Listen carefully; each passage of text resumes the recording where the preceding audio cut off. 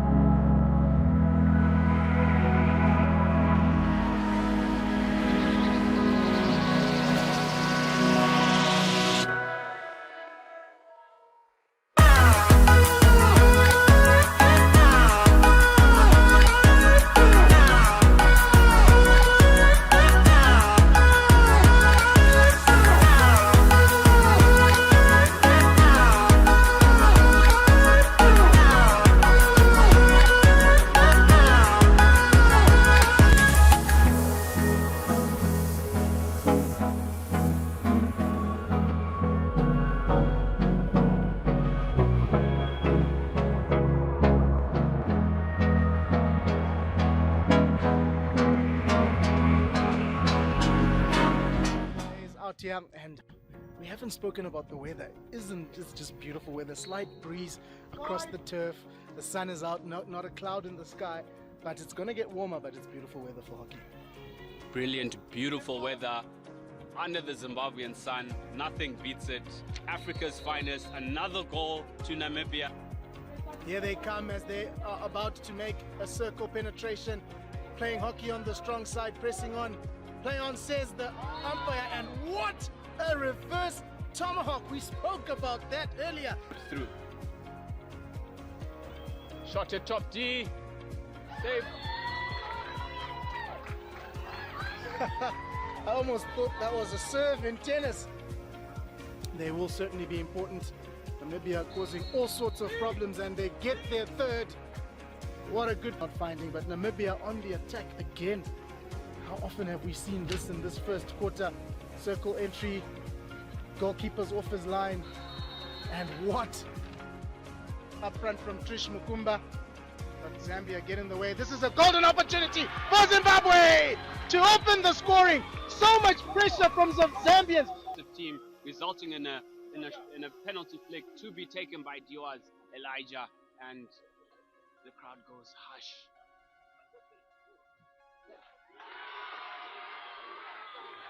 And Diaz sends it into the bottom left-hand corner with a cheer from the Zimbabwean crowd. Command in this game. Trouble here. It's Ginger Ninja. She's into the circle. She sends the cross in, and that is how Zambia would have wanted to start this third quarter. Brilliant interception from Carol Nakombe, and they get the opener. The jab tackle coming in there, but into the circle it goes. Free player trying to look for top D.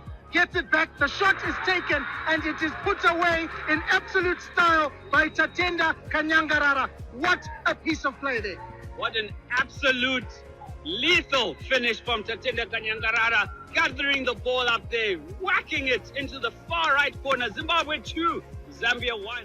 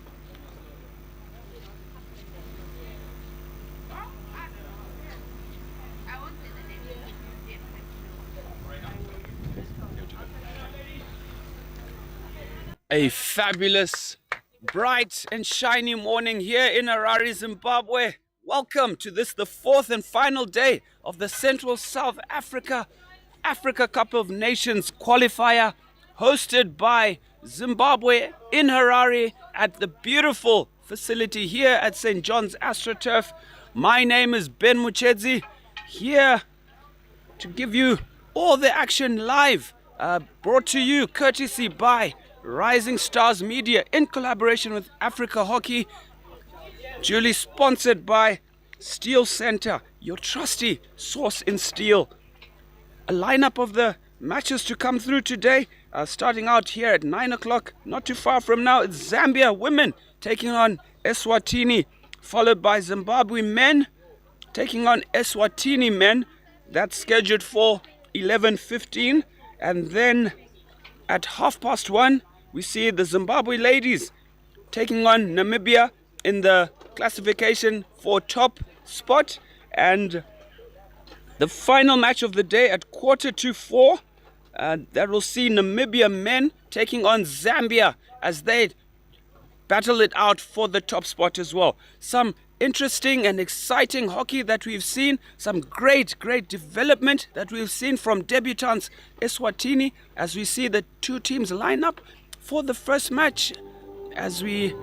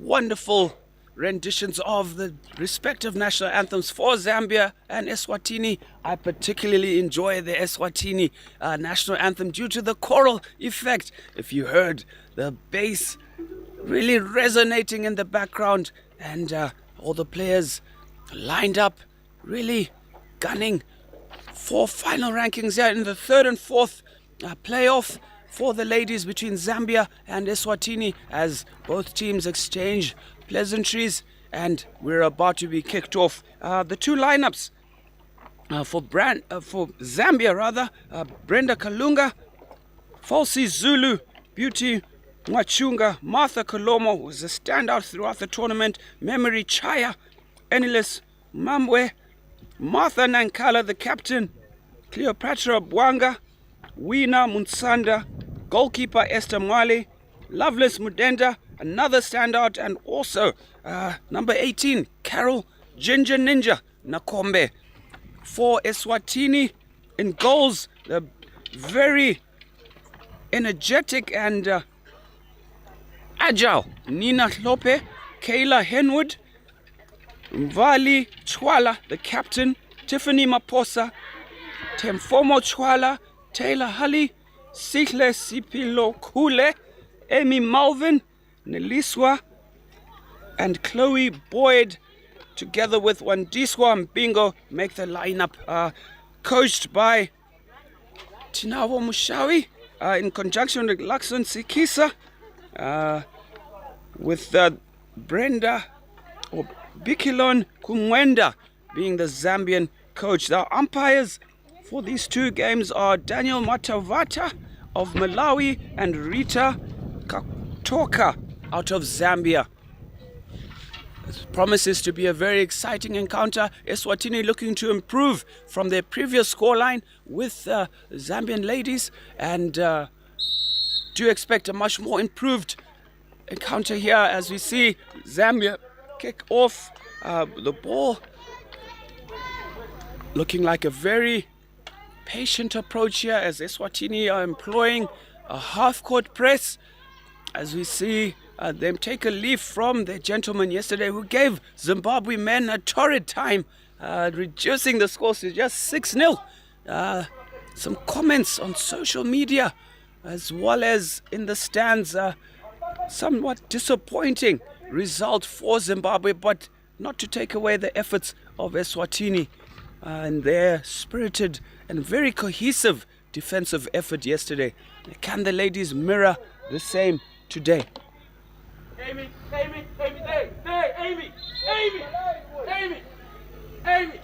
Tiffany, Mark. As you can hear in the background, assistant coach Tinao Mushawi there barking the orders for his charges, telling them to get into position. These are some of the drills they've been doing and working behind the scenes in trying to work a defensive pattern that blocks out the opposition completely, and very well executed at that, in yesterday's game, as we see Eswatini jostle for the ball here. Looks like a hit out for Zambia with Captain Nankala on the ball, distributing out to Wina, number 14, with the reverse stick shot out to Beauty Mwachunga, onto Brenda Kalunga. Falsi Zulu for the Zambians with the through ball all the way, and looks like lifted by number 10 on that occasion, Sihle Sipi, for Eswatini, with the shot coming in from Zambia, unfortunately going wide as Nina Klope watches that ball, goes to cross, misdirected. Eswatini with the restart on that occasion. Looks like Chloe Boyd with the clearance there, as Nelly, a really energetic midfielder there.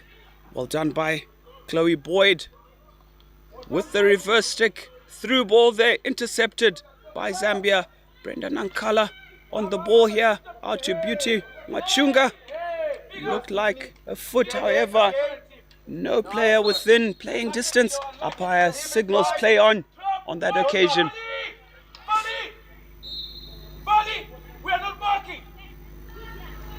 Yes, a very vocal assistant coach Tinao Mushawi on the sideline, ordering his troops into position, as we see Nelly charging the ball up for Eswatini. Nelly has been somewhat of a standout in the midfield throughout this tournament. She's really grown in leaps and bounds, building her confidence, running with the ball, even decisive interceptive play, as we give her flowers, I should say. Wina on the ball here for Eswatini, looking for Captain Nankala. Unfortunately, that ball going awry with Martha Kalomo on the ball here. Martha Kolomo with a brilliant swivel and pass into the D. Looks like Carol Nakombe losing her footing there. As Eswatini defend yet another attack from Zambia.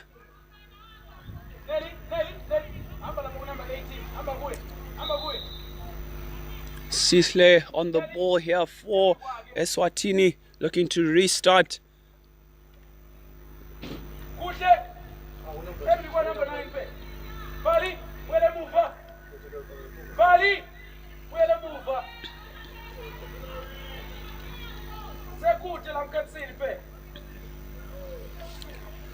Yes, Chloe Boyd on the ball here for Eswatini, however intercepted, and Eswatini have a chance here.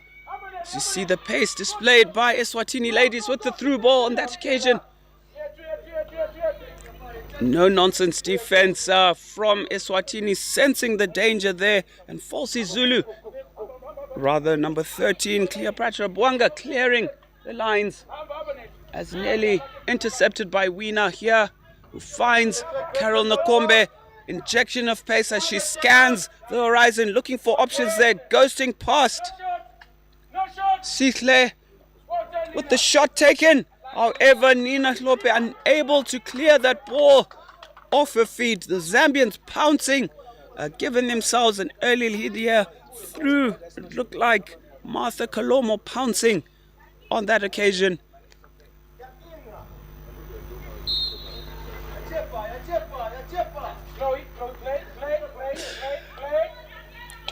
Zambians taking an early lead on here, and you see Loveness Mudenda with the ball, driving the ball into midfield, passing it on to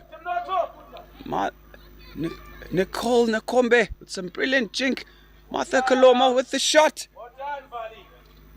blocked out here by Bali for the captain, who took a couple of knocks in their second match. However, a brave bit of work and recovery behind the scenes, courtesy with the help of the trusty medics at Hull Point, spearheaded by Dr. Tongai Mukwewa.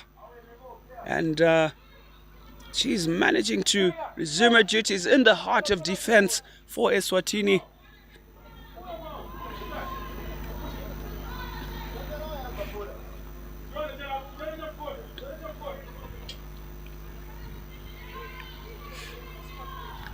Zambia on the charge again as they look for another circle penetration here. In front of the ball.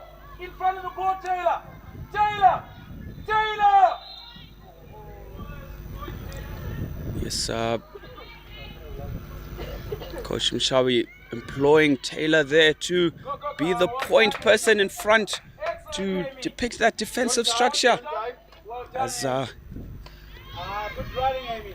Amy Malvin there with brilliant work rate off the ball. The Zambians bringing up the ball here through Loveness Mudenda. Mudenda onto Nakombe. Nakombe unfortunately stepping on the ball before she could get the shot away. As we see number 11. Is that number 11? No, number 12. Harriet Mutangama coming on for Zambia. Coaches rolling the subs early on in this somewhat of a chilly morning out in Harare today. Temperatures might have seemed to have dropped, quite windy at the moment, and delicate blend of wind and sunshine. For those willing to come out, do make sure you bring out a sweater just in case the temperatures continue to drop.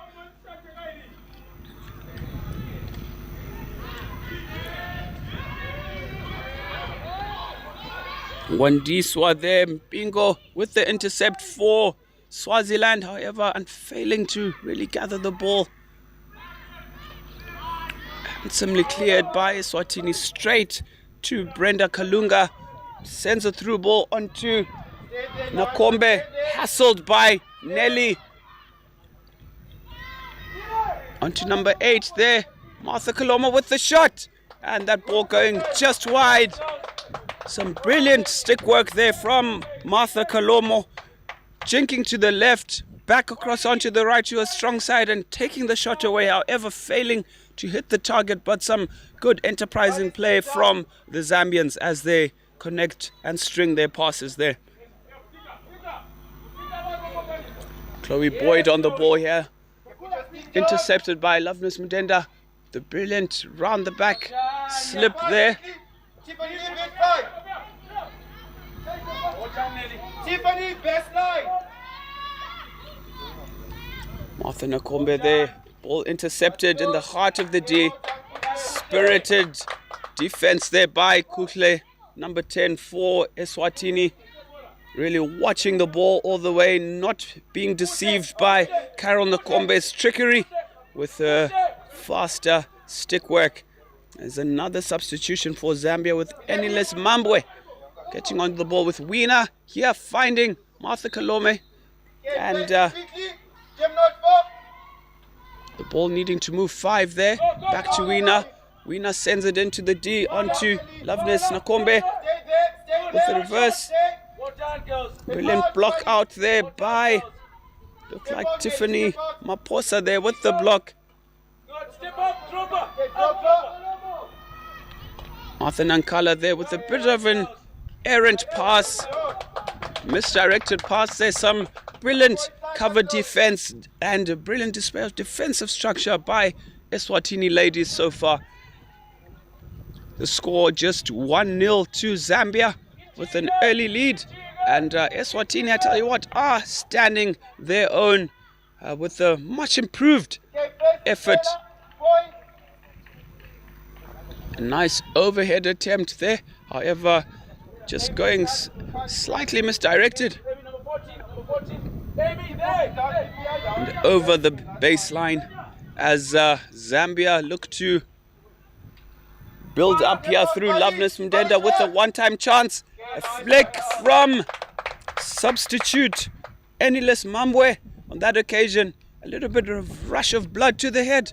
She did have time to get the shot on target, however failing on that attempt, but some good vision exploited by Brenda Kalunga with a through ball, one time through by Loveness Mudenda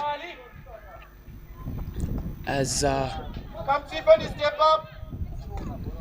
Eswatini just guilty of giving the ball away on that occasion. Martha Kaloma with a one-handed dribble into the D. However, the ball striking the feet, looked like, of the Eswatini defenders who were hounding her on that occasion, 3 of them. And unfortunately, due to the trickery of Martha Kalomo, earning her side a secondary short corner and another scoring opportunity for the Zambians. Goalkeeper Nina Hlope watching her defenders get into shape. Slight discussion there. Looks like they're going to run a 1-2 combination with the player on the left-hand post. Nina Hlope looking to take the right-hand half of the goals. She steps out a few. Zambia with the shot. Swing and a miss from Martha Kalomo. Nice defense there from Eswatini. Brilliant defense. I like the way how they are rushing out. Nina Kalomo a couple of steps off her line towards the speed spot to cut down the angle as she helps her defenders who are running in a 1-2 split. And excellent execution of a defensive short corner by Eswatini as we see another short corner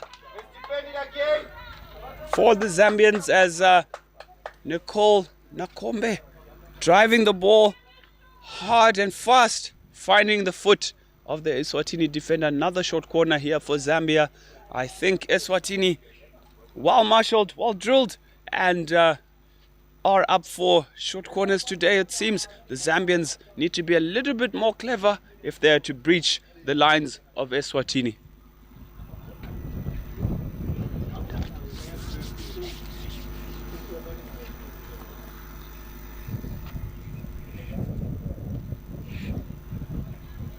The Zambians to inject with Nakombe with the skip ball there. Push it. Out to Nankala.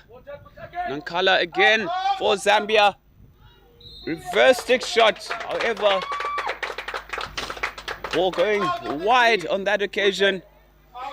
Another good defensive effort from Eswatini as they look for options here at top D with Cecile. Restarting out onto Chloe. Chloe with the hit for Eswatini. Yeah, questionable call from the umpire across the field there. Rita Katoka, who judged danger, but that ball seeming to have come off the Zambian stick. And as we see, just 2 minutes to go in this first chaka of the third and fourth playoff between Zambia and Eswatini. Zambians leading just by 1-0. Credit to a fabulous defensive effort by Eswatini, who have grown in leaps and bounds throughout this their debut tournament. And we see Loveness Mudenda with the ball here. Zambians on the charge. Nina with the save. Good cover defense there. Captain number 4, Mfali Chwala, brave and clearing the lines as after that save from Nina Hlope. However, clearing into her own player and resulting in another short corner, the 4th for Zambia, as we see Captain Nankala with Carol Nakombe lined up at top D with the castle for Zambia.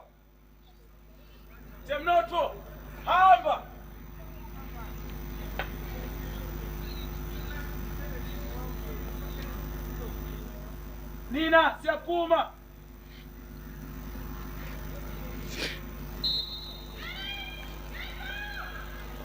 Polatia stopped by Martha Nakombe with the fade and opening up her body well, disguising that shot and beating Nina Hlope on that occasion.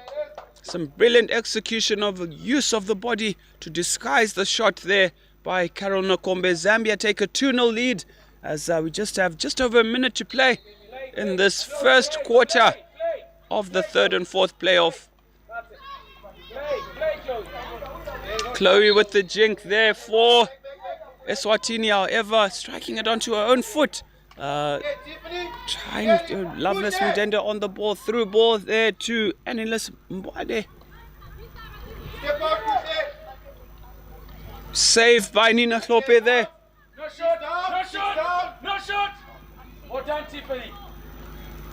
Nice defending from the Zambians there with a brilliant recovery effort from Tiffany Maposa, number 7 for Eswatini, forcing the Zambians wide and therefore the error and not finding their bearings on that final shot. As you see Chloe Boyd on the ball here, through ball. Amy Marvin there for Eswatini.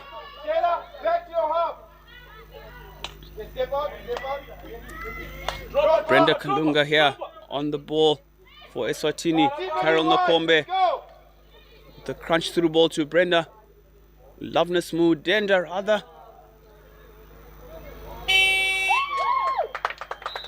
Nice defensive effort again there as we see the umpires blow for the end of the first quarter. A nice display of cohesive defensive effort from Eswatini, reducing Zambia to just 2 goals. Zambia having to work really hard in that opening chaka as the players get a well-deserved break. Back for the second quarter in a few.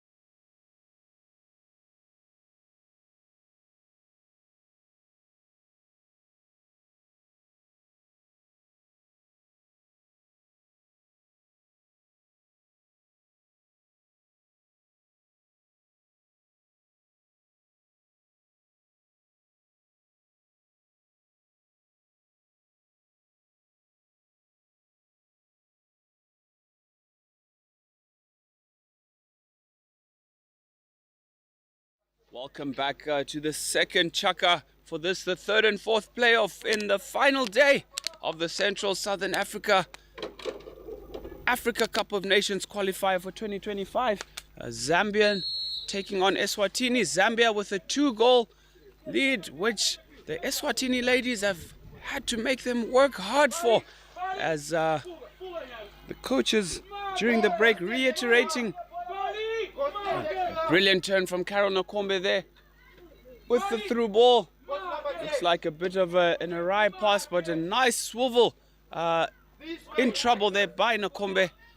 Coaches just employing their players to keep to that shape during halftime. Zambian coaches, however, not too happy with the scoreline. However, credit to Eswatini for the very tight-knit defense, limiting the Zambians to really work hard for their slender 2-goal lead.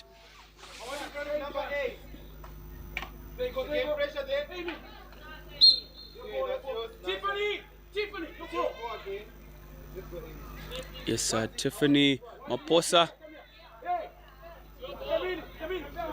out to take the hit here for Eswatini. Yes, the ball not taken from the correct position there.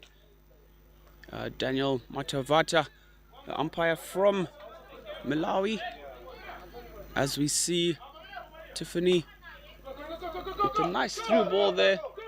Chance here for Taylor and Eswatini as they look to build up play here. Can she send the ball through to her players? Looked like a foot in there. As we see Henwood on the charge in cover defense for Eswatini. Swing and a miss there by Eswatini. Looks like a dummy. Pulled back to Mambwe at P spot with the stick hack. And Zambians guilty of not executing really well there with an errant pass. And Eswatini breathe a sigh of relief there, but some good tracking back from number 2 Henwood as we put the Zambians under pressure on that occasion. Well done, Chloe. Okay, face it there, face it. Team not foul. Yes, the weather not rather kind this morning with a bit of a chilly wind has forced me to find my jumper. Please, if you are coming out to the Astro today, be sure to carry out a sweater. And as we see Eswatini build up here.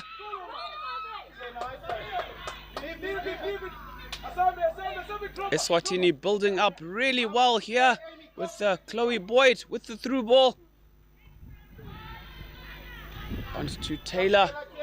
Taylor on the ball here. Illegally intercepted as Eswatini look to get into their gears moving as they are building their confidence somewhat here. As intercepted onto Nakombe with the change of pace. Onto Martha Kalomo with the jink round. Tiffany Maposa through to Mambwe. Mambwe with the back onto Nakomo with the reverse stick shot. A brilliant save by Nina Klope. Standing tall in the goals there. Thwarting that brilliant shot by Nakombe, who created space for herself beautifully.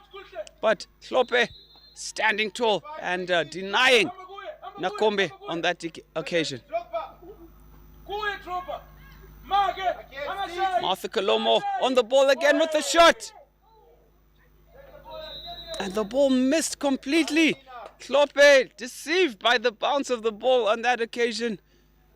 A lucky chance goes in for Martha Kalomo, number 8 for Zambia, giving her side a 3-0 lead just early on in the second chaka here. But a much more improved and attacking mind effort from Eswatini in the opening stanzas of that, as Zambia scored somewhat on the run, on the back of the run of play.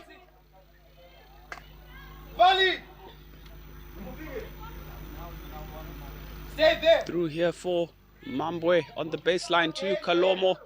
Kalomo Amy. onto Amy. Keep it on your stick. Oh, stay strong, Amy. Amy, stronger than that. Amy, stronger than that. Yes, Coach Again, Mushawi employing Amy to utilize both hands on the ball as you create a stronger base rather than going at it one-handed. A brilliant jab tackle in the D there by Eswatini, dispossessing the Zambians. Zambians sending the ball across there. A brilliant skill by Chloe Boyd there, jinking past captain Nankala. Some nice enterprise play, individual skill from Chloe Boyd in midfield for Eswatini. Confidence growing in the Eswatini players. It's lovely to see, I tell you.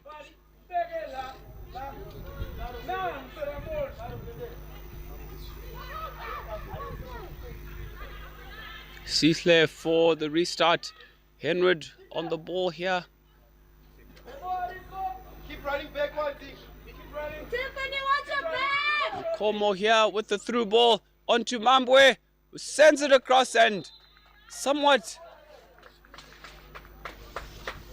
a poaching of the ball there by number 9, Memory Chaya.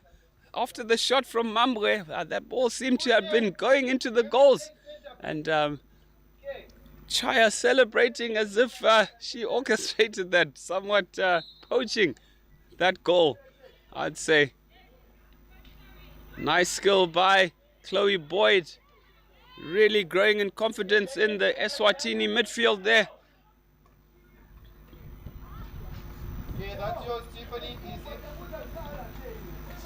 As Amy, come. Eswatini restart here, scanning their options. Back. The ball sent through. Looks like a sideline ball for the Zambians. Down. Go back. Falsey Zulu Back. driving into the midfield, creating the angles onto Martha Kalomo. Slows it down. Attempted through ball, however, did. Stay there, Amy. Back to Kalomo. A bit of a sore one there for Wandiswa Bingo. Catching one on her left foot there from the through ball from Kalomo. Nankala in midfield. Recycles back to Falsey. Tiffany. Valesi Zulu. Zulu back to Cleopatra. Bwanga through ball to Kalomo. Jinking past 2, past 3.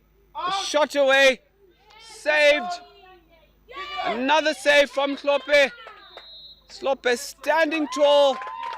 That ball lifted into Laken, or rather Kayla Henwood, taking a knock there after the follow-up shot from Nakombe. But some brilliant individual skill from Martha Kalomo, number 8 of Zambia, who's having a field day with her running. But Eswatini goalkeeper denying her. Nina Slope, a real impressive display of goalkeeping for her country. Chloe, behind you! Chloe, behind you! Temnoto, behind you! Temnoto! Brenda Kalunga losing sight of the ball a bit there as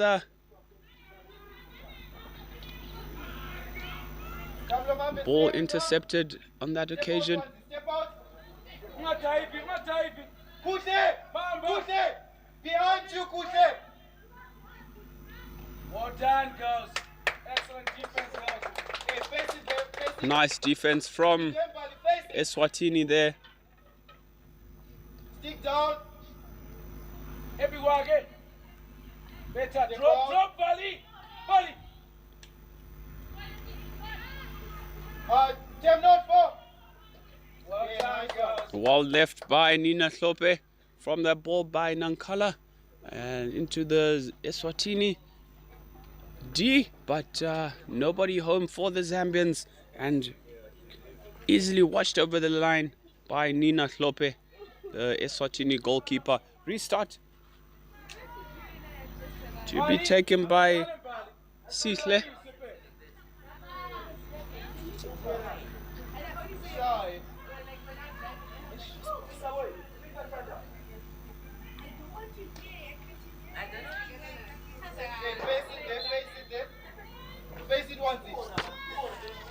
It's a Zambian ball on the sideline here.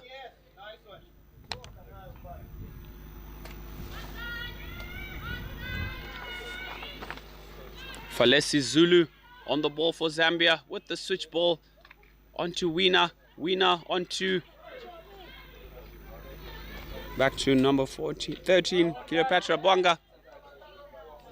Good defensive effort from Amy Mulvin as Martha Kalomo with the shot here for Zambia. Nice one, Tiffany. Well done. Tiffany really standing her ground there. Go to the ball. A play on signal by the umpire. Ball sent into the D. And looks like another goal here. Some scrappy finishing in the circle. But Zambians coming away with it. Looks like number 9, Memory Chaya with that goal. I stand corrected though, but as I was a bit blinded on that occasion. But some nice persistent play from the Zambians. Okay, back.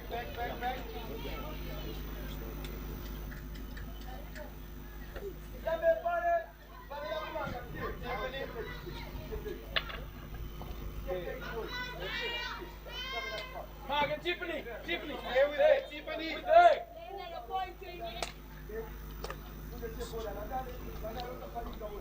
Wiener on the ball for Zambians here.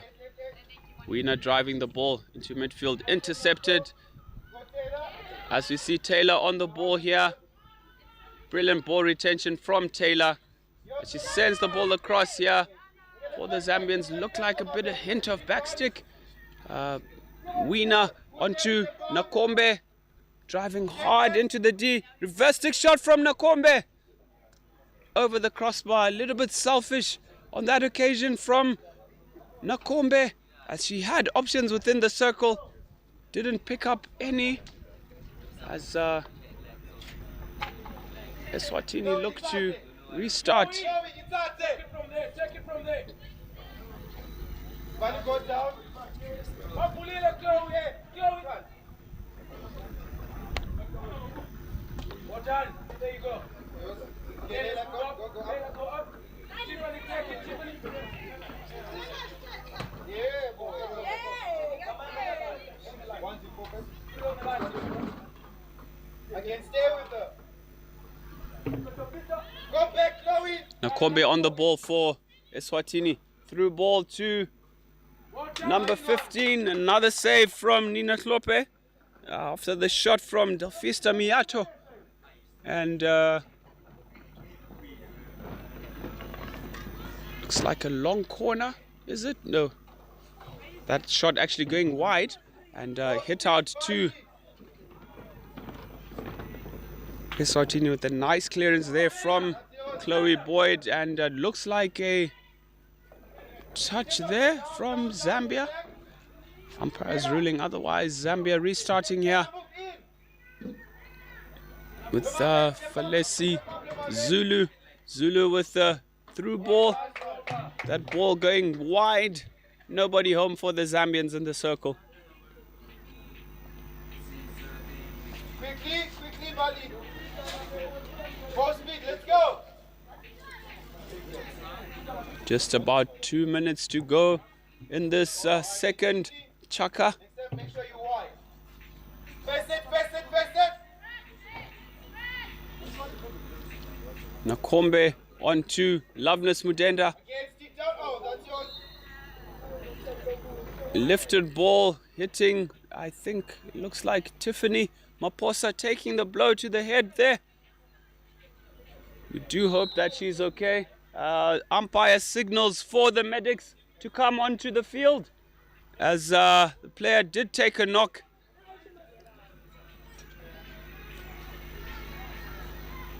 She doesn't look too alright as signaling excessive pain after receiving that lifted ball from Loveness Mundenda to the face as she receives some ice on that what promised to be a shiner for Loveness Maposa, a gift to take back to Swaziland, to Eswatini.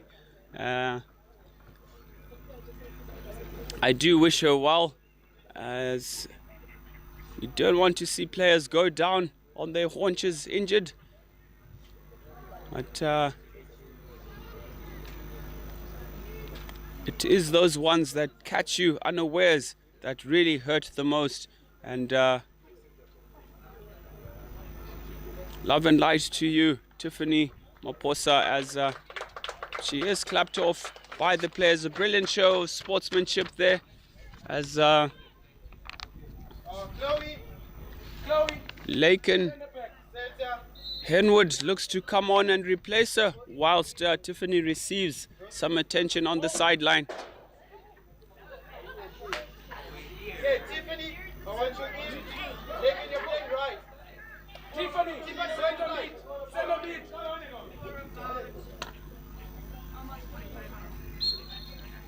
Okay, facing Lelo Mave, point. Chloe, behind, back behind you. And then Bali, Tiffany, stay in front of you, step up on it. with number 18, Tiffany. Stay with it. Yes, Weena on the ball here. Stolen by Layla Carmichael, number 6 in the midfield. Chloe.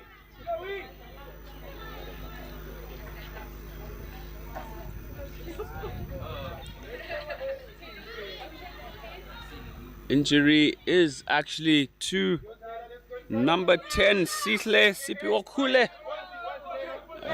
Apologies, it wasn't Tiffany Maposa.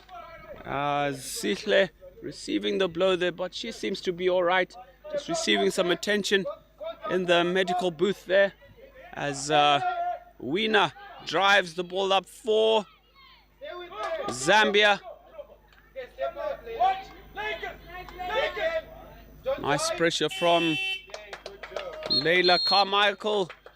Spirited effort again by Eswatini. Zambia reduced to just another 2 goals. The scores at this time: 5 to Zambia, Eswatini 0, as we draw to half time.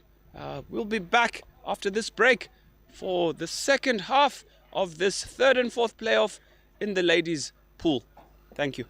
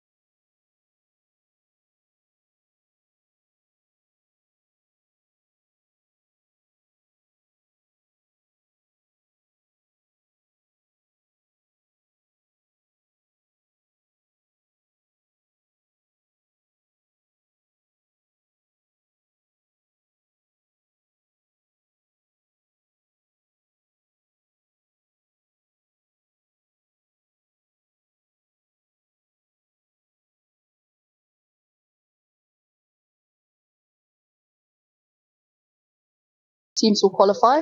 And it's also nice to see Eswatini playing, getting on world ranking points. And for a lot of the teams, it's not just about qualifying, it's getting the world ranking points, which also affect their junior age groups. Feels really good. I mean, it gives us a lot of confidence for the rest of the week, and it was just a nice start for us to get used to the turf, get used to how the team plays a little bit, and it was a really good start. Yeah, definitely. I do think that we made a lot of mistakes, a lot of things that we're going to have to tweak up for the tougher games in the next 2 games. So yeah, maybe not our strongest performance with the finishing, but we can always get better. We are pretty happy with the result. Well, I think Zimbabwe and Zambia are always very tough for us. I think we're pretty even. It's always inconsistent, especially Zim. We often quite level, so it's always going to be a tough one. So I think that'll be good. But then Zambia as well, it's going to be unpredictable. So you never know. We just have to go out full force. Well, I mean, I think it's a growing sport. Definitely outdoor, indoor, we're doing pretty well. But I think outdoor it's still growing. So it's great that our junior team got to come here and be exposed to this sort of level. And I think there's a bright future for Namibia. Tomorrow, I think it's Zimbabwe. We're very excited. We are ready. We just want to come out and play. We love the sport. And yeah, I mean, the best team will win, I guess. We're very excited to be here. We are very proud that we've come this far. And for us, it's just a learning experience. And our aim is to grow and experience and learn more from this tournament. We're comprised of a very young team. All of us were quite young. But it shows our dedication and our commitment to the sport. And we're hoping to grow more and to encourage more people in our country and all over to continue with hockey and play more. I honestly wouldn't change anything. I'm very proud of my team. We've come very far. Our work together has been shown on the field. We're very excited to be here, and I'm very proud of us working together. Of course, we feel for Eswatini. We were also there at one stage, but the important thing is they showed up, they're here, and they can continue from here from on. And yeah, it was a good result for us. We wanted to chase the goals. We wanted to chase the goal difference, because at the end of the tournament, that might count in our favor. And that was our goal, of course, a win first of all, and then start chasing the goals. No, that's the thing. We're not a lot of people in our country. I think we're about 3 million, and I think about a total of only 800 hockey players in total, kids, seniors, everyone. But that's our next challenge. Indoor hockey, we've reached the world stage now, and we certainly want to do that for outdoor. And that's what we're trying to do here as well. No, it's always an absolute privilege. My boys, we have this. We have the principles and the traditions of you play for the badge. It's the only reason why you should be here. And if you have other plans or other agendas trying to play for your country, then unfortunately you won't fit in. We must all fall into one goal, one mindset, and that's what we're trying to go to. Oh, Zimbabwe is fantastic. I've been here many times before. It's always lovely to come back to you guys. People are brilliant. Always the accommodation, the traditions you guys have here, and also again playing against my old mates that I have been for years. It's awesome coming back here always. Yeah, very exciting win. I think we put our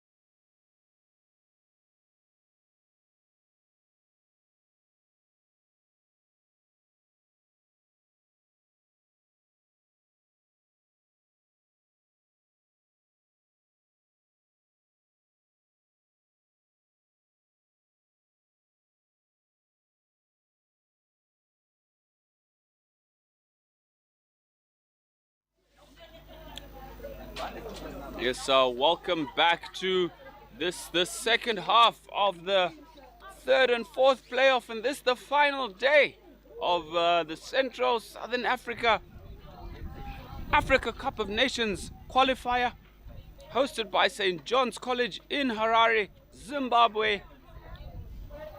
Zambia ladies leading 5-0 to a spirited effort and highly motivated Eswatini outfit, as Eswatini brace to restart. As a table signals to the umpires.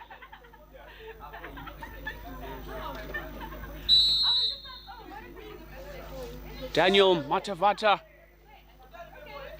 signaling the start of play as we see Loveness Mudenda on the ball in midfield. Martha Kalomo on the ball here for the Zambians. Step up with her.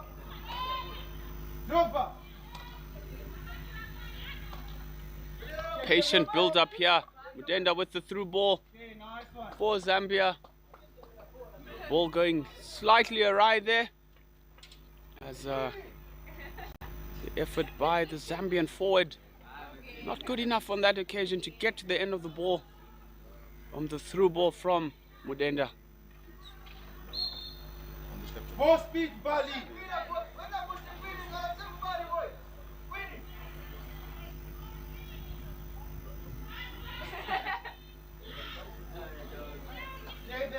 Don't die. Looked like a bit of obstruction on that occasion. Through ball by Zambia onto Martha Kalomo with the shot across.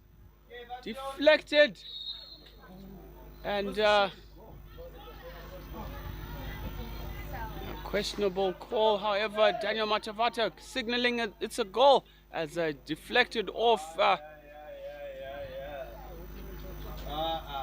I think that is Laken Henwood. And the ball going into the goals to give Zambia a 6-goal lead.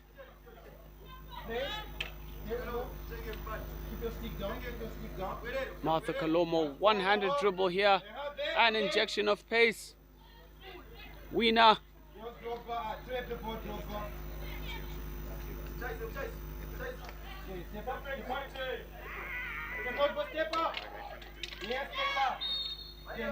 Good hustling.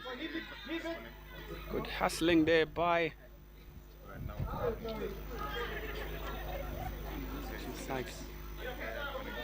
Taylor Hully for Eswatini.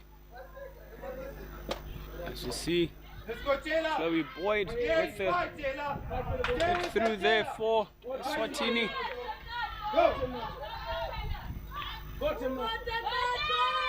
Okay, back, quick on your shape.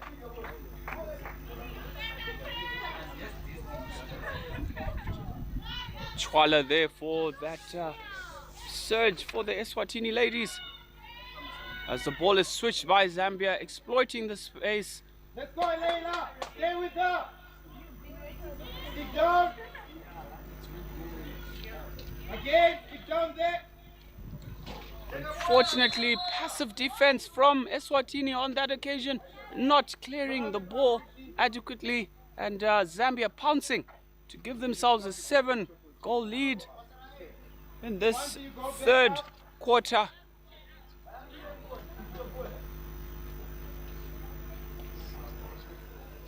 Zambians with an injection of pace up front, causing problems for Eswatini at the moment. But Eswatini needing to regroup as they try to send the ball through there on that occasion. Blocked out onto Kalomo. Kalomo sends it into the D. Reverse stick shot. Hits the foot of Martha Kalomo.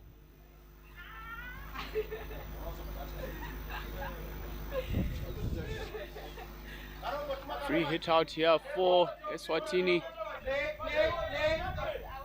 Chloe Boyd did step on the ball.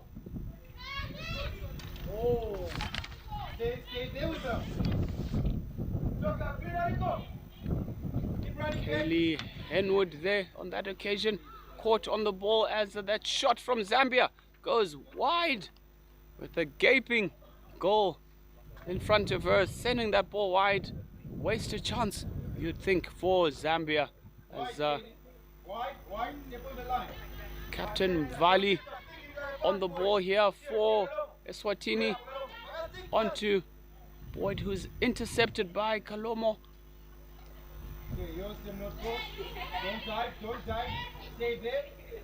Wiener on the ball for, as we see, Loveness Mudenda. Brilliant dribbling in midfield there. Mudenda on the ball. Mudenda with the through ball. Ball deflected out for a long corner for Zambia.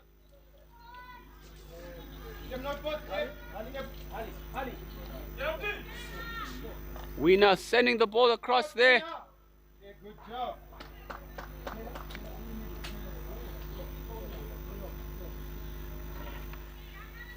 Yes, Wiener Munsanda really worked well throughout the tournament for Zambia, with some hard running in midfield, good distribution.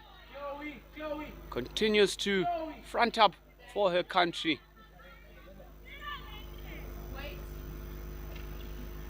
As we see Eswatini look to build the ball up as Kele Henwood tries to create space for them. Nankala on the ball, losing out to Henwood. Henwood with the reversed stick attempt there, blocked out by Falesi Zulu, but it is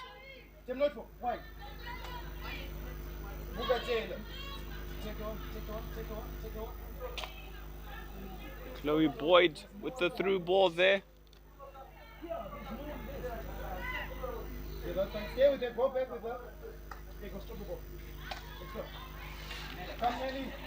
Mudenda with a brilliant turn in midfield. Through ball here for Captain Nankala with a surging run. Mistiming that ball somewhat. Chance for Zambia. Unfortunately, the bobble of the ball beating everyone, and it goes out for a 16-yard for Captain Mvali. Out to Laken Henwood. Come, Leila. Good job. Step out, 1D. Ball sent in, stopped by Mvali. Out by Nelly. Nankala onto Kalomo. Kalomo with a lifted ball, dangerous in the circle. Nelly managing to dodge and avert the danger there created by Kalomo. And Eswatini breathe a sigh of relief as their defense seems to have gotten back to its organized self, as we see Nelly on the charge here for Eswatini down the right-hand touch line. Unfortunately, the ball going over the sideline. Inside the field. Okay, Nelly, leave the ball, Nelly. Switch ball here for Mary Mwewa. Mwewa on the ball. Hassled by Temtofto. Chwala on that occasion. Taylor Hully on the ball here. Brilliant hold up of play. Brilliant through ball there. Onto Leila Carmichael. However, Carmichael unable to regather herself and get to the ball. As Harriet Mtangama on the ball here for Zambia. Back pass here.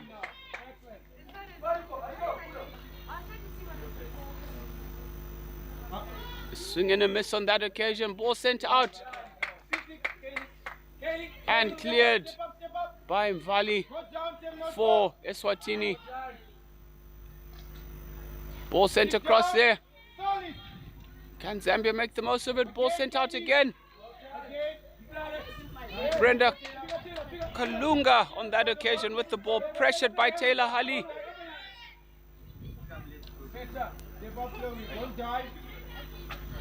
Watch, Nelly, Shot from Mudenda and saved by Nina. Nina with the clearance. Nina with another save again. However, Mudenda quick to pounce on that rebound and slotting it away for an 8th goal for Zambia.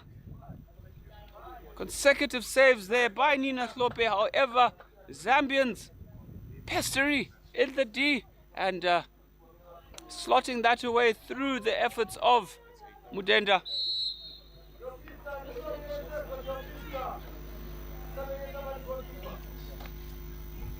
Okay, back, bro. Zambia 8 goals to the good in this third chaka.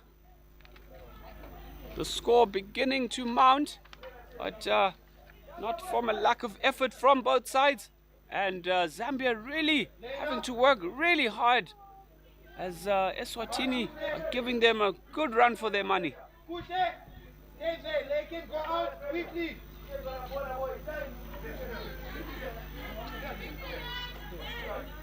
Zambia build up here through number 12, Harriet Mutangama, with the through ball into the circle, intercepted by Captain Mvali.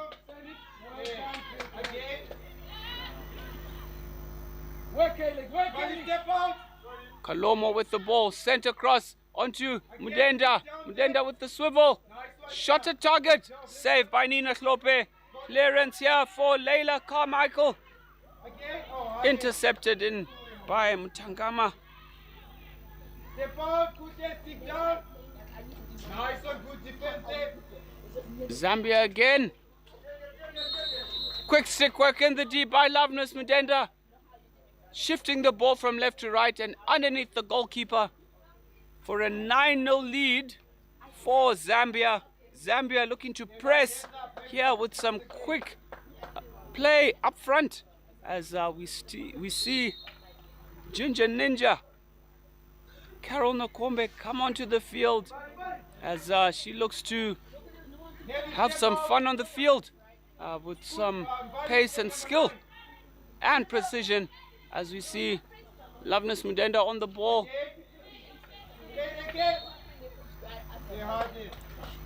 Eniles Mambwe there with the attempted switch in the D, catching the foot of the Eswatini defender. Short corner to Zambia, their first of this third chaka.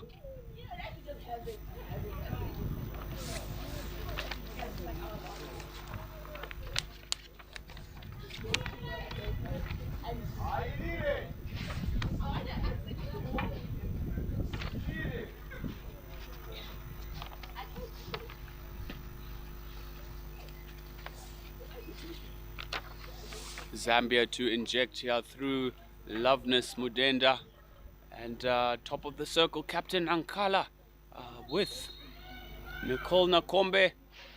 Nakombe rather with the shot, saved by Nina Hlope, double save by Hlope, however kicking it onto the foot of Captain Mvali Chwala on that occasion. Everyone is coming out.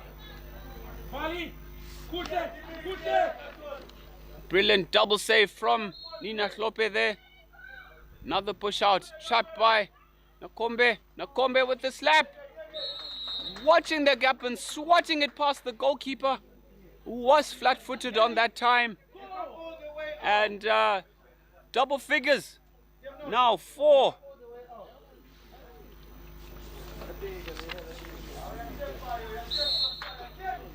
Yes, double figures now for Zambia, with earning themselves the 10th goal from that short corner.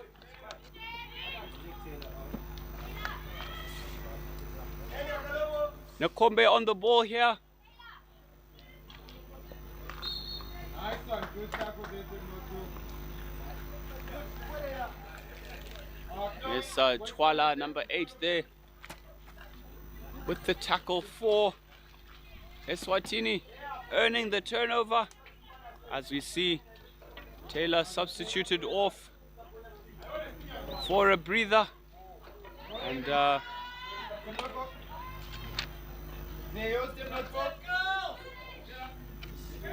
Amy Malvin has come on for Eswatini. As we see Mambwe on the ball, spin to find space into Nakombe. Misses the ball but touches it onto Kalomo, turning Henwood inside out there. Kalomo with the chance. Zambia with the shot at goal. Off the foot there of Chloe Boyd. And another short corner to the Zambians.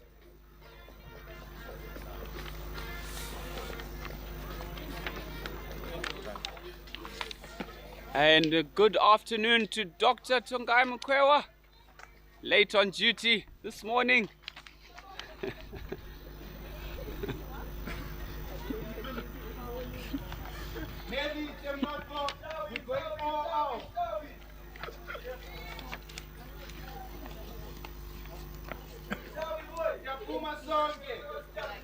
As we see the Zambians injection by Mudenda. Carol Nakombe with the shot at top D. Handsomely saved by Nina Klope. Yes, signaled backstick. As even I saw that out in the commentary booth. But top saves from Nina Klope.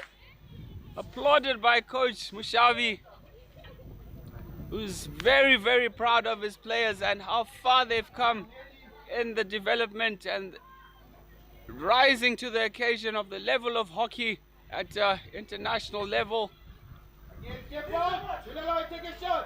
A blinder of a shot from Carol Nakombe. Merciless, I tell you. And finding the roof of the net. A cracker of a shot. Nice individual skill, driving into the circle, rifling it past Nina Klope, who had no chance with that very firm shot on target. Zambia 11, Eswatini 0.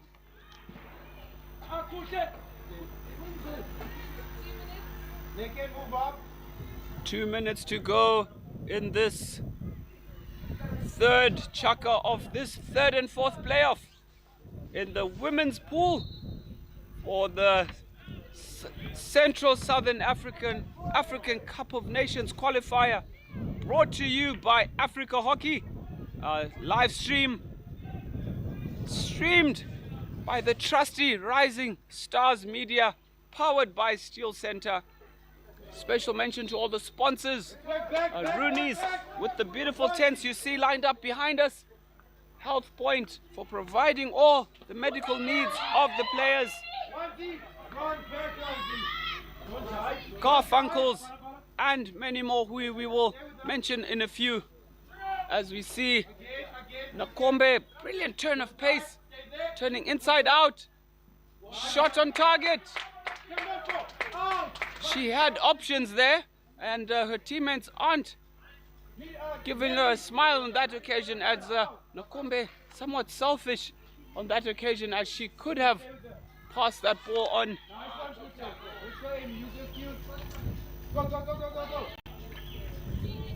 Good effort there from Amy Malvin for Eswatini.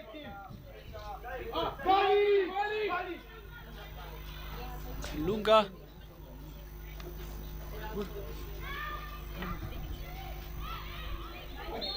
Yes, ball going over the back stick there and hit out to. Yes, coaches signaling to the players to not double mark in the D, just to stick to their man, as Captain Bali guilty of double teaming and leaving her own attacker there. So it's important to keep concentration levels, rightfully noted by the coaches. The Zambians with a comfortable 11-0 lead as we go into the final quarter of this third and fourth playoff between Zambia and Eswatini. We'll see you after this.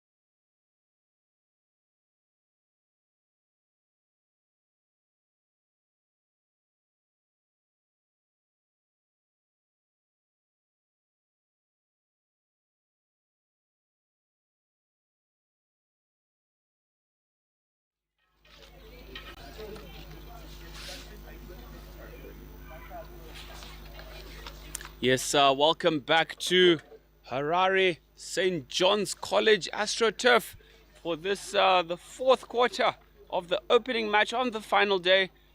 Zambia and Eswatini in the third and fourth playoff. Zambia with a comfortable 11-0 lead. A spirited effort from Eswatini ladies as they have really matured throughout this tournament.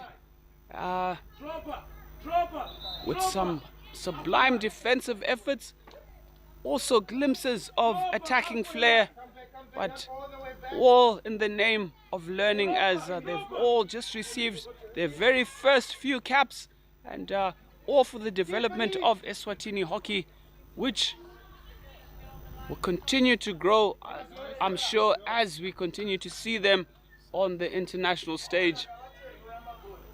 Coach is mentioning that Eswatini will be hosting Botswana in an indoor tournament scheduled for the 30th of August 2024. And if only I could travel down to Eswatini, it would be a nice occasion to grace, I'm sure.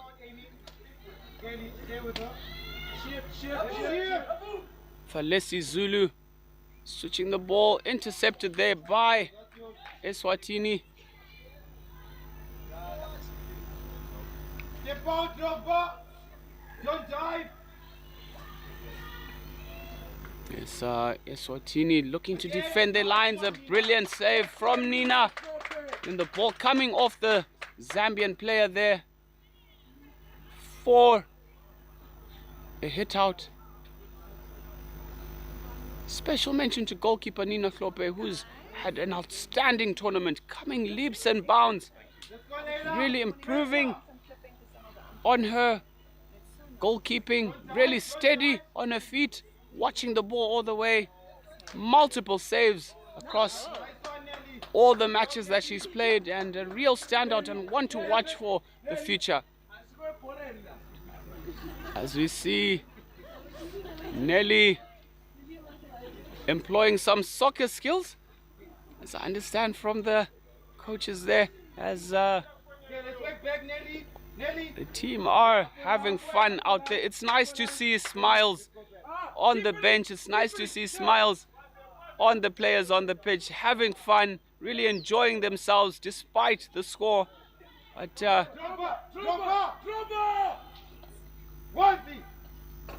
Kalunga on the ball, through to Mudenda, who misses the ball on that occasion. Mambwe with the aggressive tackle on Tiffany Maposa, standing her ground, drawing the foul. Eswatini with a free hit.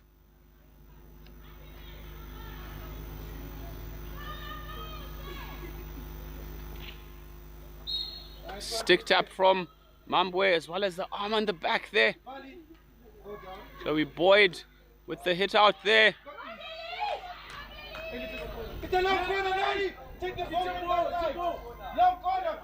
Nelly was on her bike there as Eswatini looked to charge out.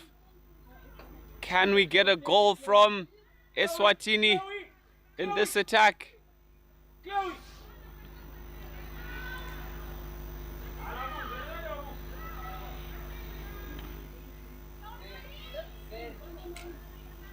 Can Eswatini penetrate the circle here?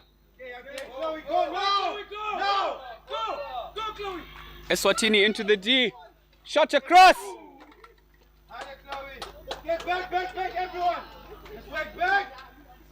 And unfortunately not deflected onto goals there on that occasion. A bit of excitement here in my commentary booth as we see Nakombe ghost past defenders. A shot at top D. Saved by Nina Klope, standing tall. Very confident goalkeeping from Nina Klope. Round of applause all round.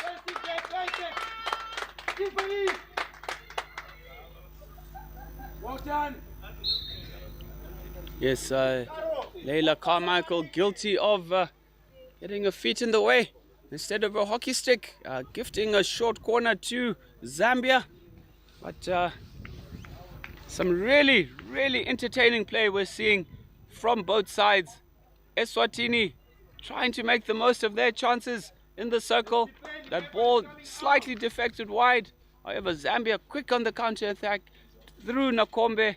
Nakombe with the shot, and none other than Nina Hlope to save the day for Eswatini. Score is still 11-0 in this final quarter of the third and fourth. Mudenda injects. Nankala with the shot onto the foot of Zambia. Clever defensive play there from the goalkeeper, booting the ball into the feet of the Zambian player. An instant hit out. Henwood on the ball here for Zambia.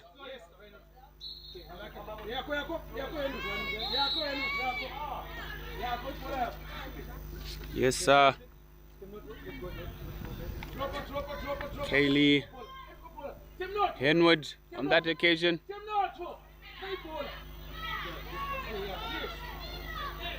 Hey, Chloe, behind you, Chloe.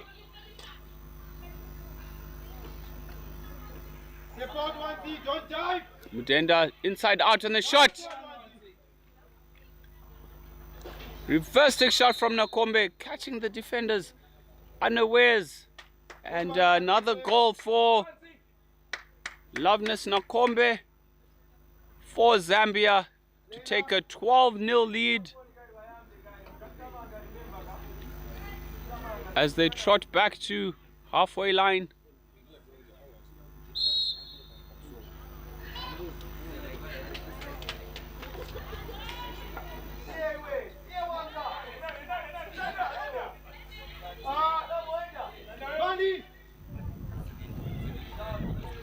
Shot here and save by Hlope.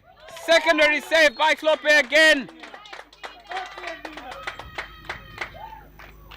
Double save from goalkeeper Nina again, keeping her side in the match.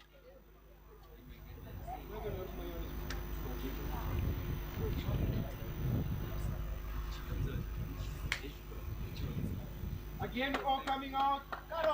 Make sure, Nina. Nearly them not go.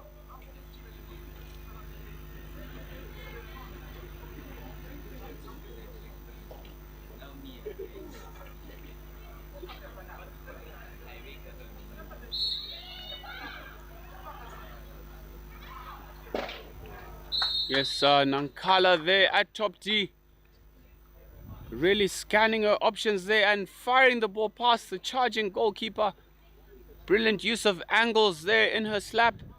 And Zambia take a 13-0 lead in this final quarter as Chloe Boyd sends the ball up, taking a deflection off Mambwe. And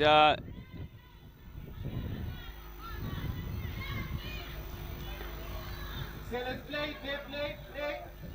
Let's play. Let's go forward. Nelly onto the ball here for Eswatini. Through ball as he's trying to force it on that occasion. Ndenda with the in and out. Past Kutle, number 10, who's back on the field after that knock earlier on.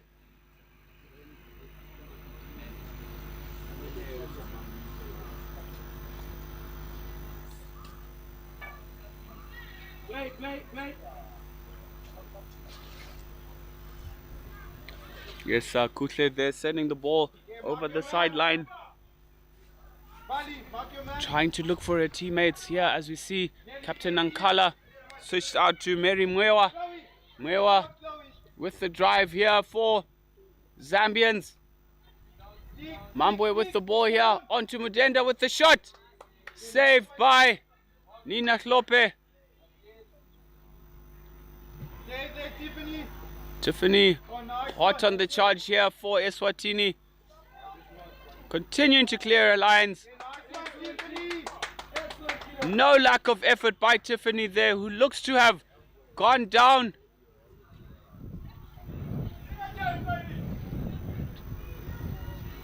with the diving effort there. We'd love to see the commitment from the players, putting a body on the line, really charging and putting in maximum effort.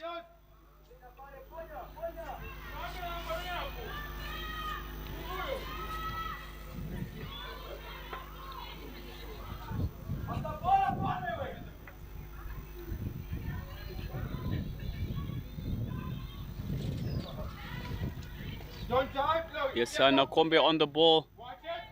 Nakombe again. Shot. Deflected into the goals there. Stolen off the goalkeeper's pad. And deflected by Mambwe to give Zambia a 4-0 lead. Don't stay on the line. You know what I'm saying? Don't stay on the line. Zambia really beginning to run away with the score, which is not a true reflection of the effort of Eswatini. Play on signal there. Brilliant 1-2. There, Chloe, pressure. Don't dive. Don't dive. Stay with her.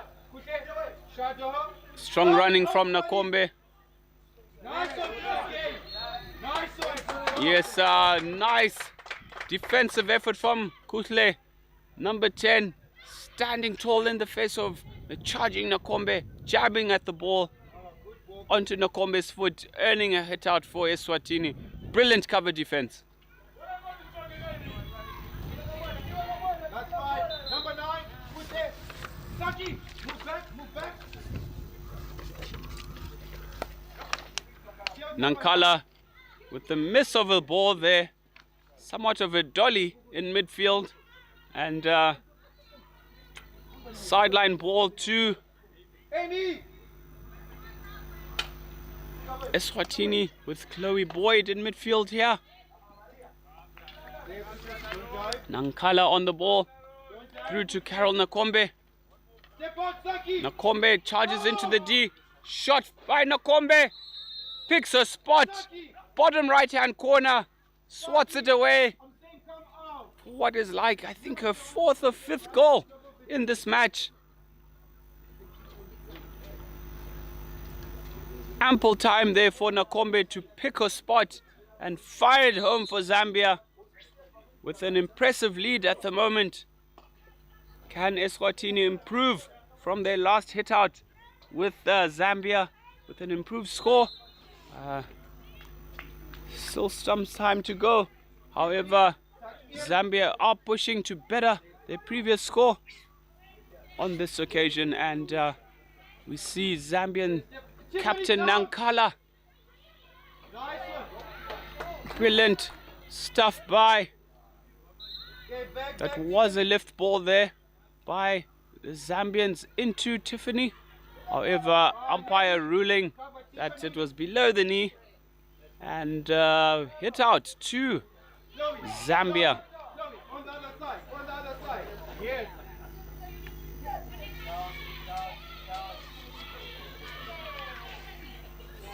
Yours, who's there? Fight there.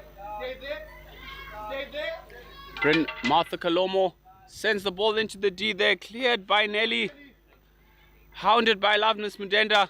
Go, Amy, go. Pressure, Amy, let's go. Don't dive. Don't dive. Stay with her.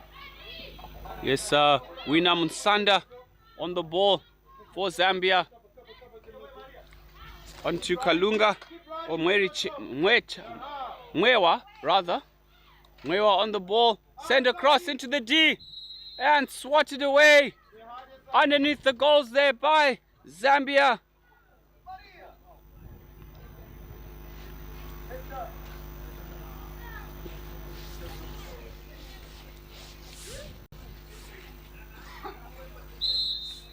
Yes, Zambia with the 16th goal of the match through broken play there as number 9 swatted it away.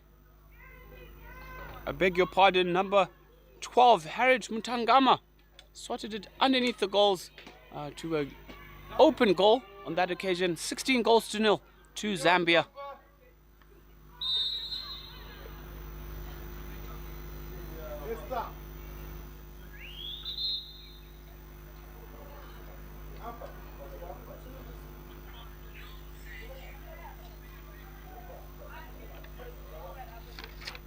Yes, goalkeeper being pulled off by Zambia to give some playing time to number 5, Beauty Mwachunga, as in kicking back per se, as we see Chloe Boyd on the ball for Eswatini on the far end of the field.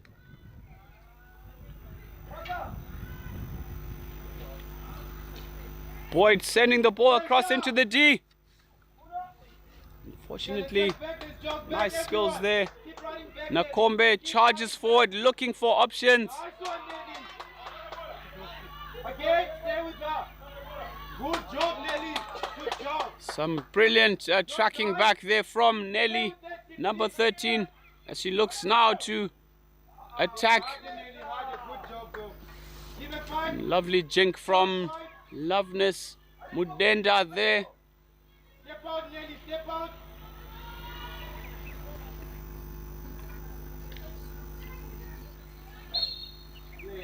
Nice clearance by keeper Nina Klope. Ball bouncing outside of the D, therefore no danger on that occasion. Chloe Boyd on the ball here. That's yours. Again, Chloe. A foot there for Zambia. And Chloe.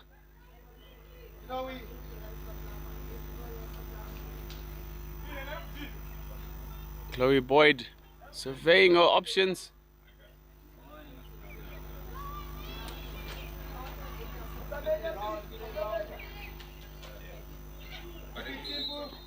Unfortunate attempt of the reverse stick pass there by Wandiswa Mbingo. Keep running back, keep running back. Oh, that's yours. Again, nice one, Bali. Good defense. Yes, good defense there by Mvali Chwala, the captain of Eswatini. Tell you what, she's a really brave young lady, taking multiple knocks in yesterday's match. And she has managed to recover, to be present. I think she took a blow in the back as well as her left or right knee. One of many injuries, but she is out there playing the sport she loves for her country, leading from the front. As we see Loveness Mudenda dispossessing Tiffany. And an awry pass there. Ball goes over the baseline with Martha Kolomo unable to gather the ball on that occasion.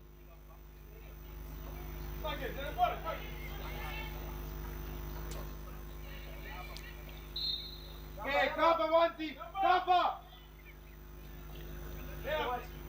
Step, push it. To the left, to go in the T. Yes, Nakombe again. Taken out by the goalkeeper there, who lost her footing. Wasn't a deliberate takeout, but goalkeeper, after charging, just losing her footing there, taking out a charging Nakombe.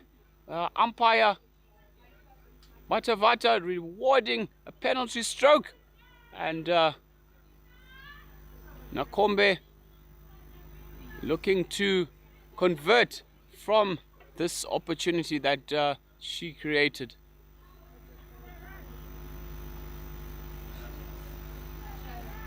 No, there's no need. Zambia for a 17-0 lead. Oh. A pad to it by Nina Klope. However, too strong from Nakombe. And Zambia do get their 17th goal, equaling their previous score in the previous encounter with Eswatini. Can Eswatini hold out and keep Zambia to that 17 as we draw close to the end of this match?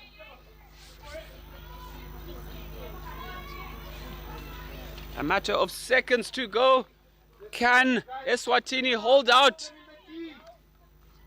Stick down. Nice one, Tiffany. Brilliant tackle by Tiffany Maposa, who has been a standout throughout the tournament in the right back position. Ball sent in here. Shot away. And Eswatini successfully defend their lines on that occasion, drawing the curtain down to this third and fourth playoff. Eswatini will finish fourth. A spirited effort from the ladies from Southern Africa, and Zambia will finish third with a 17-goal victory. As coming up next, we see Zimbabwe men taking on Eswatini in their third and fourth classification match. A final shout out to the Eswatini ladies and coaching staff for achieving great milestones here in their development of hockey back home. Shout out to Captain Mvali Chwala, who's been a standout for her side, leading her charges from the front. Smiles all round as we see an excellent show of camaraderie with both sets of teams huddled up in a circle. Time to pray, give thanks to the Lord for the opportunity, and such a great spectacle for hockey. Something that we love to see, and we wish the Eswatini ladies well in their continued journey, and looking forward to seeing them back on the international stage. I am Ben, and we will see you in a few minutes for Zimbabwe and Eswatini men, third and fourth classification. Thank you.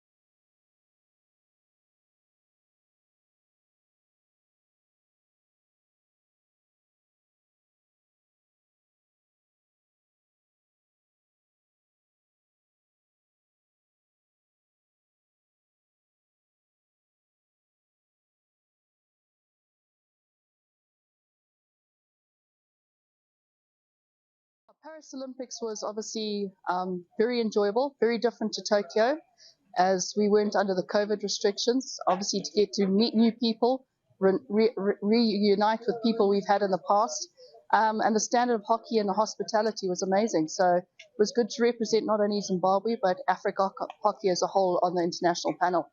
Obviously, as the Hockey Association of Zimbabwe, we're focusing on development and our junior age groups, with the picture of going forward the 4 and 5 year program going into our senior. So you'll notice with the ladies,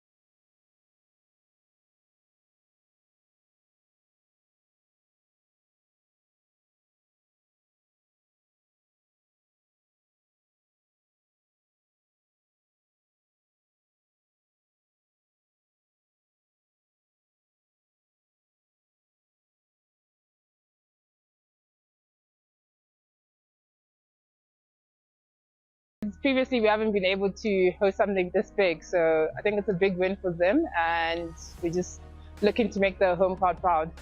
We have a very young squad. It's nice that we're rebuilding, and they have a lot of energy, they have a lot of talent and skill, so we're looking to use that to our advantage. And obviously our main goal is obviously to win the tournament, but also we want to play some good hockey and have a good base to rebuild for the upcoming years. Definitely shout as hard as you can so that we can hear you on the field, and we're just looking to make Zimbabwe proud.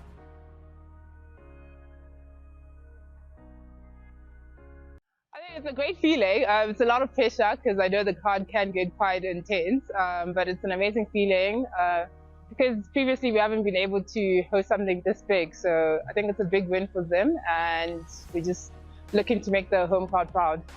We have a very young squad. It's nice that we're rebuilding, and they have a lot of energy, they have a lot of talent and skill, so we're looking to use that to our advantage. And obviously our main goal is obviously to win the tournament, but also we want to play some good hockey and have a good base to rebuild for the upcoming years.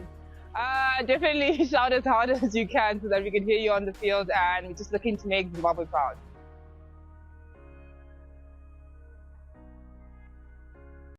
It's a great feeling. It's a lot of pressure because I know the crowd can get quite intense, but it's an amazing feeling because previously we haven't been able to host something this big, so I think it's a big win for them, and we're just looking to make the home crowd proud. We have a very young squad. It's nice that we're rebuilding, and they have a lot of energy, they have a lot of talent and skill, so we're looking to use that to our advantage. And obviously there's obviously your volunteers who make it all happen as well, which it incorporates your umpires, your tech. There is a future out there, and whatever you find works for you, there's always the backing to make you go forward. Okay, so this brief tournament is the Central South African Qualifiers. It's a qualifier for the Africa Cup of Nations, which Paris Olympics was obviously very enjoyable, very different to Tokyo, as we weren't under the COVID restrictions. Obviously, to get to meet new people, reunite with people we've had in the past, and the standard of hockey and the hospitality was amazing. So it was good to represent not only Zimbabwe but Africa hockey as a whole on the international panel. Obviously, as the Hockey Association of Zimbabwe, we're focusing on development and our junior age groups, with the picture of going forward the 4-5-year program going into our senior. So you'll notice with the ladies setup, there are 13 debutantes today out of 18 players. So that's the future, and it will also form part of the Junior World Cup setup as well. Just going forward to those that are involved in hockey, there's more than just players. There's obviously your volunteers who make it all happen as well, which it incorporates your umpires, your tech. There is a future out there, and whatever you find works for you, there's always the backing to make you go forward. Okay, so this brief tournament is the Central South African Qualifiers. It's a qualifier for the Africa Cup of Nations, which will take place next year, which is the equivalent of the FIH World Cup qualifiers.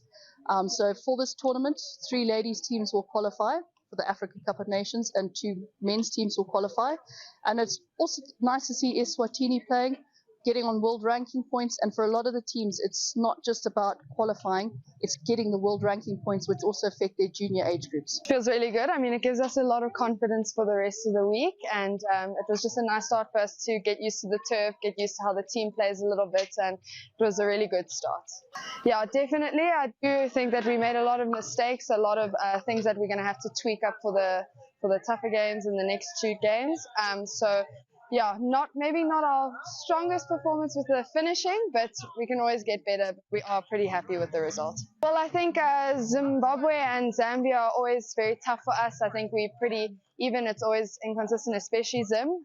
We often quite level, so it's always going to be a tough one. So I think that'll be good. But then Zambia as well, it's going to be unpredictable. So you never know. We just have to go out full force. Well, I mean, I think it's a growing sport. Definitely outdoor, indoor, we're doing pretty well. But I think outdoor it's still growing. So it's great that our junior team got to come here and be exposed to this sort of level. And I think there's a bright future for Namibia.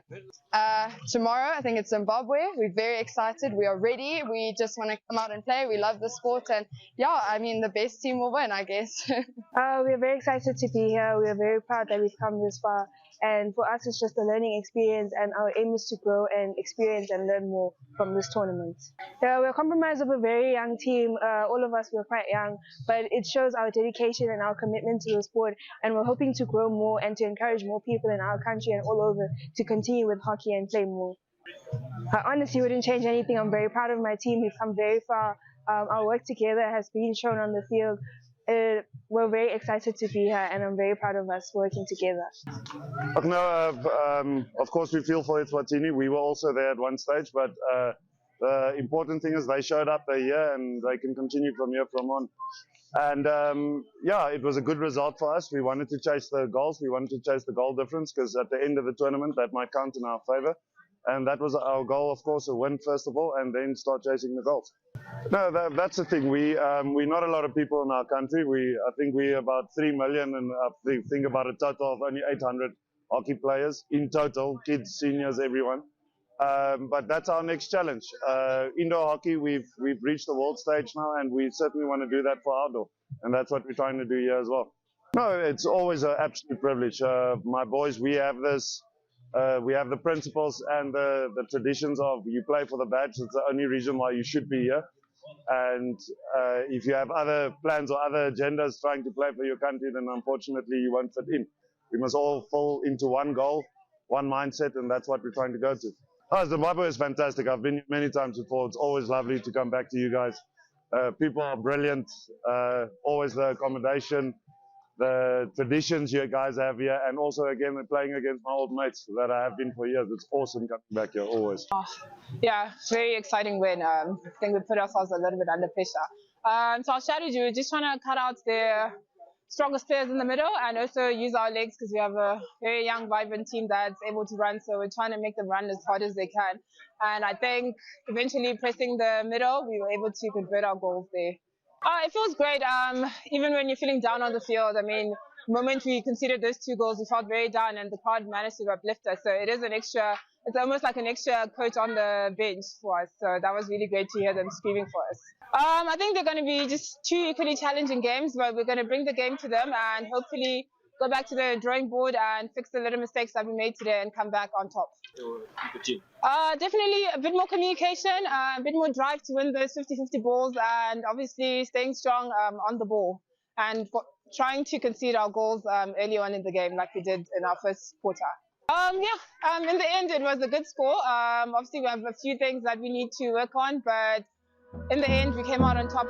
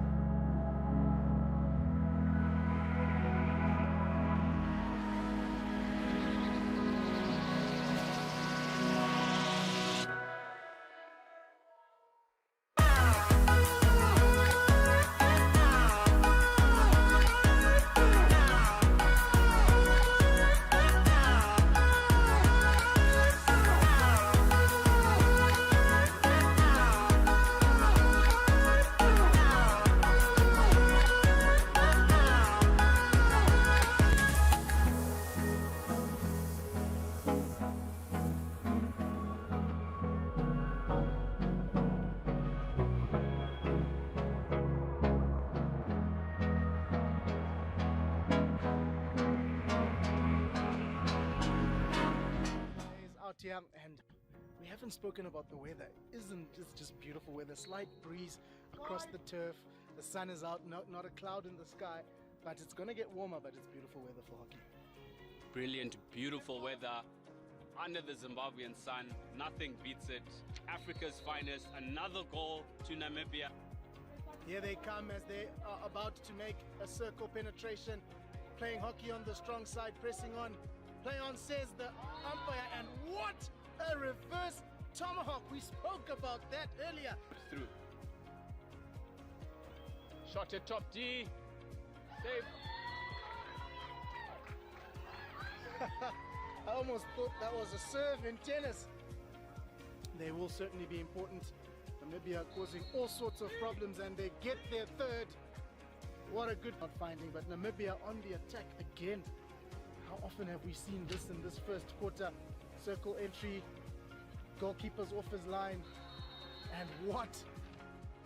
Up front from Trish Mukumba, but Zambia get in the way. This is a golden opportunity for Zimbabwe to open the scoring. So much pressure from Zambians. Team resulting in a penalty flick to be taken by Diwa's Elijah, and the crowd goes hush.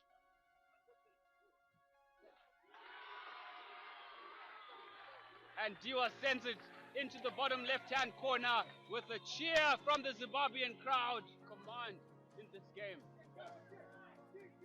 Trouble here. It's Ginger Ninja. She's into the circle. She sends the cross in, and that is how Zambia would have wanted to start this third quarter. Brilliant interception from Carol Nakombe, and they get the opener. The jab tackle coming in there, but into the circle it goes. Free player trying to look for top D. Gets it back, the shot is taken, and it is put away in absolute style by Tatenda Kanyangarara. What a piece of play there. What an absolute lethal finish from Tatenda Kanyangarara, gathering the ball up there, whacking it into the far right corner. Zimbabwe 2, Zambia 1.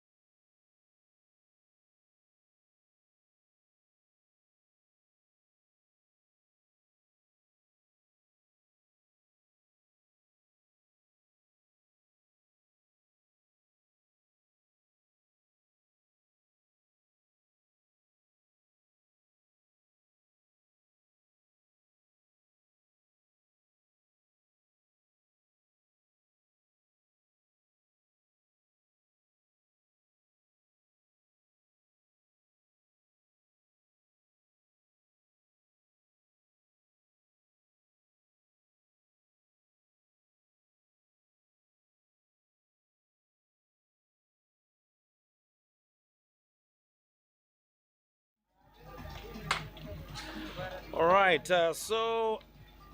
good morning to everyone joining on this wonderful live stream, courtesy of the Africa Hockey Federation YouTube channel, of course. And welcome to the Central South Africa qualifier for the Africa Cup of Nations 2025. We're going to be seeing the third place playoff. This will obviously classify these two teams as the third place and fourth place finisher in this tournament in the men's match between the hosts Zimbabwe and Eswatini. Now, yesterday they did square off in the final group game, but it did go Zimbabwe's way, winning by 6-0, and obviously Eswatini will be looking to put on a stronger performance. Looks like as they've gone through the tournament, they've gotten stronger and stronger, and who knows, maybe they might just trump the host this time round. It is going to be an interesting match. 4 quarters, 4 chukkers that are going to be coming your way, 15 minutes each. It's all to play for as we're getting ready for the national anthems. Eswatini is ready, locked down and ready to go, whilst Zimbabwe is just about to stride onto the turf as well. Our umpires for today are going to be Abraham Chaya from Zambia, whilst Siabonga Martins will also be our other umpire. In terms of the technical benches for both sides, it is Tinavo Mushavi who is spearheading the Eswatini side, whilst Kudzai Nyabezi will be in charge of the Zimbabwean side. Now, of course, he has been receiving help from some of the legends of the sport, particularly from team manager Prince Mwale, as well as the likes of Eddie Chirenga, who has also been assisting a former Zimbabwe men's hockey player himself. We are going to be going through the team sheets once we get through the national anthems, but here stride in the sides are looking fit, ready to go. Zimbabwe will be expected to repeat the result from yesterday, while Eswatini will be looking to turn around the situation and make it look different. But as the teams have lined up now and are getting ready to go, we now wait the national anthems. Welcome to the third, fourth playoff for the men's section. We'd like to start with the national anthem of Zimbabwe.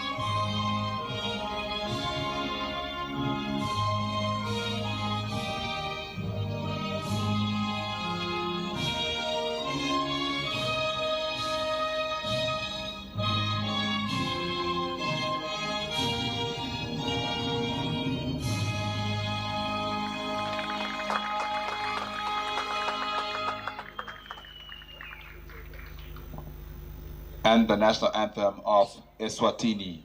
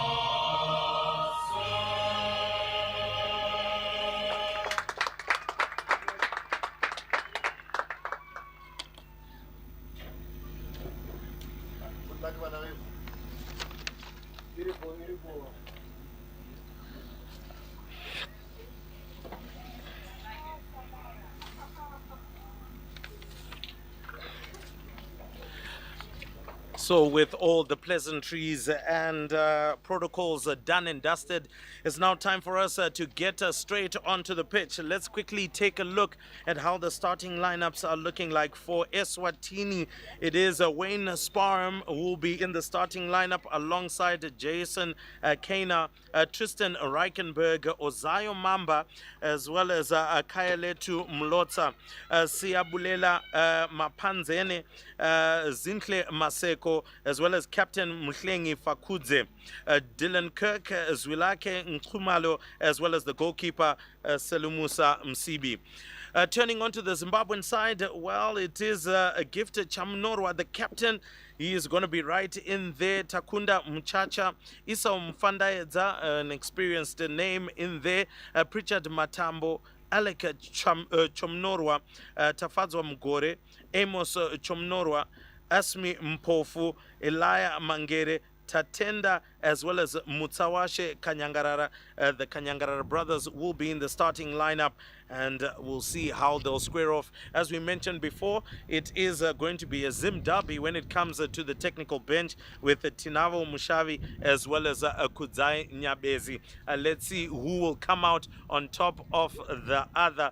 But more importantly, right now, Zimbabwe will be looking for a solid finish to this particular tournament, which has been relatively disappointing by their standards and their expectations, where they would have expected to have been in the final at the very least against Namibia. But that didn't happen, with the Zambia stunning them and showing them that they are on the growth trajectory.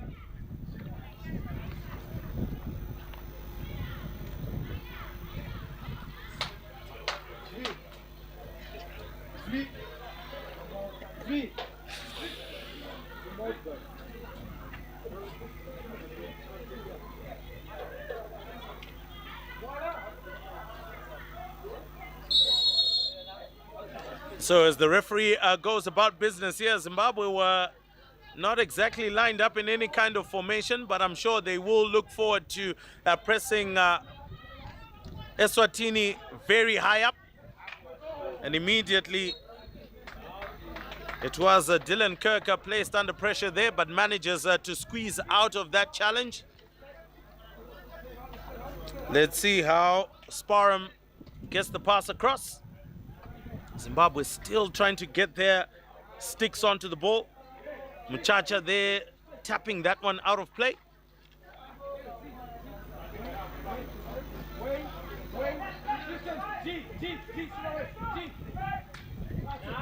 So Zimbabwe does get a hockey stick onto it. And looks like Eswatini will have a long corner, which is always a set-piece opportunity to try and get onto the ball, get some numbers in. Decide to swing it back. Swung across. Looks like they are going to build from the back, maybe putting themselves under a little bit of pressure, but slowly now making their way out of it, and not a chance.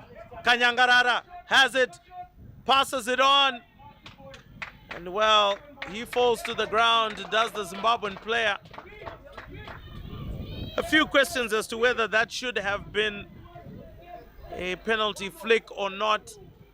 Well, it's not like it is going to be one. It is going to be a hit out, as Asmi Mpofu slowly got back up to his feet.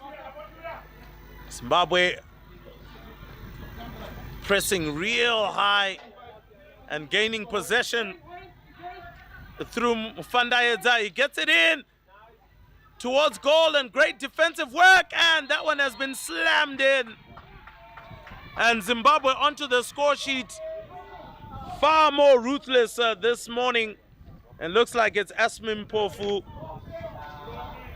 who has gotten that one in. And the Kanyangarara very pivotal in terms of making sure that ball got to Asmi Mpofu. So 1-0 in favor of Zimbabwe, leading early on. Another full court press by Zimbabwe.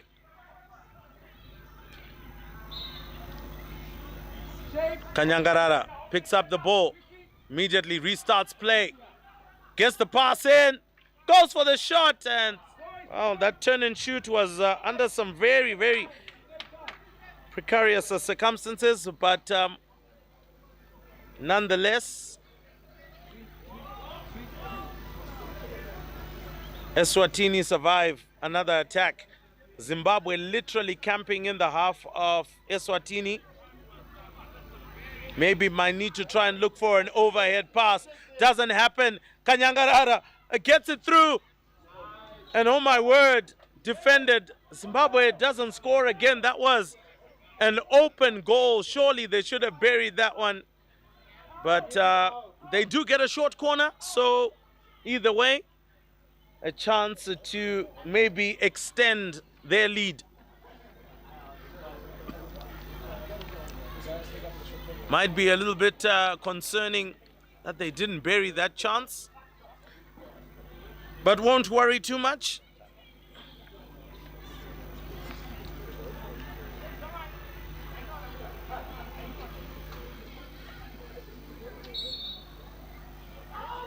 Ball comes out, well collected, looking for the variation, flick it towards Kanyangara, flicks it out wide, flicked back in, and it's another goal.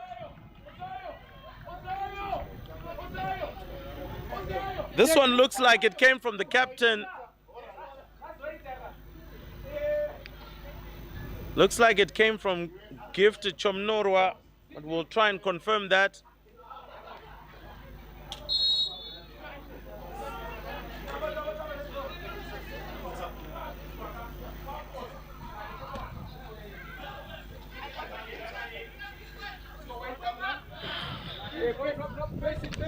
So while Gift Chomnorwa swung it back in, it was Mutsawashe Kanyangarara who got the goal. And Zimbabwe are looking quite ruthless at the moment, trying to score more. Already leading by 2-0. Still belongs to Zimbabwe.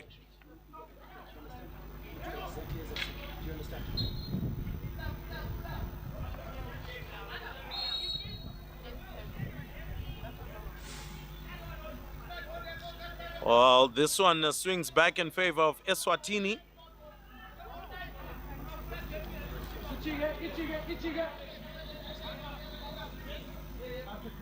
That one is flicked over. Well, while he didn't get the control right, he wasn't given 5. It was Zwilake. And so this one, we're seeing Reichenberg. Passes it to Sparham. Sparham decides to drive a little bit. Sends it forward. And Zimbabwe wrestle possession back.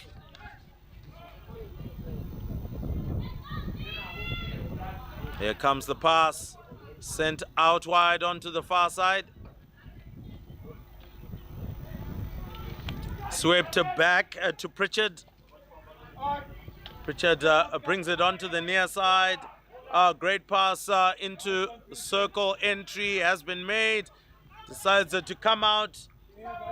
Goes back in, and they've lost out on possession there. So maybe taking a little bit too long on the ball and ultimately losing out on possession.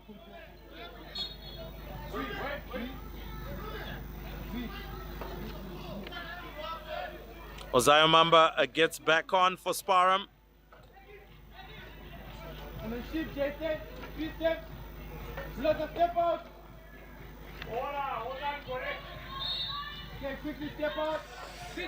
And Gore there on the ball, able to win another foul.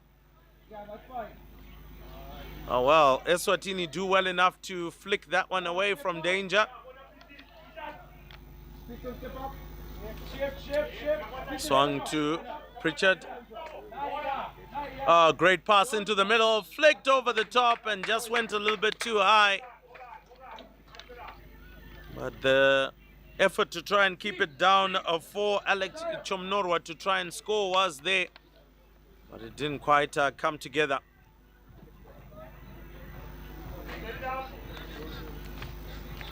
Again, Zimbabwe camping in the half of Eswatini. They want more and more goals today. A bit more ruthless and brutal than yesterday.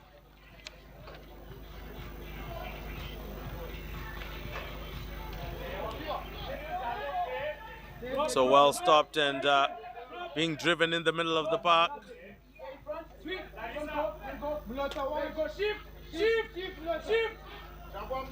Now swept into the D. Can it be swept in for a shot? Great defensive work. And that is going to be a short corner. So I think they've done pretty well in that regard. Eswatini keeping the ball out. The number of chances Zimbabwe has gotten so far have also been quite a number. Now the question is, can they bury and finish it off? In comes the injection and goes straight through everybody and picked up immediately by Eswatini. They've got tons of players here. And oh my word, has it gone a little bit too long? No, it has been kept inside. Will Eswatini get the goal? They've got so many people in the D, but Zimbabwe does well enough in order to defend. Now they are launching their own counter-attack. Great sweep by Mgore. He's picked it up. He's passed it out. Can they find anybody? Looks like Kanyangarara there.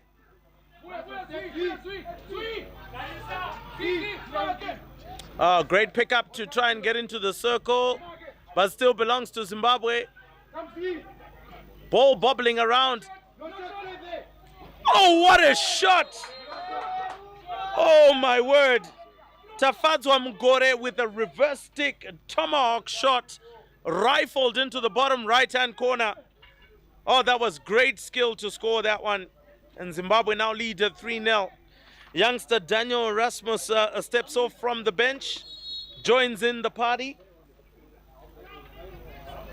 And Zimbabwe now leading 3-0 still in the first chaka and looking for more.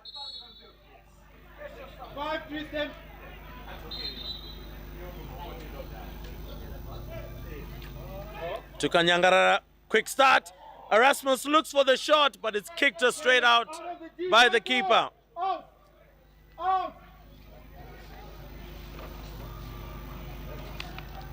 Being swept onto the near side here. Picked up immediately by Phineas. And Musa Mbonakamwe there. Miscommunication with his player. That's Issa Mfandaedza.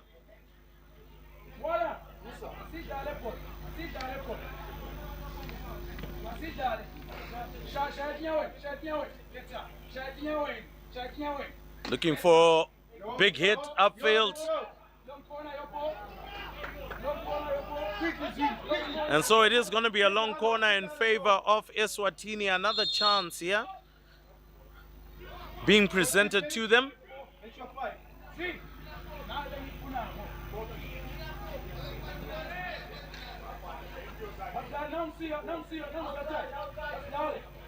Eswatini starts play, decides to sweep it back. This time around it was to Siabulela, but Eswatini loses out on possession, and Zimbabwe start immediately again, looking for a pass in the back. Mgore slows down.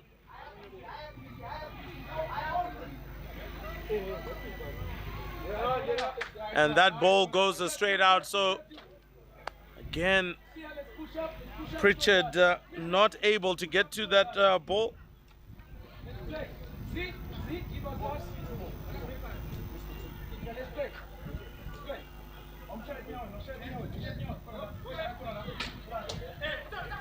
Picked up by Mpandaedza. Gets the ball to Erasmus. Looks for the pass, but an interception by Reichenberg. Reichenberg with some great skill to get away from the two defenders. Reichenberg receives it again. And Eswatini doing really well in terms of their play. Unfortunately, going out courtesy of Mulotsa's stick, but that was really good passage of play from Eswatini, and if they can replicate that a little bit more, I'm sure they can get onto the score sheet. But that ball goes straight through everybody, and it's going to be a hit out for Eswatini.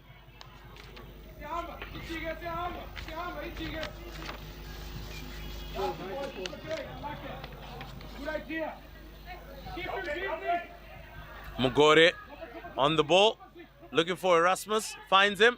Erasmus sweeps it in. Oh, lovely flick. Goes, ooh, what a shot by Kanyangarara.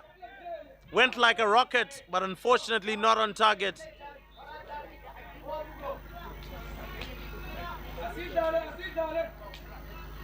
Another hit out for Eswatini. Right through the middle, goes past Reichenberg, but he steals that back. He is driving upfield, trying to go past Pritchard. But Erasmus comes and also helps out Matambu. Fandaedza trying to look for the pass straight upfield. Swept away by Kamseu. Goes back. Gore looks for the sweep. And wins another short corner. Forbes Motsi winning that short corner and allowing Zimbabwe to have another set piece. Well, this time round they'll be hoping that it doesn't go straight through them.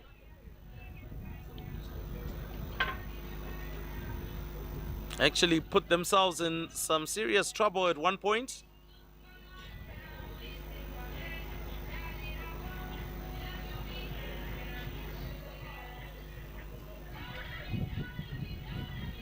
Looking for the injection. Out, out, out. No, Erasmus can't control it. And once again, it will belong to Zimbabwe because he hadn't yet removed his mask. So a little bit unfortunate for Ozayo Mamba there, but it is a set piece defended again. Pass to Erasmus, tries to get it in. Anybody got a shot? They have it. It looks like that one was touched in by Kamseu. And Zimbabwe now leading 4-0.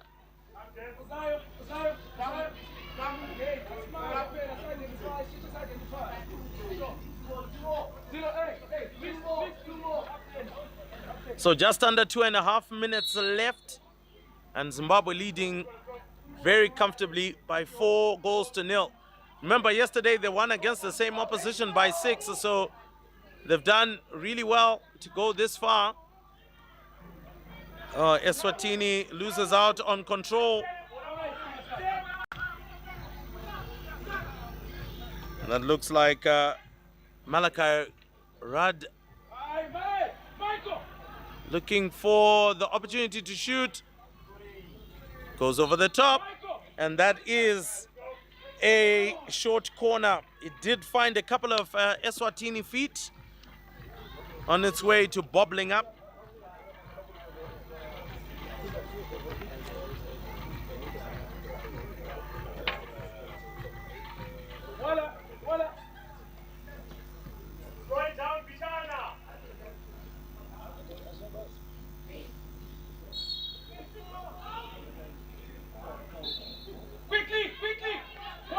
Well, unfortunately, that control wasn't great enough for Kanyangarara. And Zimbabwe spurn another short corner set piece move. Oh, Mugore picks up on the ball. He's made a clean break, but he doesn't get the pass all the way through to Mchono.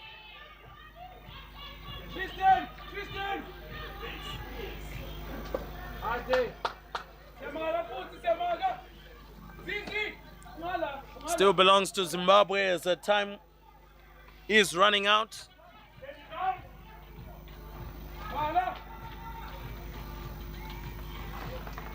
Oh, that doesn't quite happen for Zimbabwe, Eswatini now looking for a flick over the top. Again, didn't give 5 there, Mugore. Swept across the turf. Doesn't make it to Malachi. Now picked up by Zimbabwe. Looking for Erasmus. Taps around. Goes for the shot. And oh, my word. Had found himself in the D and was clean on goal. But unfortunately, that shot going a little bit too high. Now Eswatini playing from the back, very deep from the back. This could prove to be a problem if they can't get themselves out of the way. And that's exactly what we were talking about. And that is the end of this Chaka, with Zimbabwe in a very comfortable 4-0 lead over Eswatini.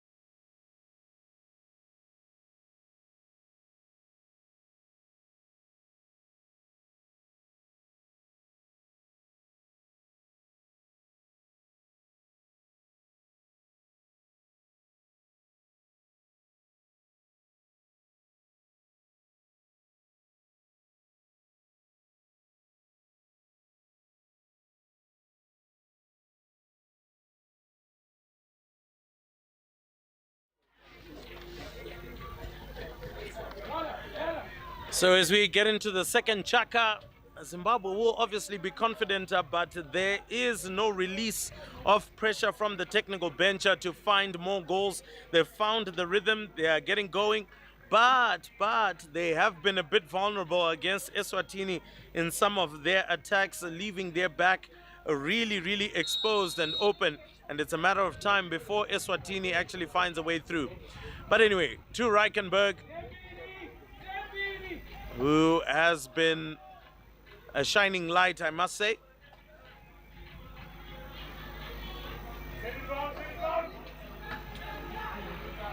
Looking for that pass into the D. If they can't find it, it's there. The keeper is sprawling on the floor. Need to find another opportunity. The cross comes in, and that is finally finished off.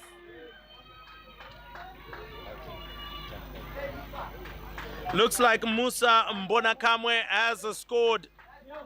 And that's not the way that Eswatini would have wanted to start this Chaka. But for Zimbabwe, it's all systems go at the moment.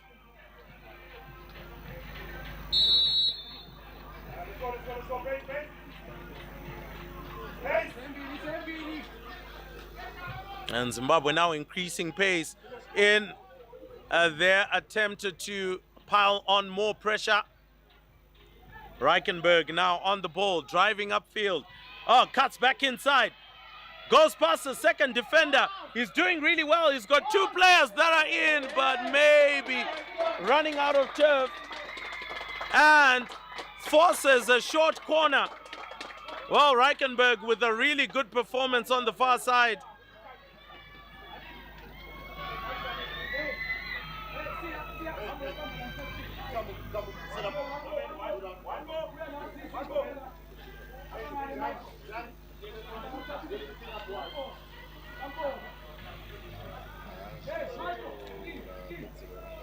So Eswatini will have a Reichenberg injecting.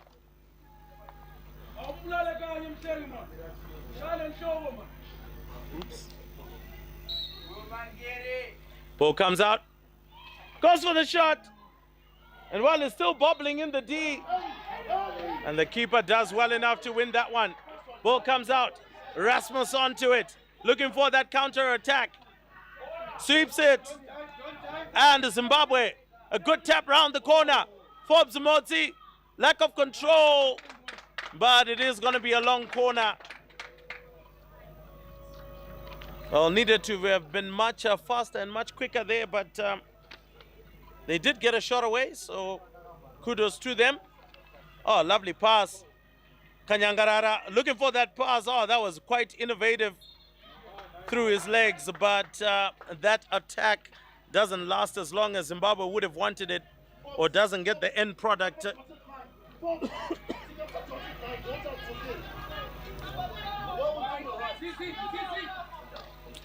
Ball comes out.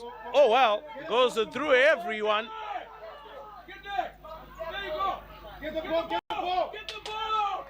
And of course, the goalkeeper there just ensures that it's not going to be a long corner as he smacks that one straight out of play.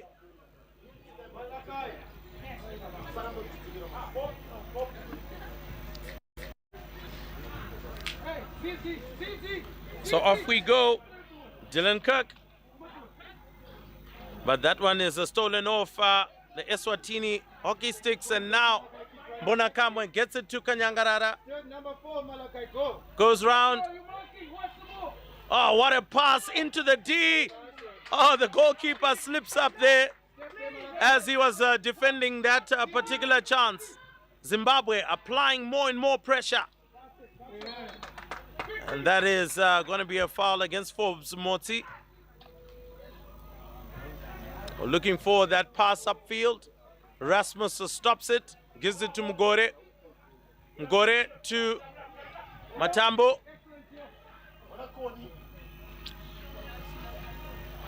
Oh, misses it by a whisker there, does Mbonakamwe.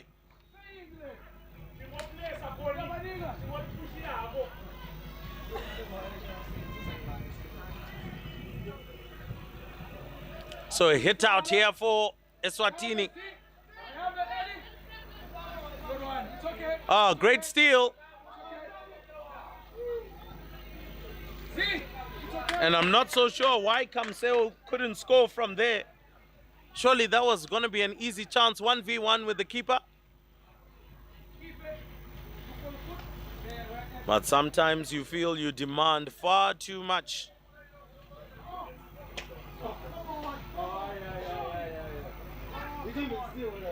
Come on.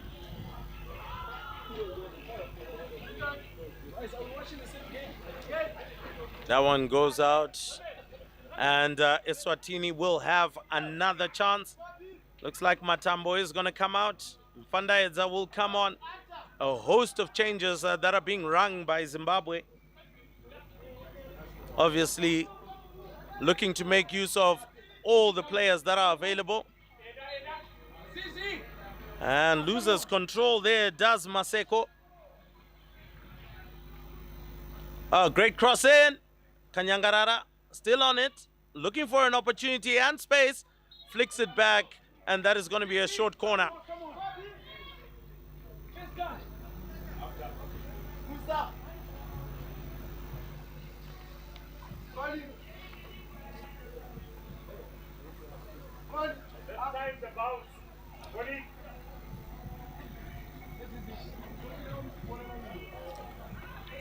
There's going to be another injection from Forbes Motsi.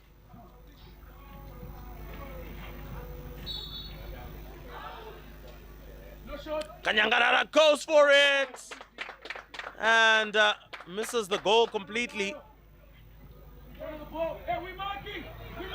Oh, looks like it came off a Namibian hockey stick. A chance, and there we go. That's the goal.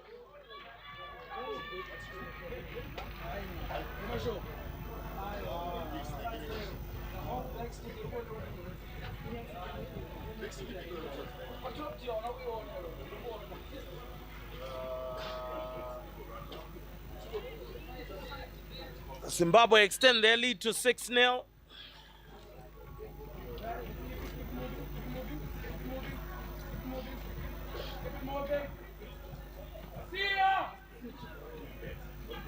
Oh, picked up by Mutsawache, kicked out by the keeper, and that is going to be a short corner.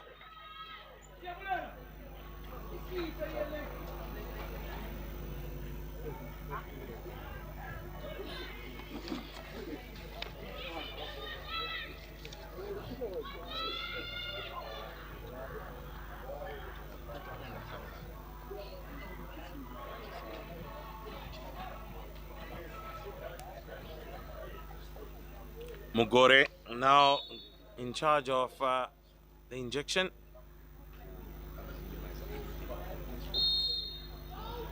Comes out, pops up.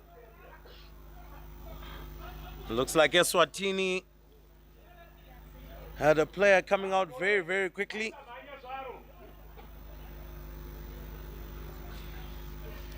So, umpire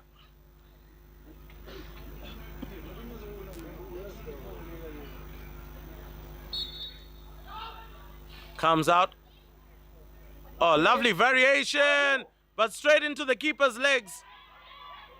Fandaedza. Rasmus goes for goal again, saved, and that one goes straight onto the foot. The foot of Asmi Mpofu. Or rather, it looks like Mugore, or rather Mpofu, it is Asmi Mpofu. He'll be a little bit disappointed that he couldn't get onto it and effect another shot, but great defensive work from Eswatini on the short corners. It hasn't been that easy for Zimbabwe to score.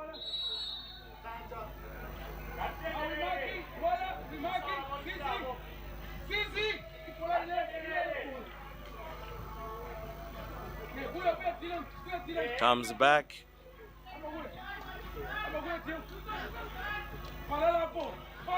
Oh, great pass. Mutsawashe crosses it into the D, and goalkeeper once again comes out. Msibi has been a very busy camper. Zimbabwe again on the prowl. Fandaedza in. But Eswatini, Eswatini breaks out. Can he release the pass? Oh, that was a great block. Oh, my word. Jason Kano was gone for all my money. He was going to be clear on goal. And that could have been a good opportunity for them to score.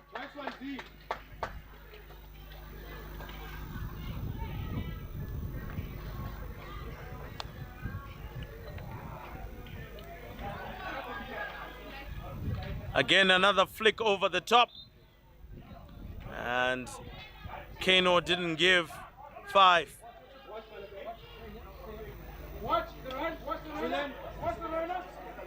Fandaedza passes it in the middle. A good tussle.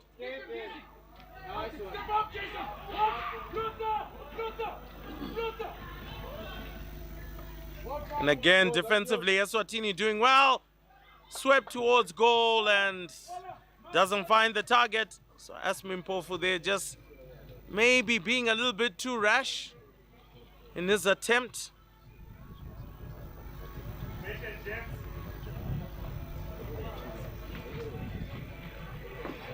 Another hit out for Eswatini.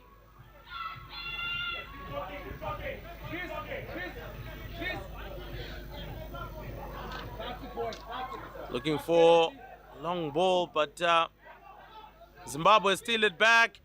Quick cross. Rasmus tries to get it in. It's there. Asmi Mpofu doubles a little bit too much. Rasmus back into the D. Looking to flick it over. And there we go. The use of the back of the hockey stick, and ultimately Eswatini survive another wave of attack, but doing very well. Easy, out of jail, Press. Fandaedza finds it to Rasmus, who finds the pass backwards. Good pass onto the far side. And whilst expecting a foul against him, Alec Chomnorwa will have to just watch that one.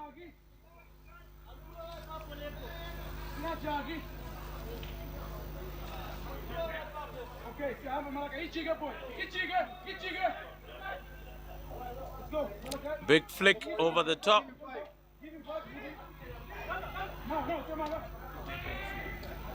Ngore picks it up. All sent it in, but nobody had a flick.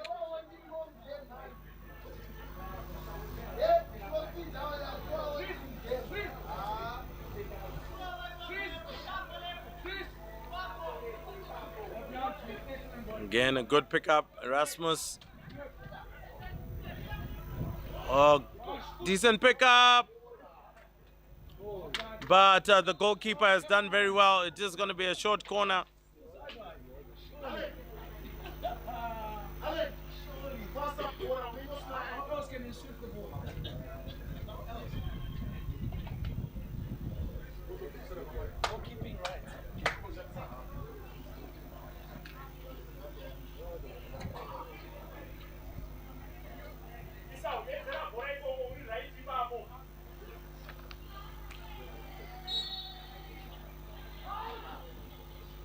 Pressure, pressure.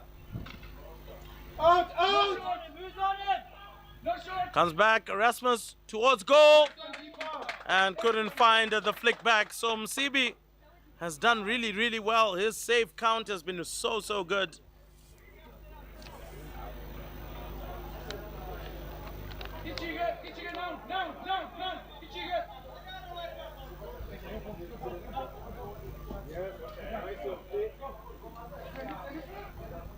Picked up by Dylan. Oh, wow, fell asleep on the ball.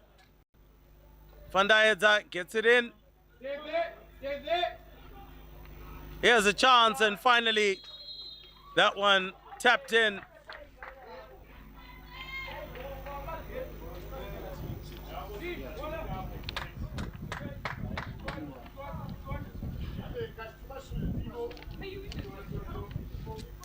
So a good goal for Zimbabwe, takes them into 7. But it has taken them a long time to find this next goal, as Eswatini have been resolute in defense. Oh, go, Kerry. Excellent, boys.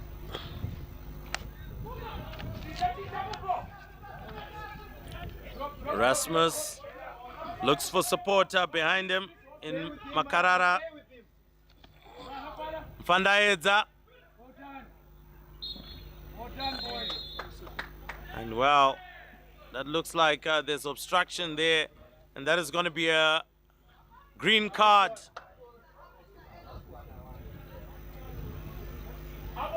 So green card for Zimbabwe, and it goes straight to Mutsawashe Kanyangarara. Usually in a dominant position, you would expect less in terms of indiscipline.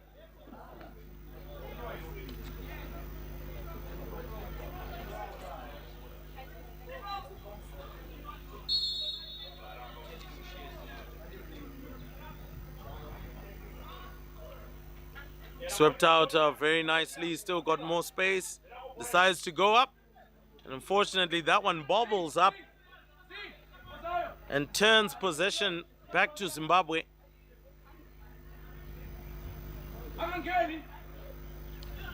Decent pass, looking for the pass, and that is going to be a short corner again.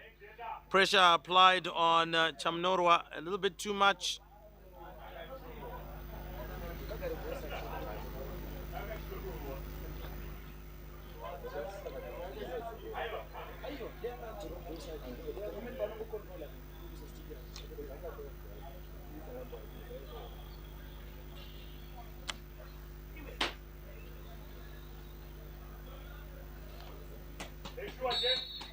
So another short corner comes out, flicked, and that one is a perfect goal.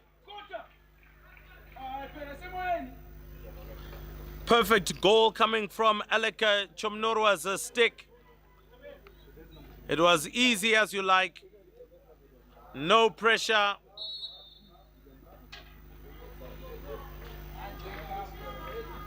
Coming back on, Kamseu. Rasmus picks it up. Van der Heijden.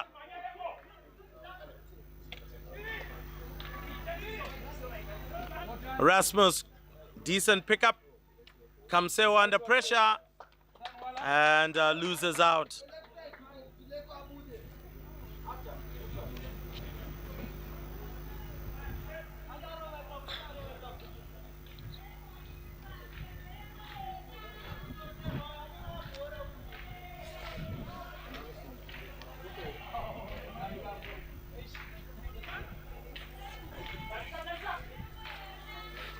So just under 2.5 minutes left on the clock. Chomnorwa, oh well, came in there, and well, it looks like it's a penalty stroke that has been given there.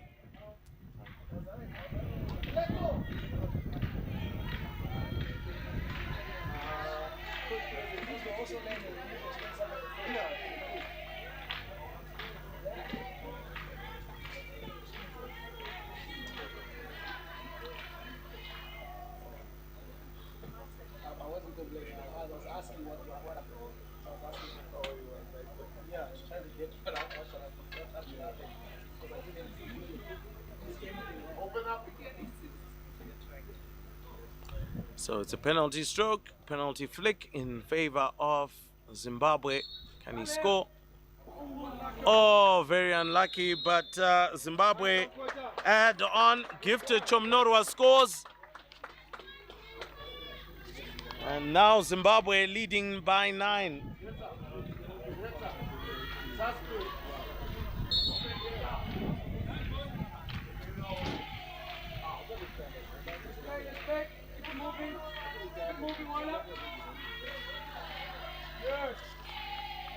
Good pickup, but that is stolen away from his stick. Zimbabwe now into the D, but that ball goes past Moti.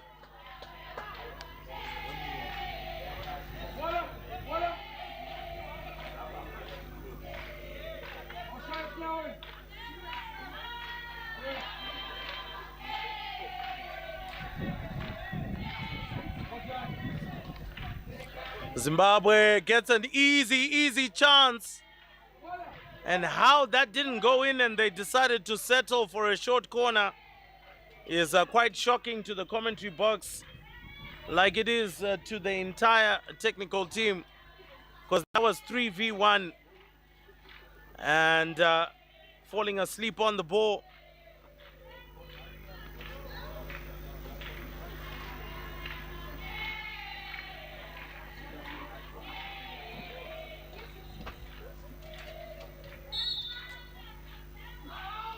Good flick, great control, good variation, but no one was there as Kamseu went a little bit too early. Come, James, come, James. Come on, just one more, just one more.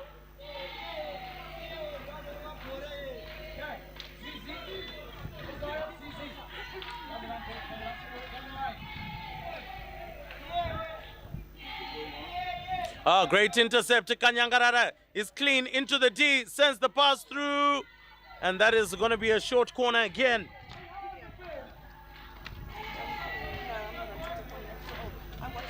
So Zimbabwe, it's not for a lack of opportunities, but it's being clinical, which is being there, undoing a little bit today.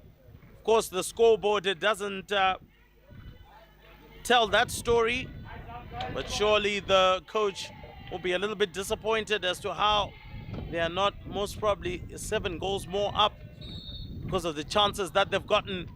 Oh, that one goes straight through. Van der Heijden passes it out, round the corner, and that one is easily tapped into the back of the net.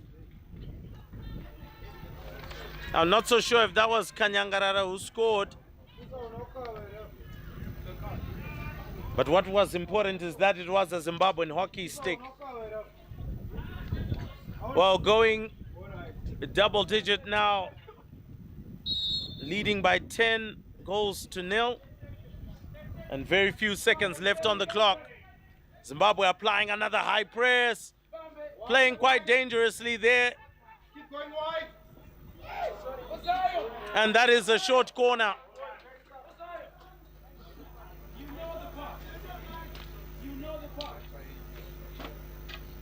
So 17 seconds left now on the clock. But we do have just about 40 seconds for you to get the short corner done. So let's see if Zimbabwe can do that quickly.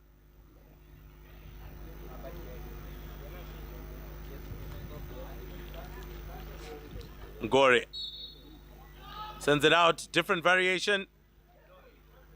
And missed it on goal, but finally gets it in. Well, that was a little bit dicey there, but in the end, they got the goal.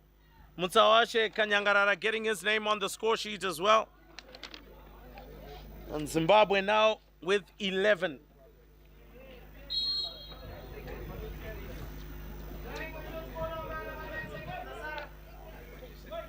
Zimbabwe pressing ahead, and oh, that was a foul against Eswatini, and that brings us to the halftime break. 2 checkers gone, Zimbabwe. Well, definitely in the lounge seat at the moment, leading by 11 goals to 0. 2 checkers to go, and lots of work to do for Eswatini.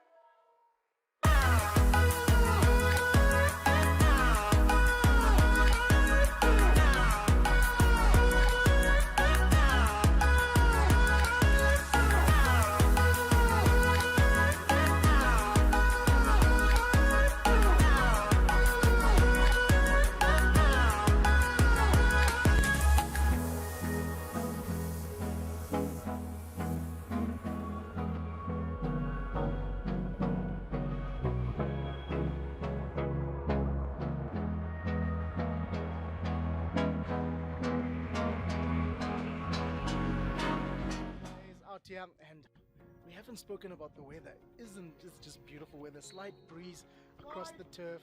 The sun is out, not a cloud in the sky, but it's going to get warmer, but it's beautiful weather for hockey. Brilliant, beautiful weather under the Zimbabwean sun. Nothing beats it. Africa's finest. Another goal to Namibia.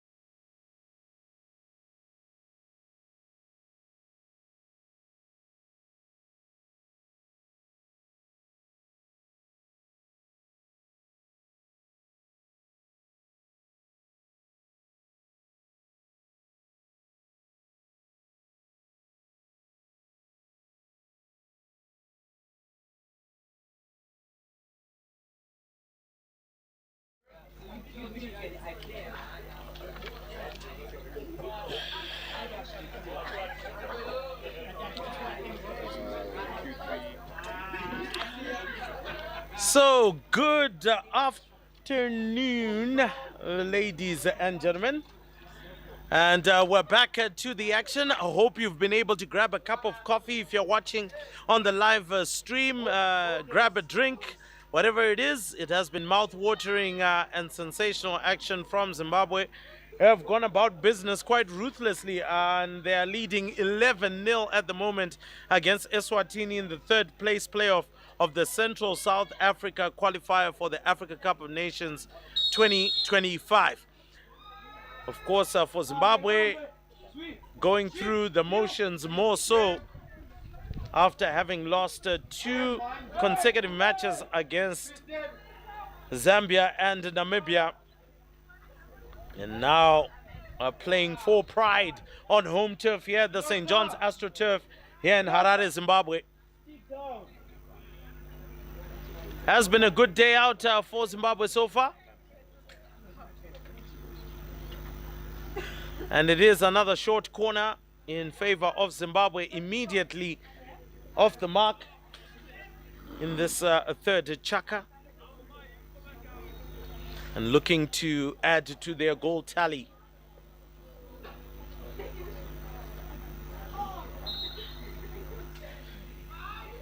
Sent. Looking for another variation. And that variation does force another short corner. But Zimbabwe just clearly not quick enough or clinical enough from their set pieces. And that will continuously be a problem for them going forward as they intend to play. Oh my word, a short corner goes wrong with Forbes Motsi there.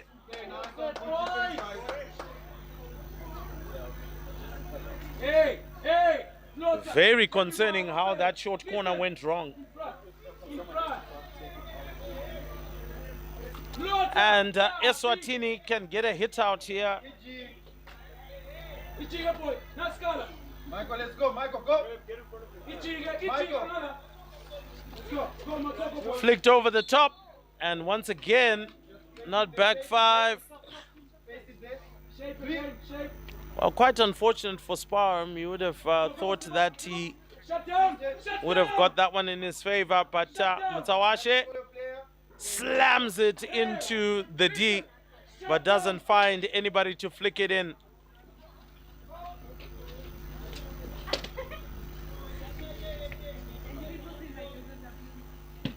So Eswatini would want to tap into some of their defensive prowess, particularly in the second chaka, where they defended very, very well.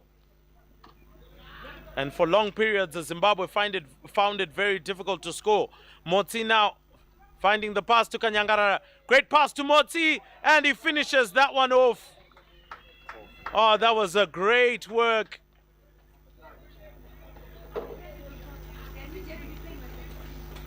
Great work by Zimbabwe. And they've now risen to 12.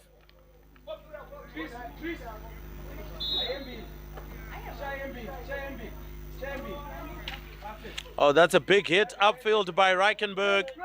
Motsi comes off, and Chumnorwa comes on. Chumnorwa already has got a couple of goals to his name, and Zimbabwe losing out on that Mfandaedza.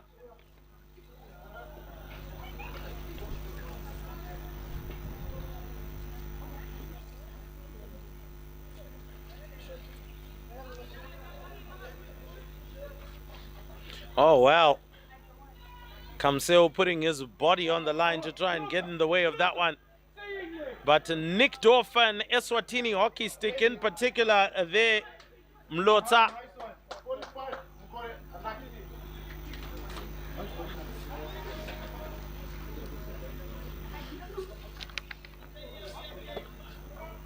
Another hit out for Eswatini. Hey, Naskala. Asmi Mpofu ready to come on. Right on the touchline. Back. Shift, sweep. Well done. Mark 3. Asmi Mpofu comes on for Constantine Mchono. Zimbabwe intercepts again. Thought about the pass. Started to flick it across. And Zimbabwe finding it very hard to make circle entry. And Eswatini do well enough to push the ball out.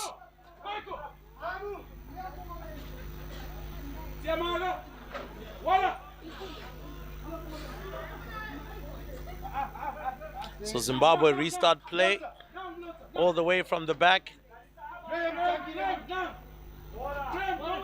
Ball comes right in the middle. Mfandaedza gets it into the D, goes for the shot, and great save by the keeper.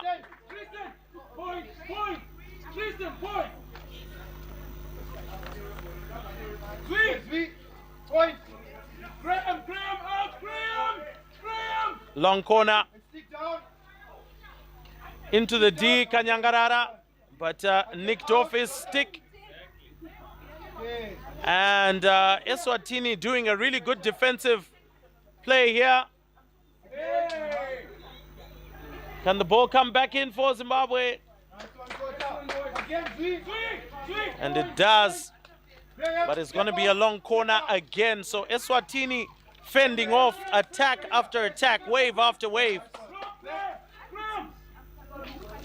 Step up.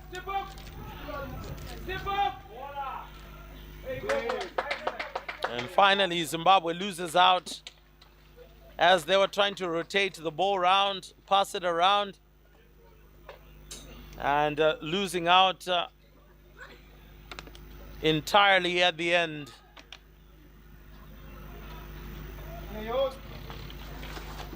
go. Your ball. Go, don't leave. And Zimbabweans obstructing each other there. Go.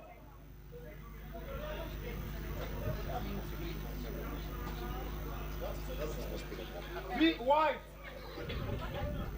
Make sure you beat the ball. Picked up by Zimbabwe once again. Steve, let it forward. Looking for options. Step out. Onto the near side. Lotta. Comes back to the top of D and into the circle, into the D. And that one goes straight out again. So Zimbabwe with opportunity after opportunity, but not doing well enough.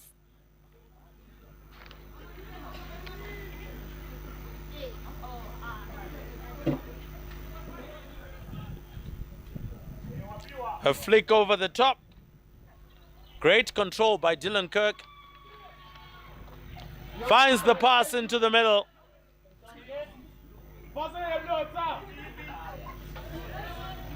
And Mlotsa, unfortunately, with a pass that doesn't go straight to man. But Eswatini fighting tooth and nail to get the ball. Oh, that one nicked off him. Swept in and turned over again by Zimbabwe. So not being useful with their possession.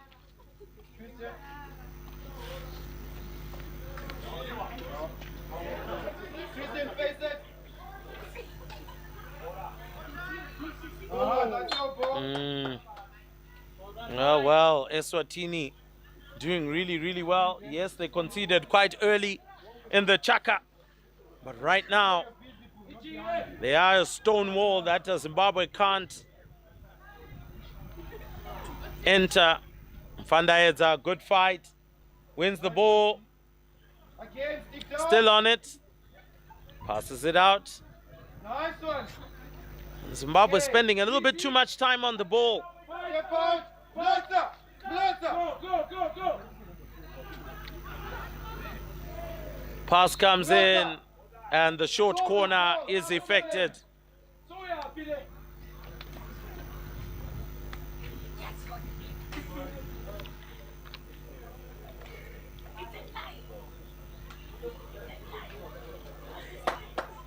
It's defended.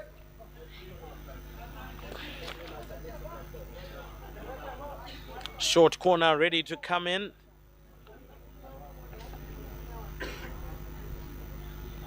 Set piece opportunity.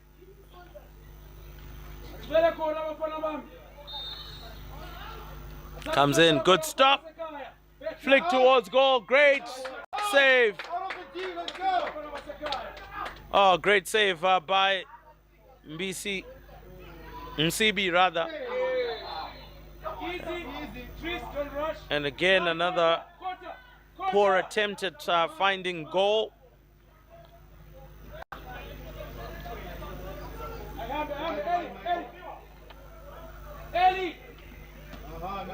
Great steal from Zimbabwe.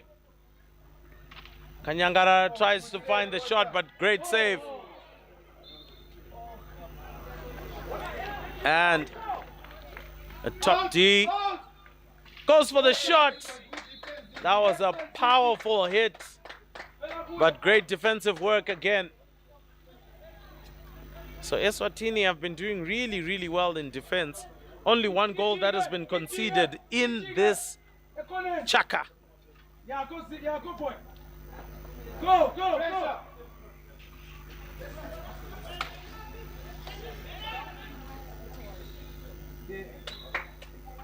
Hey, singa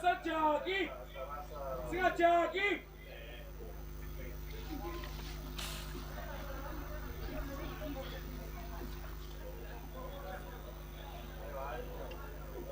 Are we cheating? Another flick over the top. Yeah, that's good. Play. Pressure. Brought down, but not passed well. Was a muchacha. But the ball goes over to Zimbabwe.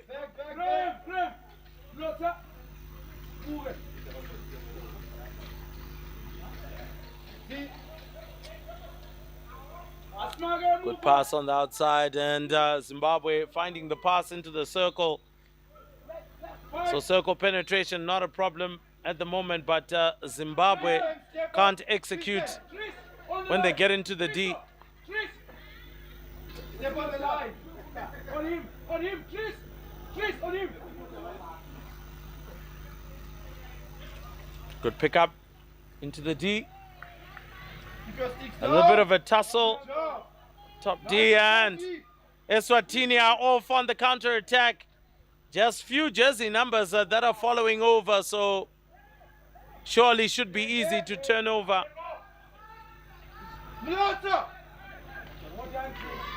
Mulata, number 2. And that's a foul, or rather Zimbabwe restarting play. Oh, lovely little touch, but unfortunately wasn't read on the near side by Mutsawashe Kanyangarara.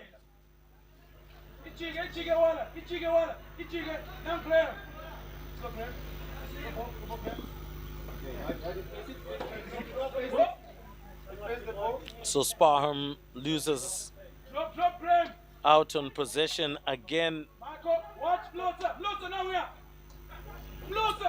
Zimbabwe on the front foot and losing out on possession. Zimbabwe regains possession, has swept onto the far side.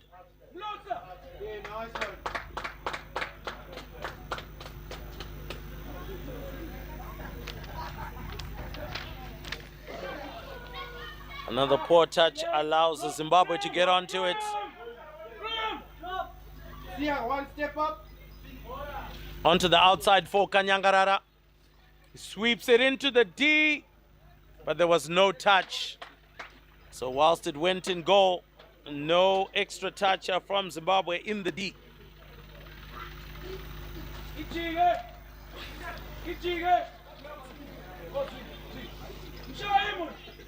Mugore off and Pritchard Matambo on.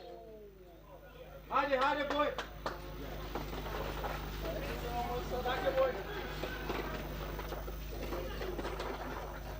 Sheep.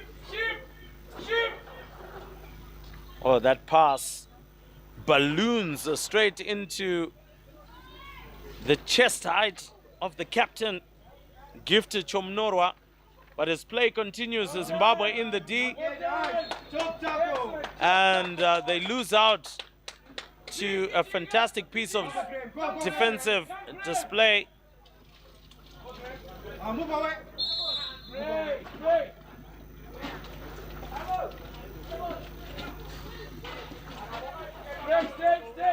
Rasmus looking to come back on.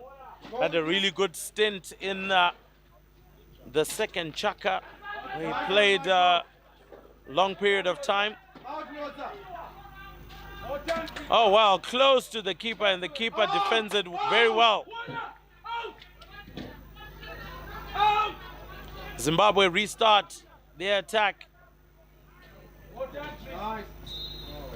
Well, a couple of feet involved in there.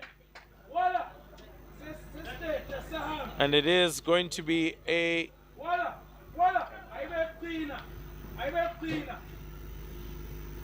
short corner for Zimbabwe.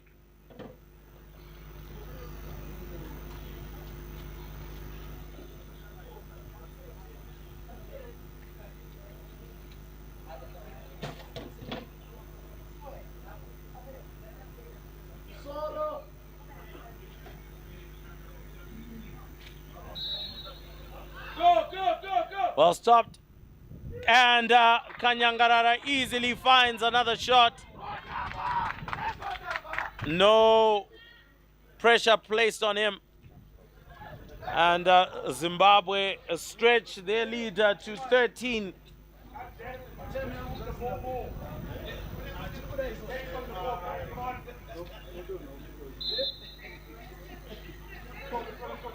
Keep it. Zimbabwe are applying another full press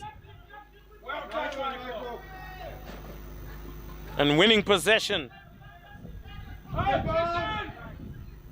Oh, looking for that deft touch straight into goal, but didn't quite come off for him. Kanyangarara has got some really nifty touches that he can bring in. Quality player, very experienced player for the Zimbabwe national team.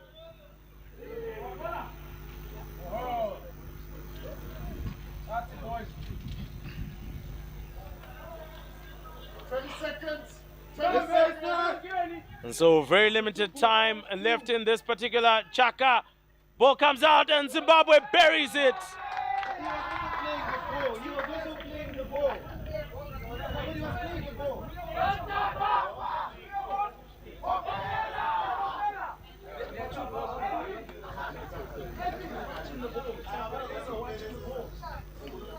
And so that goal comes courtesy of Asmi Mpofu.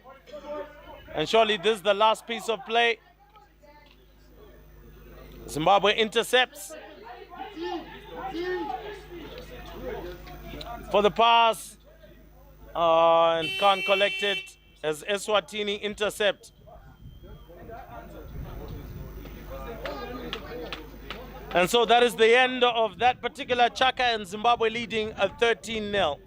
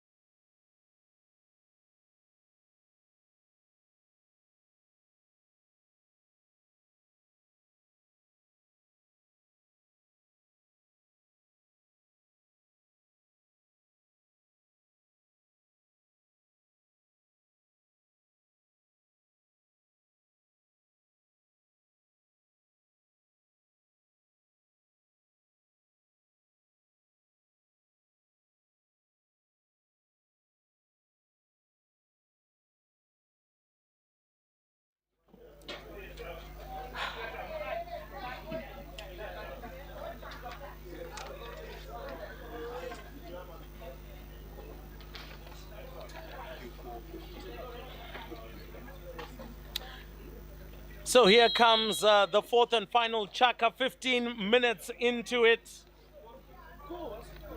And 13-0 is the score. Zimbabwe looking to add more. They have doubled their tally from yesterday and added even one more from their previous meeting. Eswatini almost running away with it.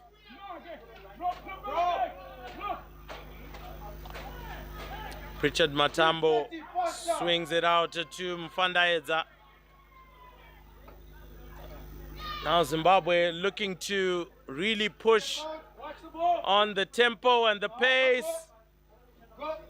And Eswatini gets to that, defends it pretty well.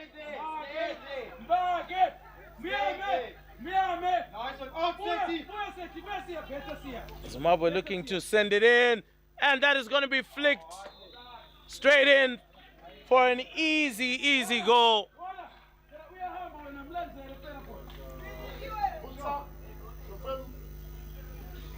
And that was Mutsawashe Kanyangarara right in the middle of the D there.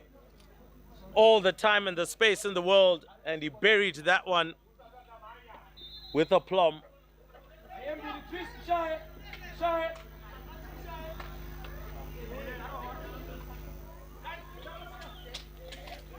Zimbabwe on the attack, looking for more, hungry for more. Well, there was a slight touch from an Eswatini hockey stick. Long corner it will be.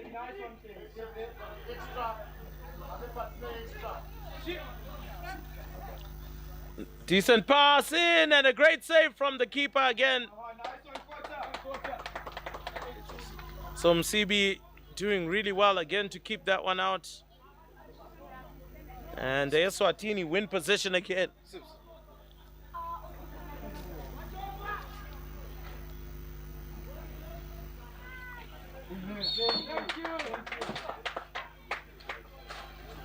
Eswatini still on the money. A big pass up to Nathan Surti.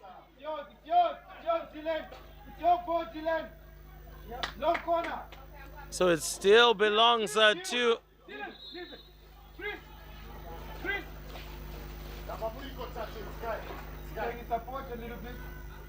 So it's a long corner. Reichenberg is going to go for it.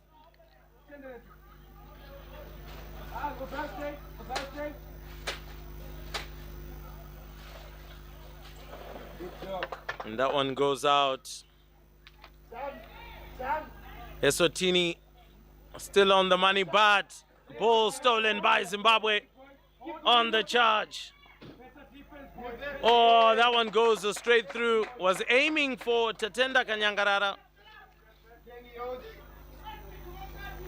Easy, don't rush. Excellent, water. Excellent.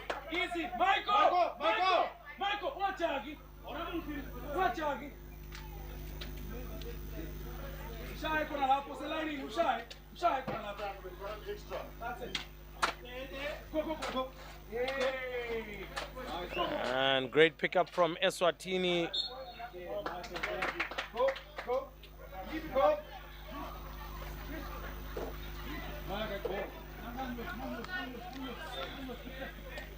Reichenberg passes it out to Mlotsa. Mlotsa driving. Mlotsa still on the ball. Comes round, hits the foot of Erasmus. So Reichenberg will have a chance to feed it in. And Reichenberg with a good drive retains possession for Eswatini in a very dangerous area. Oh, looking for a pass into the D. That didn't happen. That one was intercepted. Now Zimbabwe looking for the pass on the near side. Gets it into the D. Oh, but nobody there to flick that one home.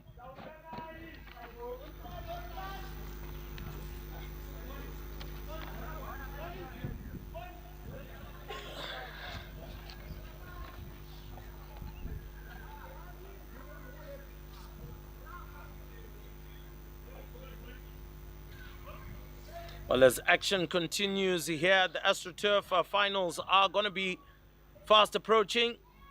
We'll be starting with the women's final between the hosts and Namibia.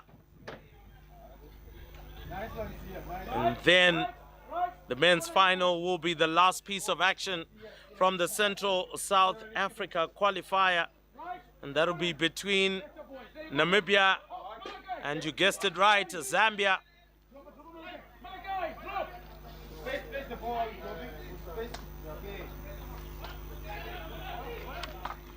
Asmi Mpofu gets it out to the captain, Chomnorwa. Wow, great stick work from Kamseu. Swept into the D. Is there a chance for a shot? And it looks like there's a chance for a short corner.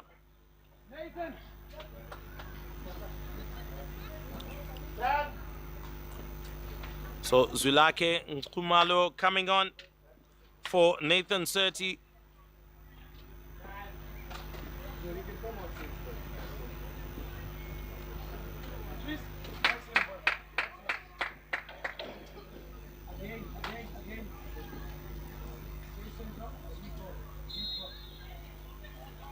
Here comes the short corner for Zimbabwe.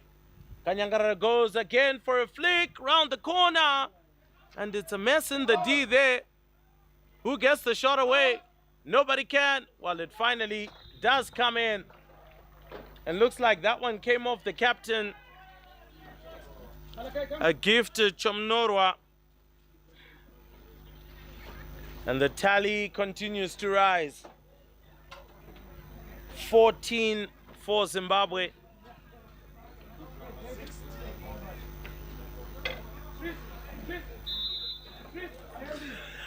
Obviously, we do have a very naughty technical team, but what can we say?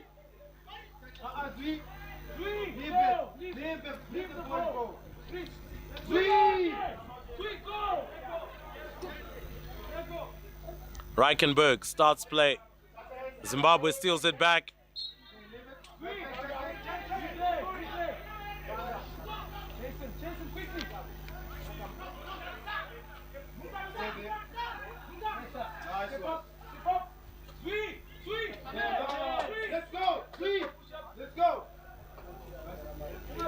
So my apologies, ladies and gentlemen. It is 16.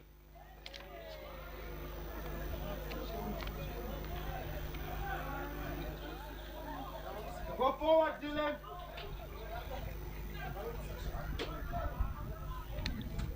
Eswatini still have possession. Need to get a few more numbers. Matambo makes sure that he stands strong and sturdy. Matambo picks up on possession, sweeps it forward. Was looking for Erasmus. Erasmus nicks it off. Mugore. And Motsi steals it back. Nice pass. But no one can get onto it. And Eswatini survive.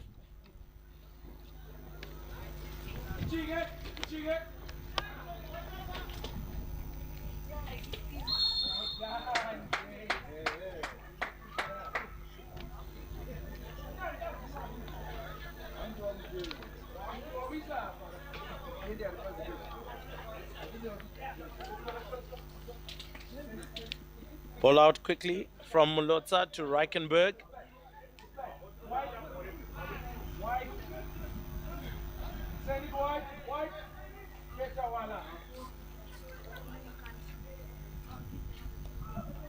Zimbabwe steals it back. Fandaedza finds Kanyangarara. Mutsawashe, that is. Kanyangarara takes his time. Long corner for Zimbabwe. Rasmus on the edge, flicks it into the D, but Motsi not able to get into a shooting position.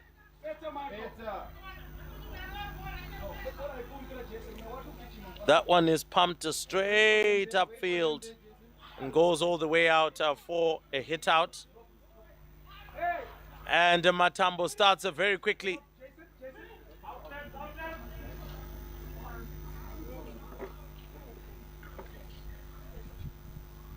Decent pickup from Kamseo. Bumps into some traffic.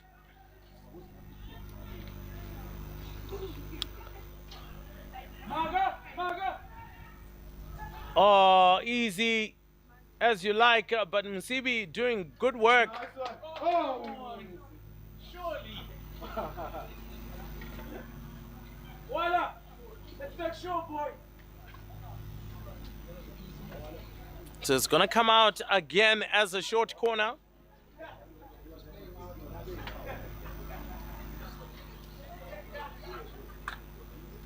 Bit of a contentious decision, but nonetheless, the umpire's decision is final.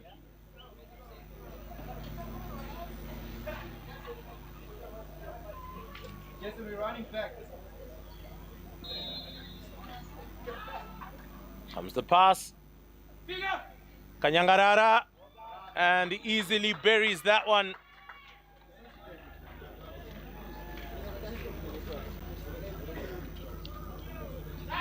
So it has been an easy stroll in the park for Zimbabwe. who now go to 17. Come, Zaggy.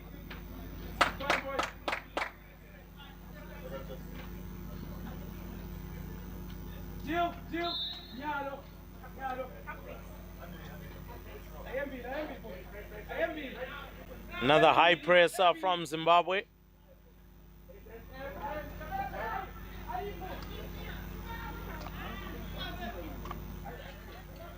Spread out. Oh, lovely touch into the D.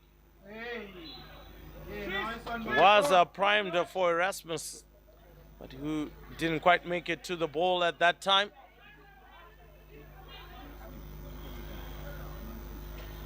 So Daniel Erasmus, one of the young boys, walking in to the Zimbabwean setup from high school, represented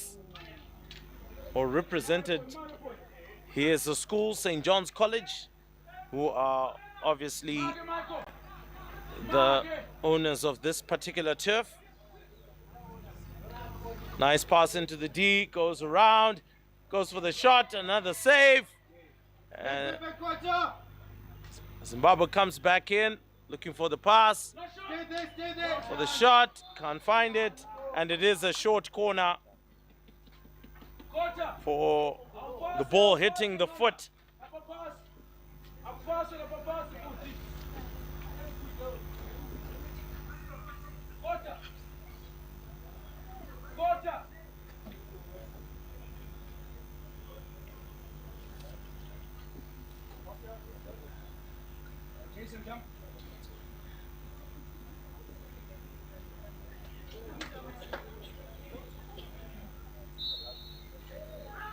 Ball comes out, different variation, and they finally get it in.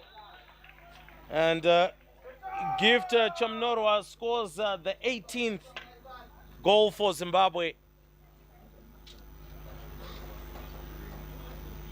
Has been a good day out for Zimbabwe, and they will want to take this confidence as they build forward.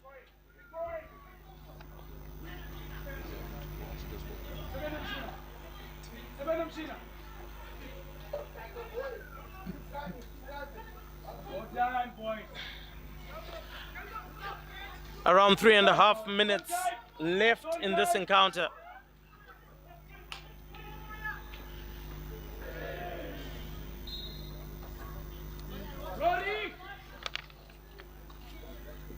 Obviously, lots of lessons learned, lots of lessons drawn.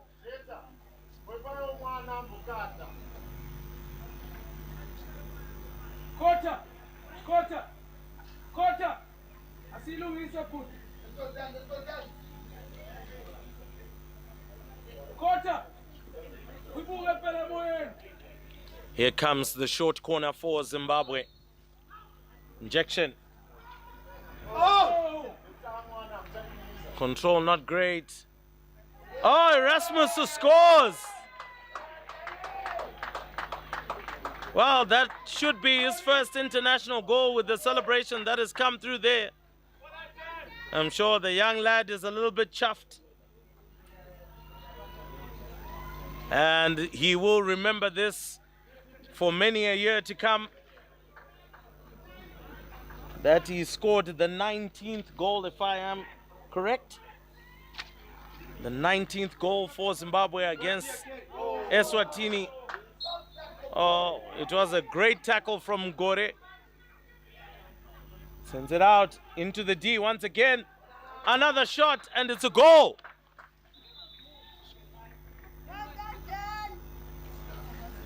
Well, that one was a very good goal.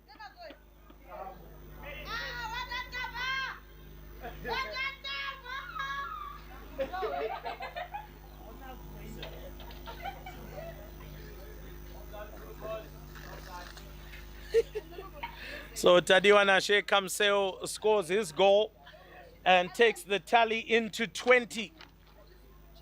A very handsome victory. However, Zimbabwe would have wanted more of a performance like this against Zambia or Namibia.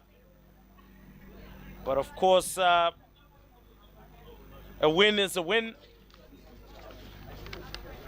And a win will be taken any day.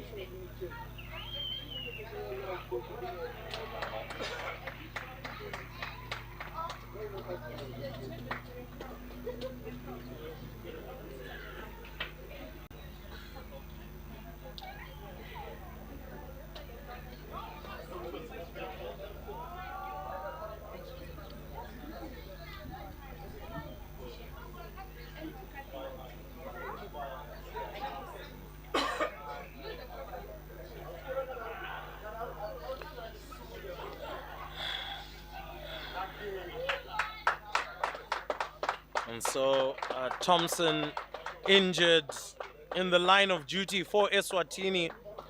And of course, camaraderie applause goes around the park. And we do wish him well.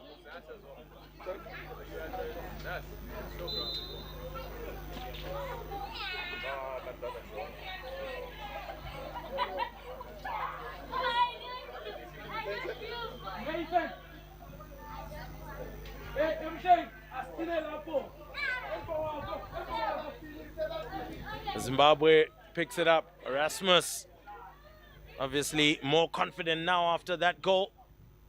It looked like a decent steal by Dylan Kirk, but apparently not so.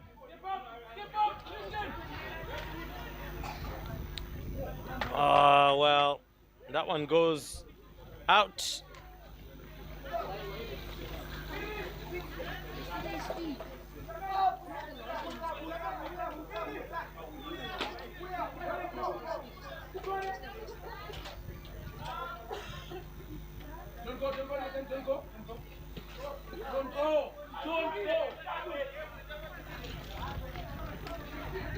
Zimbabwe picks it up with a number of substitutions are now made.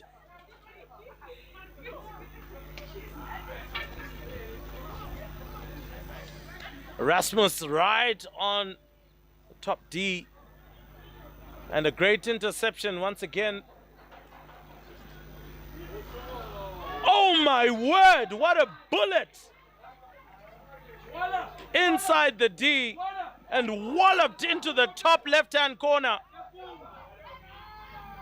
What a hit that was. Well. And Zimbabweans did that one even knowing that that was a goal and walked right back to their mark. What a hit.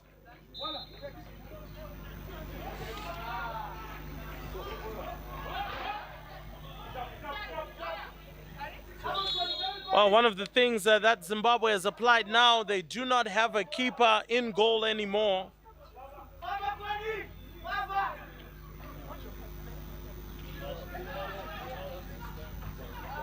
Now looking for one to put a cherry on top of the cake, but it goes out again.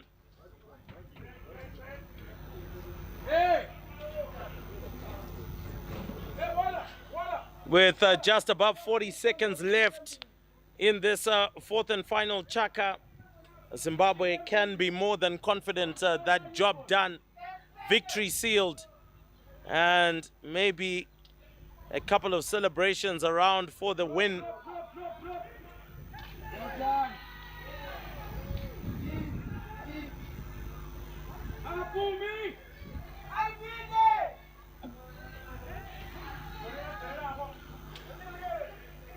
Comes again Kanyangarara with some stick work. Crosses it in. Rasmus fighting for it. Saved. And finally, looks like it's a short corner.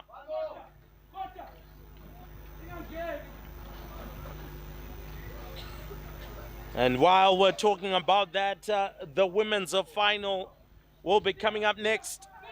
Namibia ready to enter the turf, while Zimbabwe will be coming into picture shortly. It is going to be an intense battle. Both sides obviously looking for the win. But we'll see how the hosts will do on the women's side. The marker has been laid down by the men, but it will be a different proposition for the women as they come up against eternal rivals Namibia.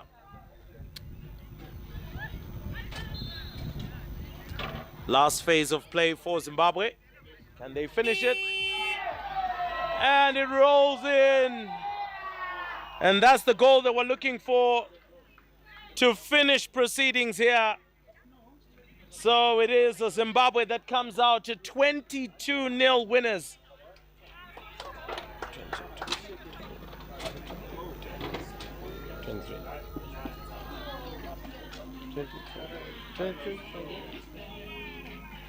So 22-0 winners are over Eswatini. It was a good battle, good fight. Eswatini played some good hockey in patches, but unfortunately couldn't stop the wave from Zimbabwe, scoring 22 goals and win the third place playoff and come in third in the Central South Africa qualifier.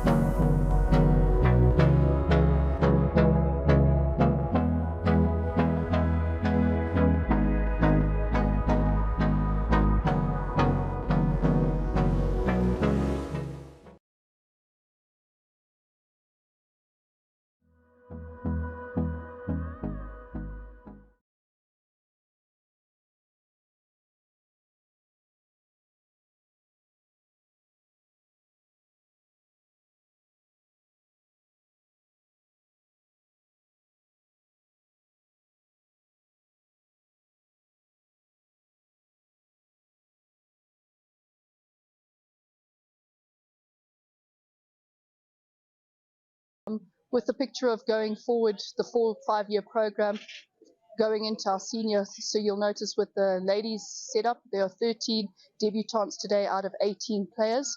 So that's the future, and it will also form part of the Junior World Cup setup as well. Just going forward to those that are involved in hockey, there's more than just players. There's obviously your volunteers who make it all happen as well, which it incorporates your umpires, your tech. There is a future out there, and whatever you find works for you, there's always the backing to make you go forward. Okay, so this brief tournament is the Central South African Qualifiers. It's a qualifier for the Africa Cup of Nations, which will take place next year, which is the equivalent of the FIH World Cup qualifiers. So for this tournament, 3 ladies teams will qualify for the Africa Cup of Nations and 2 men's teams will qualify. And it's also nice to see Eswatini playing, getting on world ranking points, and for a lot of the teams, it's not just about qualifying, it's getting the world ranking points, which also affect their junior age groups. Feels really good. I mean, it gives us a lot of confidence for the rest of the week, and it was just a nice start for us to get used to the turf, get used to how the team plays a little bit, and it was a really good start. Yeah, definitely. I do think that we made a lot of mistakes, a lot of things that we're going to have to tweak up for the tougher games in the next 2 games. So yeah, maybe not our strongest performance with the finishing, but we can always get better. We are pretty happy with the result. Well, I think Zimbabwe and Zambia are always very tough for us. I think we're pretty even. It's always inconsistent, especially Zim. We often quite level, so it's always going to be a tough one. So I think that'll be good. But then Zambia as well, it's going to be unpredictable. So you never know. We just have to go out full force. Well, I mean, I think it's a growing sport. Definitely outdoor, indoor, we're doing pretty well. But I think outdoor it's still growing. So it's great that our junior team got to come here and be exposed to this sort of level. And I think there's a bright future for Namibia. Tomorrow, I think it's Zimbabwe. We're very excited. We are ready. We just want to come out and play. We love the sport. And yeah, I mean, the best team will win, I guess. We're very excited to be here. We are very proud that we've come this far. And for us, it's just a learning experience, and our aim is to grow and experience and learn more from this tournament. We're compromised of a very young team. All of us were quite young, but it shows our dedication and our commitment to the sport, and we're hoping to grow more and to encourage more people in our country and all over to continue with hockey and play more. I honestly wouldn't change anything. I'm very proud of my team. We've come very far. Our work together has been shown on the field. We're very excited to be here, and I'm very proud of us working together. No, of course we feel for Eswatini. We were also there at one stage, but the important thing is they showed up, they're here, and they can continue from here from on. And yeah, it was a good result for us. We wanted to chase the goals. We wanted to chase the goal difference, because at the end of the tournament, that might count in our favor. And that was our goal, of course, a win first of all, and then start chasing the goals. No, that's the thing. We're not a lot of people in our country. I think we're about 3 million, and I think about a total of only 800 hockey players in total, kids, seniors, everyone. But that's our next challenge. Indoor hockey, we've reached the world stage now, and we certainly want to do that for outdoor, and that's what we're trying to do here as well. No, it's always an absolute privilege. My boys, we have this. We have the principles and the traditions of you play for the badge. It's the only reason why you should be here. And if you have other plans or other agendas trying to play for your country, then unfortunately you won't fit in. We must all fall into one goal, one mindset, and that's what we're trying to go to. Oh, Zimbabwe is fantastic. I've been here many times before. It's always lovely to come back to you guys. People are brilliant. Always the accommodation, the traditions you guys have here, and also again playing against my old mates that I have been for years. It's awesome coming back here always. Yeah, very exciting win. I think we put ourselves a little bit under pressure. So our strategy, we just trying to cut out the strongest players in the middle and also use our legs, because we have a very young, vibrant team that's able to run. So we're trying to make them run as hard as they can. And I think eventually pressing the middle, we were able to convert our goals there. It feels great.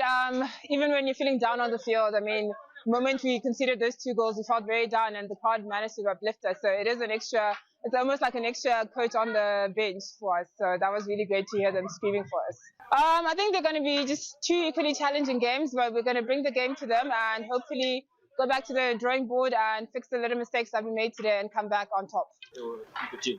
Definitely a bit more communication, a bit more drive to win those 50-50 balls, and obviously staying strong on the ball and trying to concede our goals early on in the game like we did in our first quarter. In the end, it was a good score. Obviously, we have a few things that we need to work on, but in the end, we came out on top and we gave it our best. So I'm really happy and proud of our squad. I feel good because we are here, and I'm very much happy because we are playing the game. It wasn't easy as to be here, but now I've seen, although we didn't make it, we didn't do well. I know next time we'll do better. There's another game which is coming up, so we'll do better than this. At least we want to be maybe number 2, so we need to beat South Africa. Oh, Namibia, sorry. We need to beat. A couple of days out here, and we haven't spoken about the weather. Isn't it just beautiful weather? Slight breeze across the turf. The sun is out, not a cloud in the sky, but it's going to get warmer, but it's beautiful weather for hockey. Brilliant, beautiful weather under the Zimbabwean sun. Nothing beats it. Africa's finest. Another goal to Namibia. Here they come as they are about to make a circle penetration. Playing hockey on the strong side, pressing on. Play on, says the umpire, and what a reverse tomahawk. We spoke about that earlier. Through. Shot at top D. Save.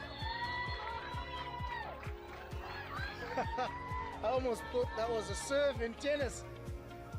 They will certainly be important. Namibia causing all sorts of problems, and they get their third. What a good not finding.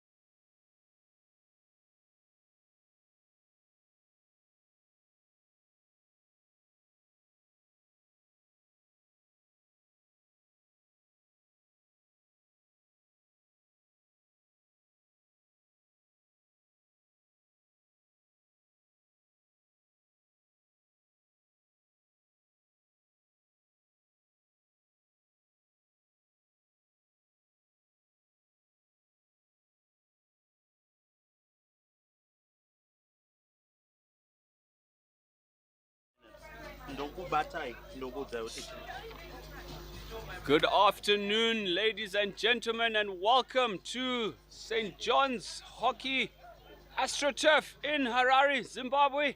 For this, the classification for first and second in the ladies' pool, which will see the host Zimbabwe take on Namibia. Zimbabwe looking to effect a bit of revenge for the defeat, going down 3-0 in the pool stages versus Namibia.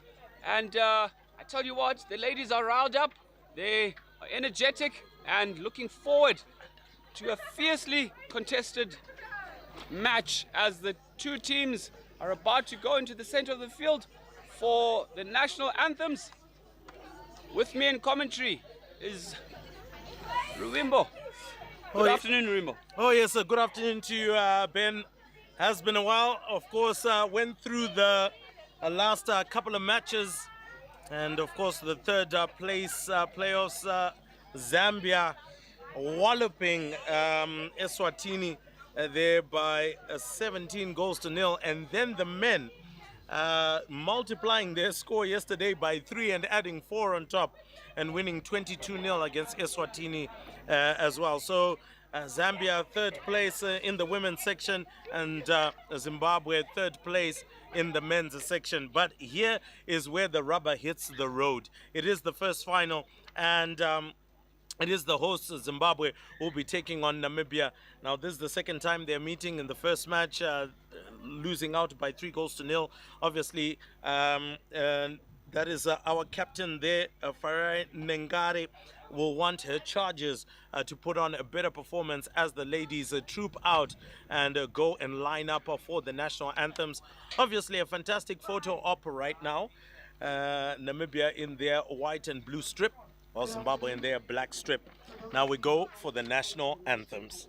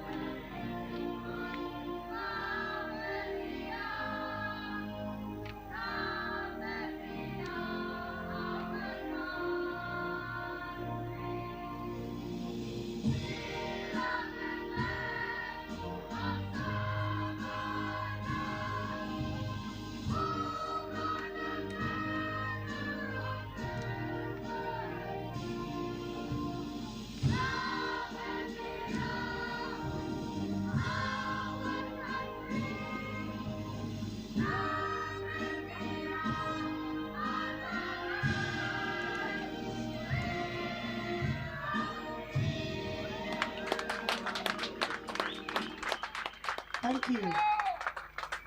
For those of you who can, please remain standing for the national anthem of Zimbabwe.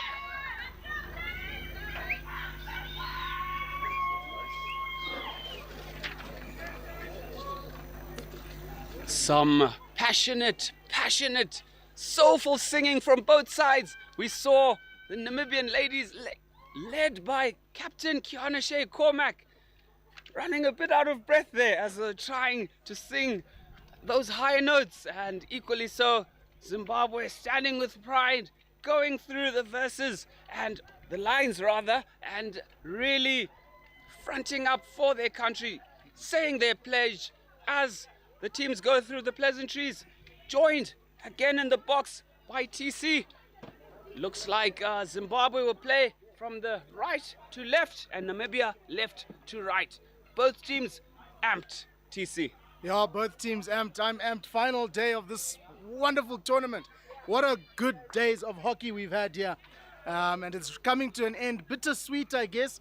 But Namibia women and Zimbabwe women playing in this final. And if the anthems are anything to go by, this is going to be one to watch. I tell you what, these Zimbabwe ladies will look to do one up on Namibia, who won the pool match 3-0. Zimbabwe falling off the wheels a bit, but they've had some time to regroup. Coaches analyze the VAs, and I'm sure they will come out guns blazing with a very strategic and fast approach. Well, it's going to be down to starting this first quarter extremely, and the key word being extremely well. Yes, as we just go through the respective lineups quickly, with Zimbabwe lining up in goals: Tana Mutaramutswa, Rumbidzai Zumuto, Emma Riley, Athena Mujiba, Mfaro Matambo, Amber Tozana, Iman Johnson, Tino Elijah, Trish Mukumba, Nyasha Nyaguze, and Captain Fari Nengare. The Namibian lineup, well, Petro Stoffberg, she sings that national anthem with everything she has, doesn't she? As Azali Philander, Captain Kiana Shea Cormac, Annika Higgs, Jerica Bartlett, Mila Milan, Anine LaRue, Maya Carsten, Tara Marie Myberg, Marika Neethling, and Charlize Risk. And we are underway. Zimbabwe have the possession of the ball. What are the early statements they're going to make? Just interesting to just have a look here at the respective shapes and formations being put in place by both sides. Namibia, I don't think they would have changed much from their full outing with Zimbabwe, but Zimbabwe with all to do. Credit to the coaches for taking the time to analyze their performance in the pool stages, as we see Zimbabwe really hunting in packs as Emma Riley builds the ball out to Amber Tuzana. Tuzana through ball to Trish Mutenda here. Zimbabwe on the charge with Elijah. Elijah scanning. Banana run affected by Elijah.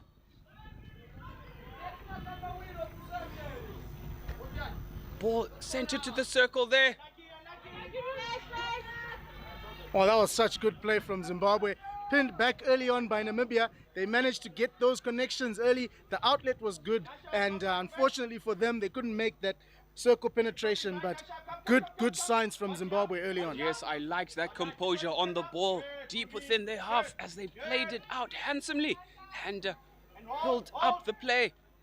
Before you knew it, they were within the Namibian circle. If Zimbabwe can continue to exercise that, I'm sure they can be able to come on top with that top tackle from Athena Mujiba, turning over the ball for Zimbabwe.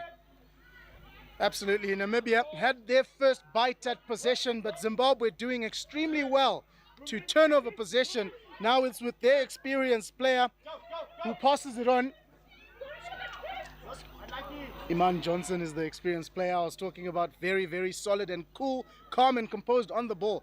I think she's done incredibly well. Namibia have possession again, but that's lifted. So that's going to be Zimbabwe's ball. I know it's still early days, very early days, but Zimbabwe have started just the way I think Coach Tendai Maredza would have wanted. Yes, the girls eager to have a nice hit out this afternoon. Well marshaled. Went back to the drawing board, and I'm sure this performance, as you see, Zumuto on the ball with the slip ball. Looked like to come off the foot there, and Amber Tuzana guilty of a stick tap on Captain Cormac for Namibia, with Neethling looking to restart. Sent out to Cormac looking like she's playing in a defensive role in this match, TC.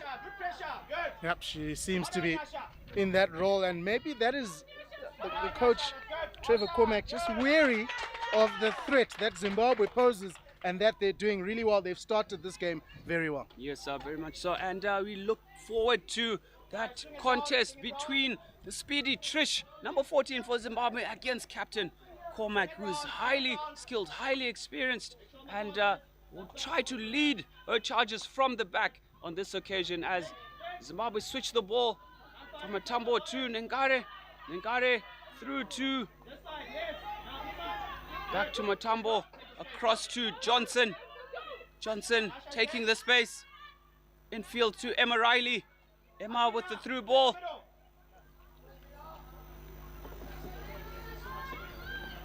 Our vision a little bit obscured in that corner there. Zimbabwe early on seem to have so much time on the ball.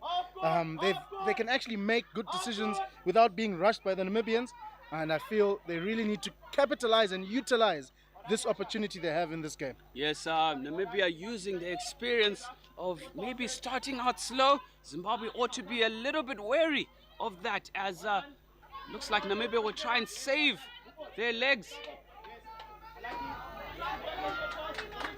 Unfortunate trap there from Johnson with the pass from Rumbi Zumuto, sporting the ribbons in her hair, white and red, patriotic colors, I must say. And good pressure being applied there on the Namibians. She was pleading with her player to go, go, go, and she didn't go in the end. She lifted it into a Zimbabwean foot, so that's a Zimbabwean ball. Iman Johnson to send it all the way back. And Zimbabwe working it round. It's captain Farirai Nengare now. I'm surprised if it comes to Iman Johnson again. This is really encouraging play from Zimbabwe. They'll be really encouraged by this. Iman Johnson maybe slightly running out of ideas there, but Namibia, they're just going to hang on. As long as they don't concede a goal, they'll feel they're still well in this contest. Yes, well distributed by Emma Riley to switch the play on to Didi Elijah, who rockets the ball across. Nyasha Neguze caught off balance there. But a very strong start from Zimbabwe, as we see the intent being shown of attacking the Namibians with all guns blazing at the moment. Zimbabwe are all guns blazing, that's for sure. Sun is blazing onto the turf. Zimbabwe really enjoying lots of possession early on, and Emma Riley with it again, looking for Trish Mukumba. Trish Mukumba gets the foul, and this is good, but that circle penetration, maybe a penalty corner, that's exactly what Zimbabwe will be looking for. Yes, Elijah isolated a bit there as the switch ball comes through, and Johnson recovers well as she's being put under pressure here by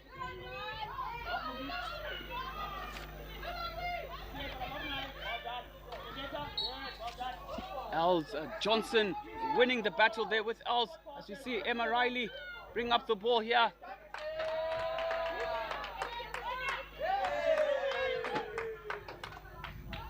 A nice pirouette there from Johnson, showing her experience. Emma Riley with the strong challenge, breaking down play there by Anika Higgs, and offering her team a chance to get back as Zimbabwe implore the half-court press.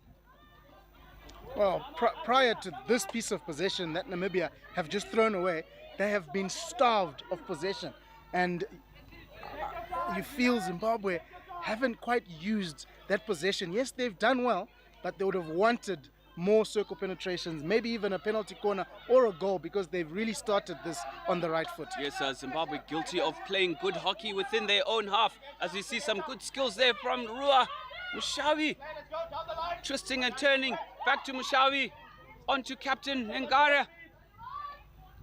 Brilliant ball across to Elijah. Elijah takes on one, goes into the D. Zimbabwe with a chance here for Mushavi, and it's a goal! Well, we just come from talking about it, Ben. They've got to use this possession that they've been blessed with Don't get me wrong, it's early days. Namibia are a quality side. They'll come back strong. But Zimbabwe needed that goal just to put the cherry on top of this great start that they've had. Fantastic stuff. Yes, very much. And as we see Zimbabwe take the early lead 1-0. Inspired substitution from coach Tendai Mareza, bringing on, changing that forward line after some hard running the first few minutes. Mushawi orchestrating that move and finishing it decisively with a deft touch past the keeper. What I love about how Zimbabwe have started this game, Ben, and I'm sure you would agree with me, it's been a team effort. There's been no individual play. It's been who is the best person to pass to in order for us to keep the ball. They've done that super well. Yes, very much so. And as we see, Zimbabwe try to tuck in and get numbers behind the ball, try to conserve this lead as you've seen already. Change of tactic by Namibia, employing a very high press with all infield players in the Zimbabwean half.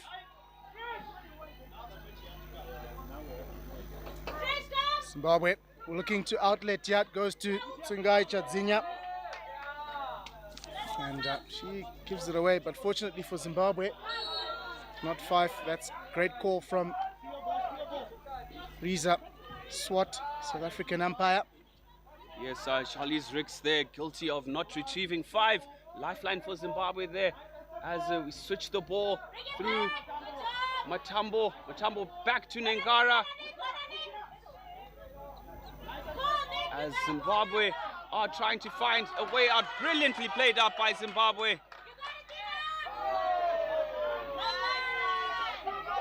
Patient build up. I must say I like this play from Zimbabwe. Really patient, looking after possession of that ball. And Namibians try to implore the full court press. Brilliant skill under pressure by Nengara.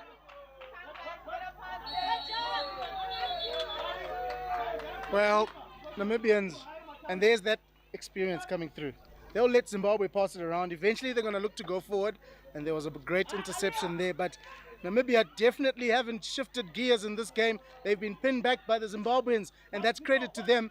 And Zimbabwe again standing strong in defense, but the danger's not done here for Zimbabwe. Namibia are searching for that circle penetration, which will be their first, and Diwas comes to the rescue on the counter-attack. Zimbabwe goes again. This is brilliant from Zimbabwe, but unfortunately Diwas can't get it up.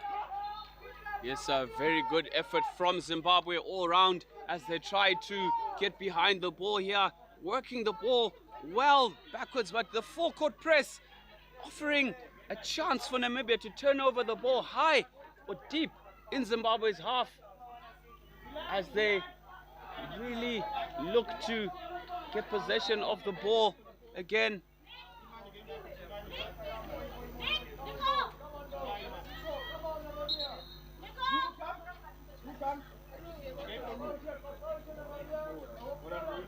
Tendai Mareza, like he's done all tournament, managing his players well, and I think this one tactically, technically, he's got it spot on so far. Yes, credit to the nice footage received from Rising Stars Media, which aided Coach Mareza in his post-match analysis of a game. Credit to the camera boys and the technical team behind the scenes. Absolutely, I'm sure the convenience of people watching this live feed from anywhere in the world, and that is credit indeed to Rising Stars, Africa Hockey Federation, and obviously our proud sponsor, Steel Center, your trusty source of steel in and around Harare in Zimbabwe. Well, Namibia on the attack, but that is such a good stick to stop this Namibian attack, and Zimbabwe, that goal would have given them so much belief and confidence, Ben, that, you know what, ladies, we can do this. Yes, they just need to try and play hockey in the right end of the field, as Namibia have jammed them within the Zimbabwean half for much of the last 5 minutes or so. Zimbabwe just need to release some pressure, as we see Murawi here trying to intercept the ball from Kiana Shea.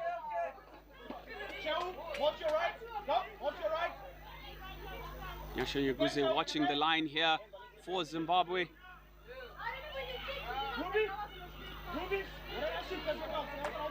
As we see turnover for that errant pass from Namibia. Restart from Athena Majuba to Mufaro Matambo.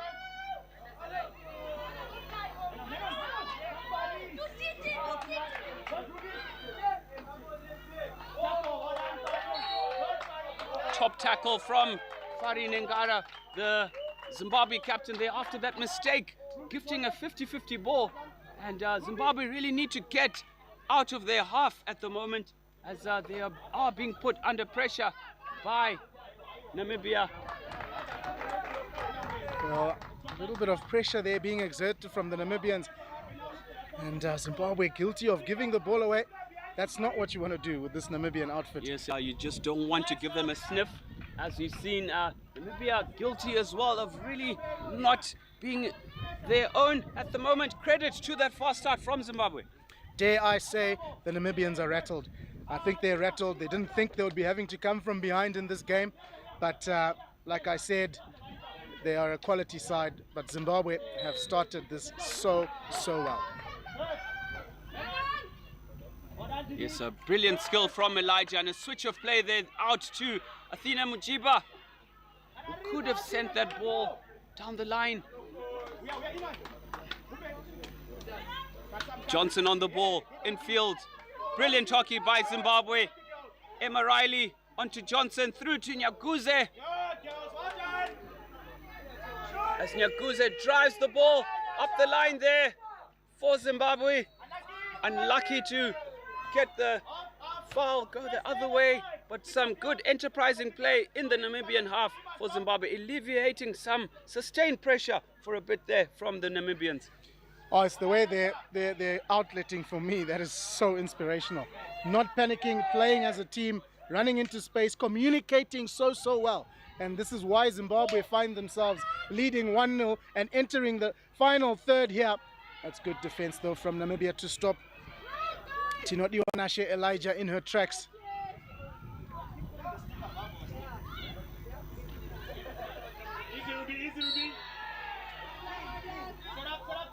Yes, foul there. Good sportsmanship by Rumbi Zumuto, Zimbabwe number 3, after bundling over Anika Higgs and helping her up there as Kiana Shea restarts for Namibia. Philander on the ball. Quick turn and injection of pace there. Ball sent infield.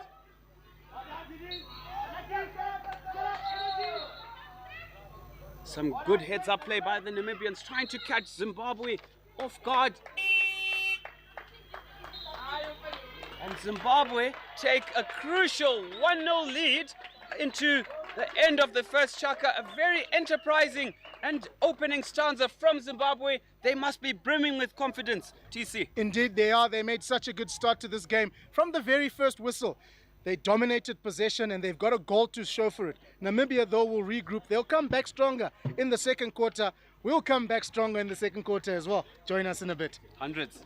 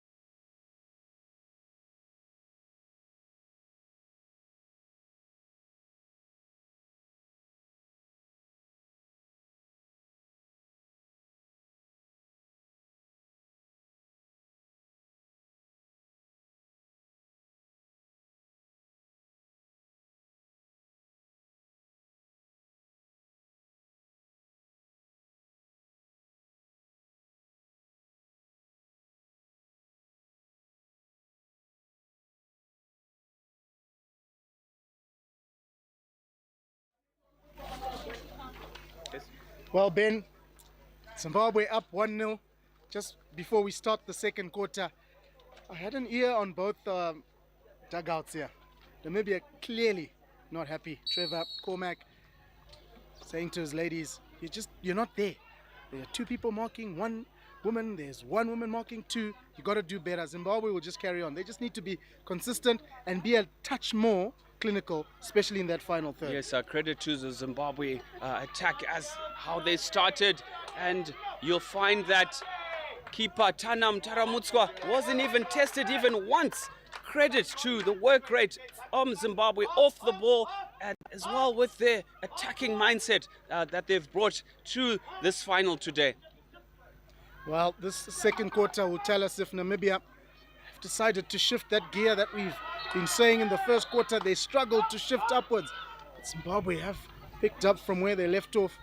But you mentioned in that first quarter, Ben, that Zimbabwe need to play. They're playing good hockey, but in the wrong parts of the field. How can they change that in this quarter? Yes, they just need to push up a bit, being pinned back a bit by Namibians' high press. But this is where Zimbabwe just need to push up and try, and as we see, Amber Tozana on the ball there for Zimbabwe. However, dispossessed, and a quick restart here for the Namibians with a quick charge there from Henry Els. Els hounded by Ngara and Matambo in combo. Ball pulled out here to Charlize Ricks with the ball across, and unfortunately no runners within the D for Namibia. But Zimbabwe, as I'm saying, really need to try and get and build the ball up and support the play rather than leave a vacuum in that midfield channel. Oh, absolutely. What a final we have. What a conclusion we have to the women's tournament here. Zimbabwe women, Namibia women battling it out. The second quarter, if you are joining us, this is the final. First and second placement match in the Central South Africa qualifier for Africa Cup of Nations. Zimbabwe currently leading 1-0. Such a bright start to the game for them. But we keep saying, Ben, we know what the Namibians have done all tournament. This, though, the first time they've had to come from behind. Yes, Els there from a brilliant ball from Philander. Hassled here by Nicole Nyamapeka. Elijah with the intercept for Zimbabwe as she brings Zimbabwe into the half. Hard running from Zimbabwe there as we see Tozana trying to chase the ball there.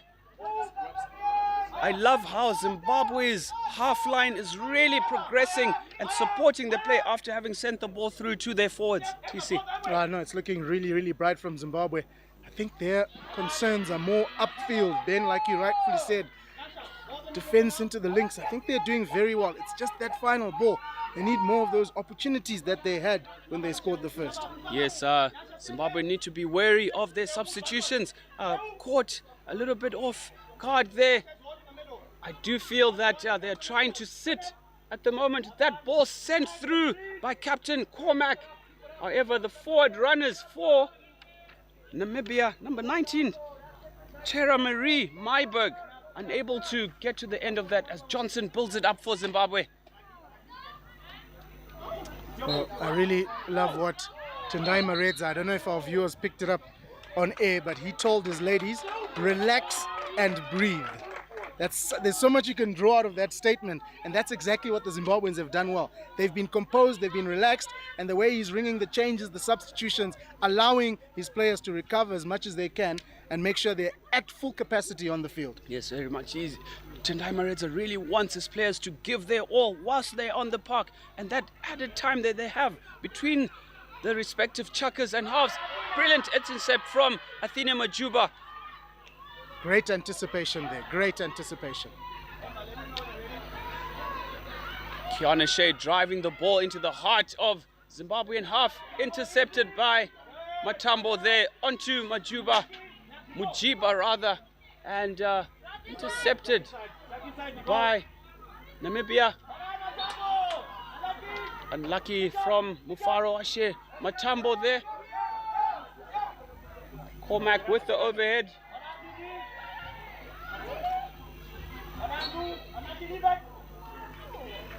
Ruam Shawi hot on defense for Zimbabwe with that ball slightly going wide, intended for Cormac. Murawi with a little bit of a barge, not good. A lapse in concentration from Murawi there, caught napping, and the Namibians earning themselves a crucial short corner. Can they draw level, TC? Yeah, they've got what it takes to draw level. That's not good from Zimbabwe. Make it too easier there just to get that penalty corner. You want to get it. You want them to earn it, you know, not to give it away like that. And the Namibians now, well, they're going to be very, very focused here to equalize and draw level. Yes, Zimbabwe starting the second chaka, chasing the ball mostly, and rightfully so, as the Namibians look to turn the screw and take command of this final. With the injection coming through, we have two castles. Looks like Neatling and Cormac. Cormac with the drag flick. And it comes off the shins of Elijah there, with a brave line being run without a mask as well, TC. Sheesh, well, I'd like to find out the make of her shin guards. It's like she didn't even feel anything. Wow. Second attempt here, goes to the right-hand castle.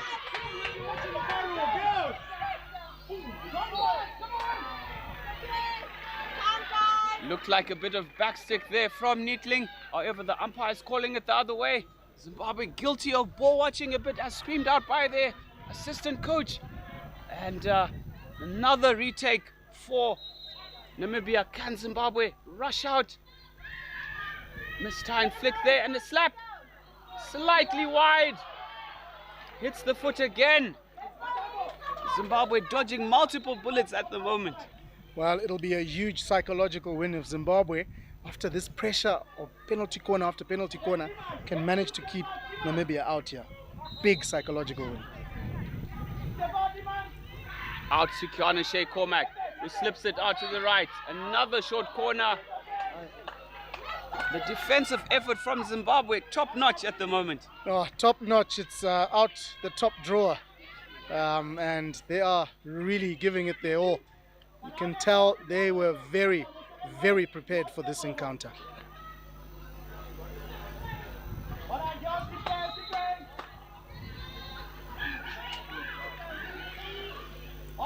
Saved by Tanam Taramutswa there, and a shot!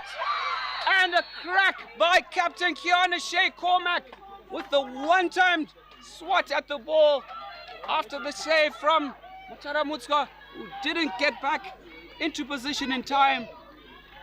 Namibia draw level. Well, that was too much pressure. It was penalty corner after penalty corner. You almost fell. You could feel that the goal was coming. It eventually came. So Zimbabwe have to start afresh here. Scores level. They've just got to keep doing what they did so well in that first quarter. Yes, sustained pressure from the Namibians, really turning the screw in the second chaka, as they had a good telling by their coach. And they seem to have woken up in this second chaka, with Zimbabwe looking to regather themselves. I do implore them to play hockey in the right end of the field, as Namibia implore a half-court press. As you might observe, they are looking for what we call a trigger or a mistake that can be induced within the defense. It might be a slow pass, it might be a mistrap. That is what the Namibian forward line is looking for. Absolutely there, Ben. And I really like the way Namibia have played the phases very well, depending on the situation of the game. Sometimes they press forward like they were doing in search of the goal. And now they know we've drawn level. They want some time to breathe. The half-court press there, they manage the game very well. Yes, Emma Riley on the ball for Zimbabwe here. Back to Didi Elijah. Tino Elijah here to Fari Nengare. Nengare through to Iman. Iman with the turn of pace.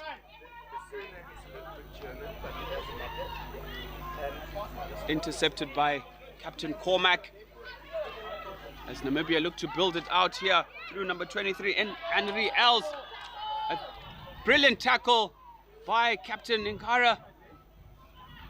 Matambo, patient build up by her, not finding the options up front, as we look to build up play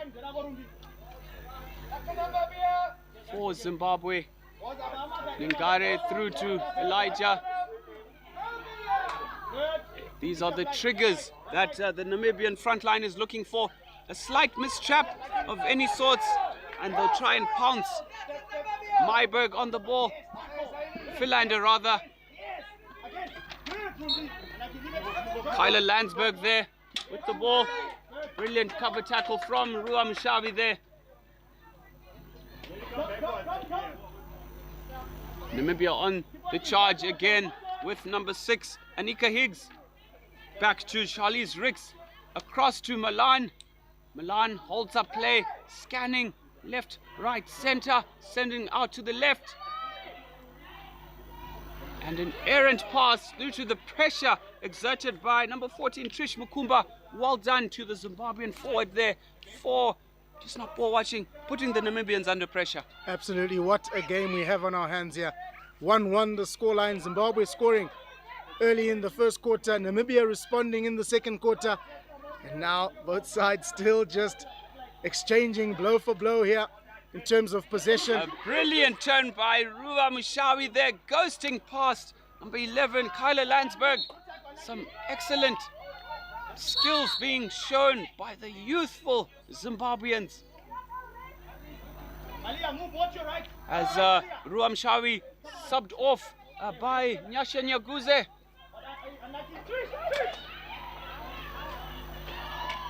Here we have Nyasha Nyaguze on the ball. Guilty of throwing the ball away there for Zimbabwe as Namibia look to counter-attack. Pressurized in midfield there by 3D skills would have been ideal there as we see Tara Myberg. It's a long corner. Namibia, since they've got opportunities here, they all play the long corner.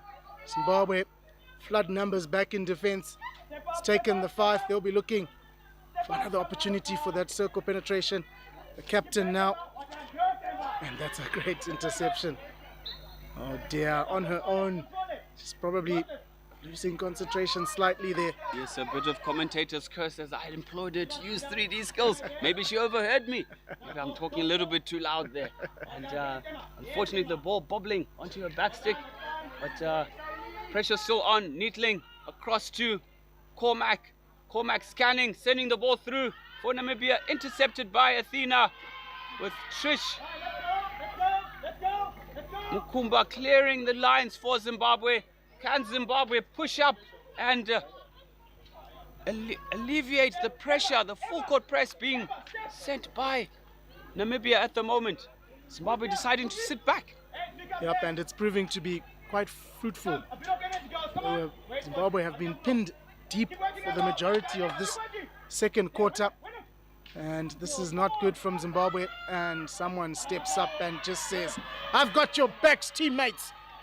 When I'm here, you don't need to worry. Yes, Mfarowashe Matambo with the brilliant, cool, calm and composed defending, spinning out of the tackle there as we see Anine Leroux on the ball for Namibia there, earning a free hit to be taken by Kyler Landsberg. Landsberg down to Captain Cormac.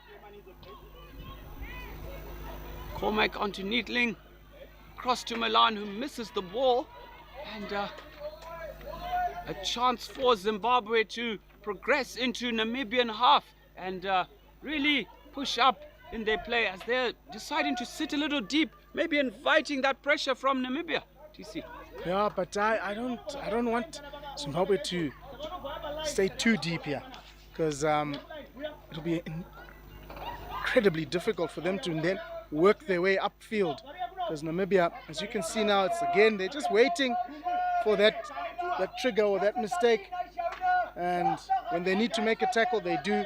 But yeah, what a contest! I'm really enjoying this game. Yes, a spectacle, one for the spectators, and really living up to its billing.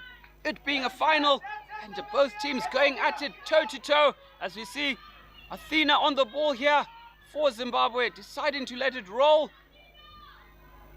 Looked like an infringement there from Namibia. Zimbabwe looked to reset through Elijah. Elijah with the through ball, gifting it away to the Namibians there. Zimbabwe need to be a little bit more careful with possession. Emma breaking down the play for Zimbabwe on that occasion. Executively done well there by Emma Riley in midfield, who's really grown into her midfield role throughout the tournament. She's played such good hockey throughout the tournament, but I think this definitely the game where she stood out a lot more. She's really controlling, and in both attack and defense, she's really stood out. Yes, looking forward to a brilliant piece of hockey from all the players all around as Zimbabwe look to defend their lines there after Elijah was turned inside out by Anine Leroux there for Namibia, and a lifeline for Zimbabwe in this second chaka. Just about 1 minute left in the second chaka. The shot is attempted, but that is really good defense from Tinodiwanashe Elijah. Yes, brave defending. They're putting her body on the line, really getting stuck in, not allowing the Namibian to get the ball away and earning himself a free hit.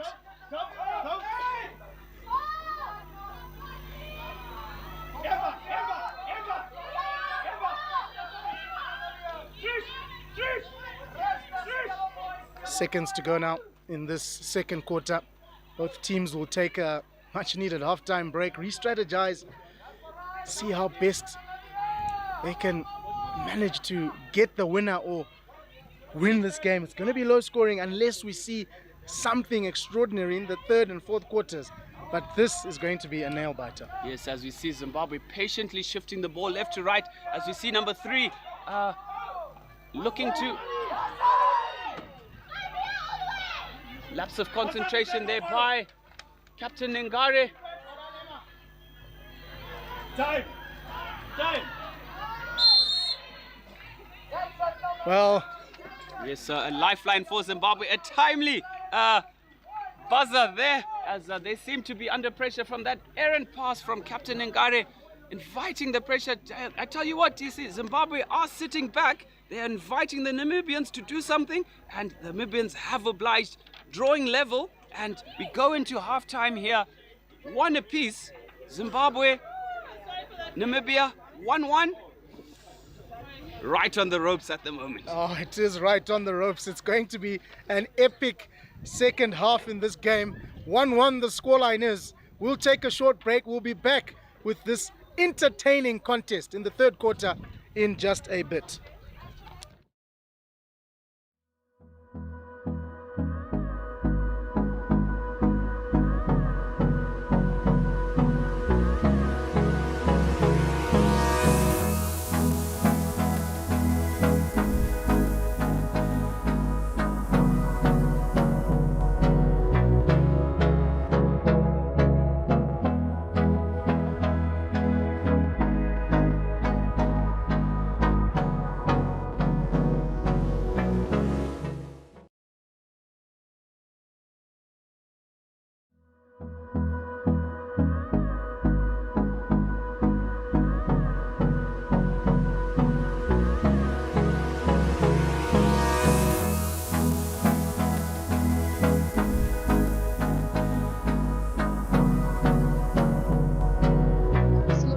Obviously very enjoyable, very different to Tokyo, as we weren't under the COVID restrictions. Obviously to get to meet new people, reunite with people we've had in the past, and the standard of hockey and the hospitality was amazing. So it was good to represent not only Zimbabwe but Africa hockey as a whole on the international panel. Obviously, as the Hockey Association of Zimbabwe, we're focusing on development and our junior age groups, with the picture of going forward the 4 or 5 years.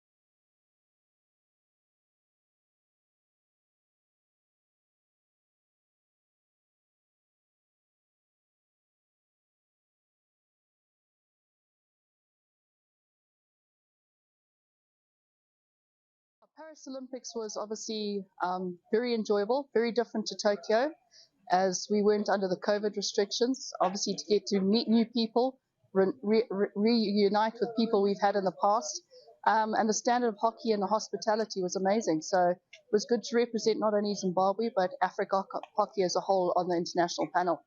Obviously, as the Hockey Association of Zimbabwe, we're focusing on development and our junior age groups, with the picture of going forward, the 4-5-year program going into our senior. So you'll notice with the ladies setup, there are 13 debutantes today out of 18 players.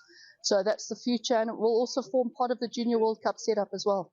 Just going forward to those that are involved in hockey, there's more than just players. There's obviously your volunteers who make it all happen as well, which it incorporates your umpires, your tech. There is a future out there, and whatever you find works for you, there's always the backing to make you go forward.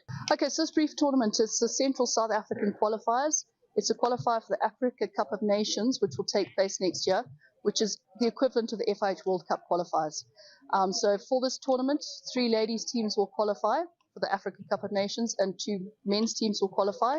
And it's also nice to see Eswatini playing, getting on world ranking points, and for a lot of the teams it's not just about qualifying, it's getting the world ranking points, which also affect their junior age groups. Feels really good. I mean, it gives us a lot of confidence for the rest of the week, and it was just a nice start for us to get used to the turf, get used to how the team plays a little bit, and it was a really good start.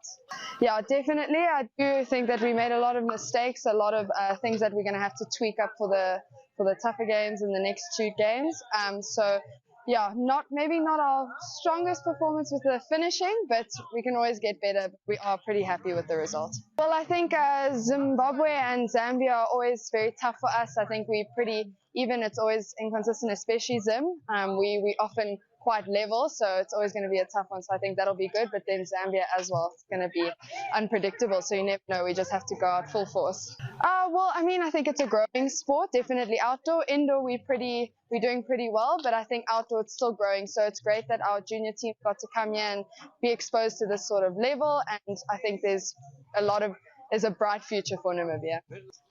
Tomorrow, I think it's Zimbabwe. We're very excited. We are ready. We just want to come out and play. We love the sport. And yeah, I mean, the best team will win, I guess. We are very excited to be here. We are very proud that we've come this far.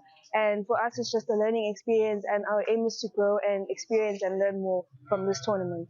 We're comprised of a very young team. All of us were quite young, but it shows our dedication and our commitment to the sport, and we're hoping to grow more and to encourage more people in our country and all over to continue with hockey and play more. I honestly wouldn't change anything. I'm very proud of my team. We've come very far. Our work together has been shown on the field. We're very excited to be here, and I'm very proud of us working together. No, of course we feel for Eswatini. We were also there at one stage, but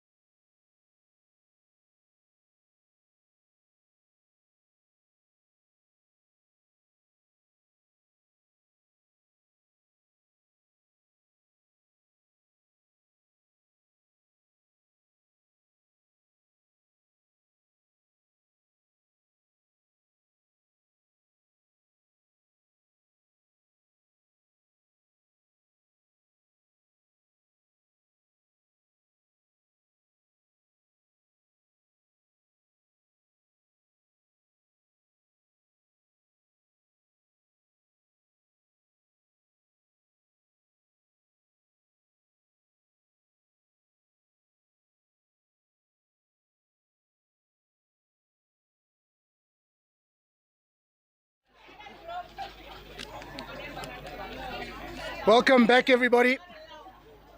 Second half about to get underway, and it is 1 apiece. Ben, what were the conversations like in both camps at halftime?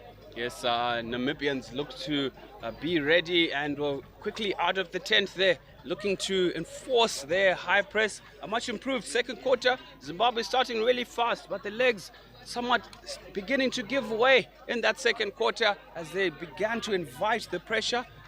Coach Tendai Redza really specific about his instructions of how he wants his units to move. I do expect a fast, hard finish from both sides. Entertainment galore. Yep, entertainment galore. I was just chatting during the halftime break with one of the umpires here, Monashe Mashoko. He's convinced this is going to penalties.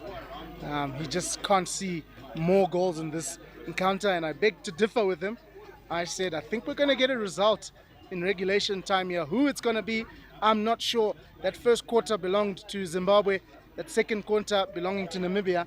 This one will be a telling one in this game. I tell you what, glory beckons for the young Zimbabwe ladies and the strikers, Trish Mudenda, with the likes of Nyasha Nyaguze, Nicole Nyamapfeka, and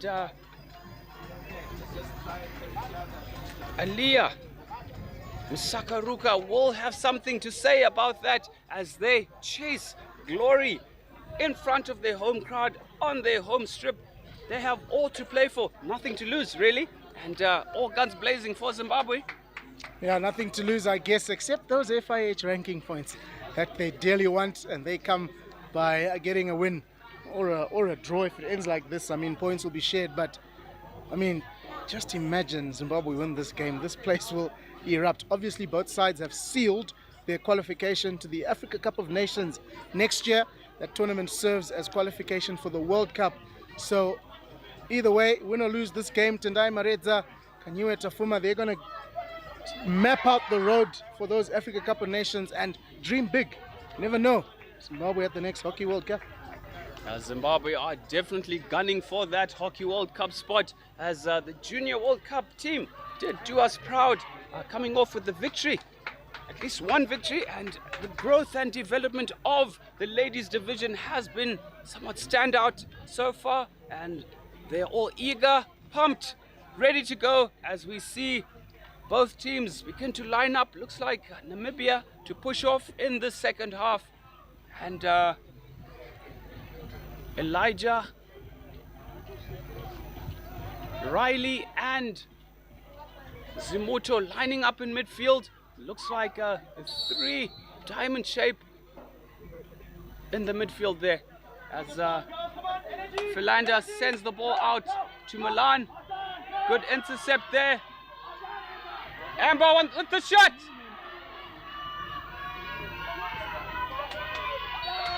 Short corner there for Zimbabwe, and a pumped, visibly pumped Amber Tozana there with a quick intercept from that stray ball from Milan, pouncing, getting the shot away.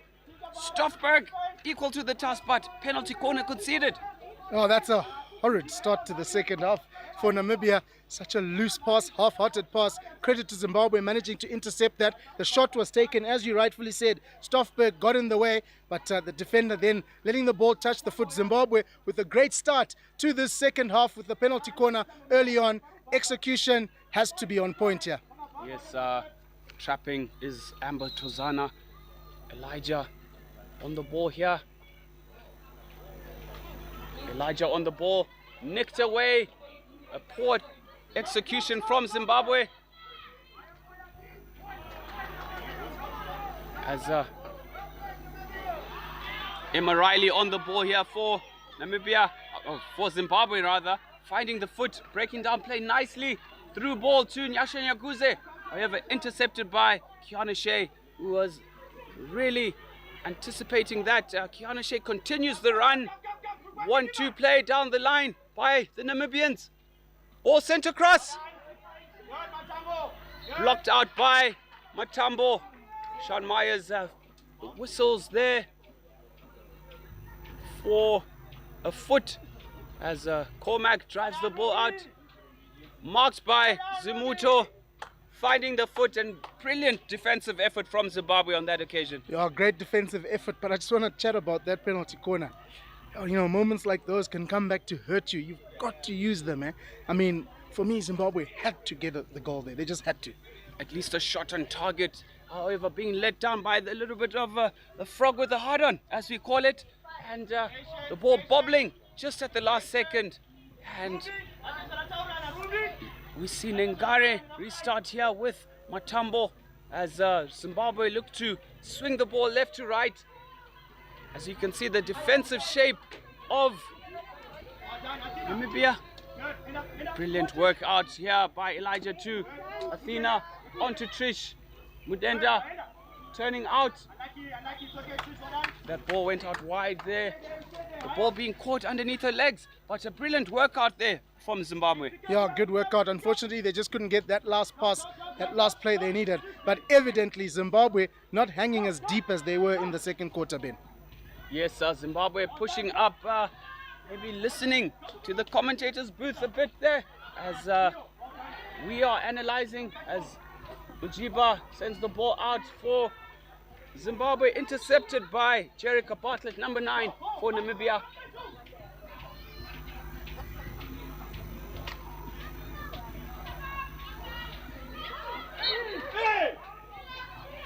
Yes, umpire is a little blinded there. Credit to Sean Myers for helping out. Yeah, I think Reza Swat had missed the foot there. It was about to get the Zimbabwe technical bench to start snapping, but credit to Sean Myers. Yes, the blood pressure went up there for a bit. TC.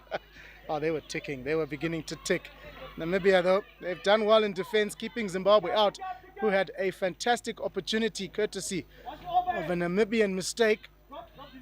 Kiana Shea Cormac now plays it to Marika Neethling. Marika Neethling plays it to Jerica Bartlett. Jerica Bartlett under the attention of Trish Mukumba. Trish Mukumba's done really well. Tinodiwa Nashe Elijah on that occasion, guilty of impeding Azeli Philander. Yes, Azeli Philander there with some composed dribbling in midfield. As we see Emma Riley on the ball, looking to send the ball through. And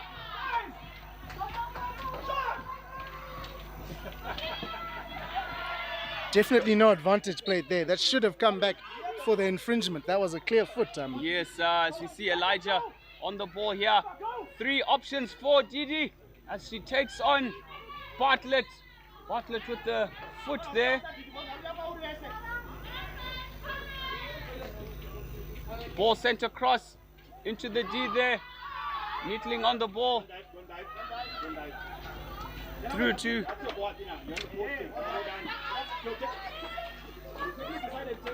should have been Namibia ball there as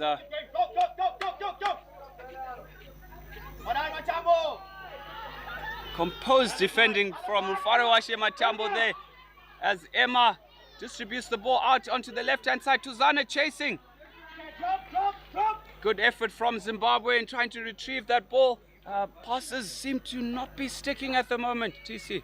Yeah, I think Zimbabwe, that play we saw in the first quarter has kind of left them a little bit, and they're trying to regroup, trying to get going. Namibia are the ones who seem to be a little more fluent going up forward. Yes, Namibians coming onto the charge here. Looks like a short corner, a deliberate foul there. Some lapse of concentration from Zimbabwe, earning the Namibians advantage, and who have duly obliged, getting themselves a short corner. Another scoring opportunity, which you must say, a chance for the Namibians to take lead in this third quarter of the final. It will also be the first time they do take the lead in this game. The final of the women's section of the Central South Africa qualifier for Africa Cup of Nations. Namibia, this penalty corner to take the lead for the first time in the final. Yes, Cormac and Neethling lined up. It goes to Cormac with the slip. Namibia still with the ball here. Brilliant save by Matara Mutsa, however lifting the ball slightly. Disappointed with herself, but a lifeline for Zimbabwe. They can reset and try and block out the next shot. Oh, well played there, showing good composure in the circle. Namibia, they get another bite at the cherry, another short corner. Namibia to inject here. Neethling with the shot. A brilliant piece of defense by Diwaz Elijah on that occasion, deflecting the ball over the crossbar. Long corner to Namibia. Restarted again. Ball sent in into the circle.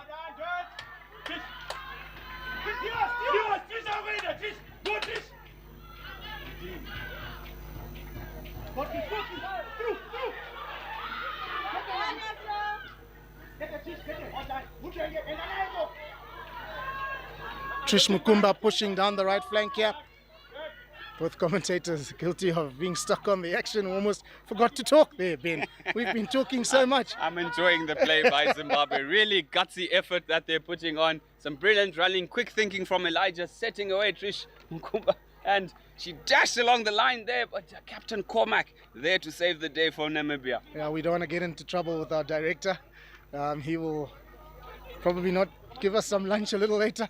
Yes, apologies to you, Case, and we'll be sure to behave from now on. More talking, Ben, more talking. Yes, as you see, Jerica Bartlett on the ball for Namibia, twisting and turning, hassled by Elijah. Elijah with some impressive defensive efforts there. Rumbi Zimuto with the timely intercept, however pickpocketed by Philander.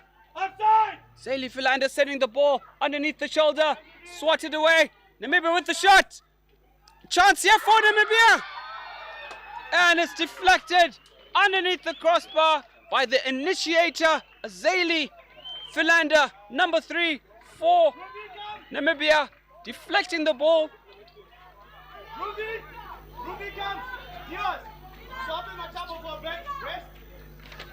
A bit of debate in the commentary box. Yeah, it is Zeli Philander there who orchestrated that move with the injection of pace and sending the ball across, and then it did come back to her fortuitously, I must say. Keeper beaten. Namibia 2-1 up in the final. Zimbabwe all to do. They shouldn't lose hope. They are well within this match, TC. Oh, they are indeed. They actually had a penalty corner early on that they couldn't put away. But if anyone thought that this was going to be a one-sided contest, well, they've had to think twice about that. 2-1 Namibia lead, and still lots of time to play in this game. Obviously, Namibia now will look to extend that lead, but Zimbabwe very crucial for them to equalize, and that's a super ball forward by Tinodiwa Nashe Elijah, assisting down that left flank. This is good. It's now in the possession of Emma Riley. Looked like a stick tackle to me, but both umpires say play on. You could actually hear the clattering of the sticks there. Yeah, that is a questionable call there, as Zimbabwe seemed to assume advantage in field position.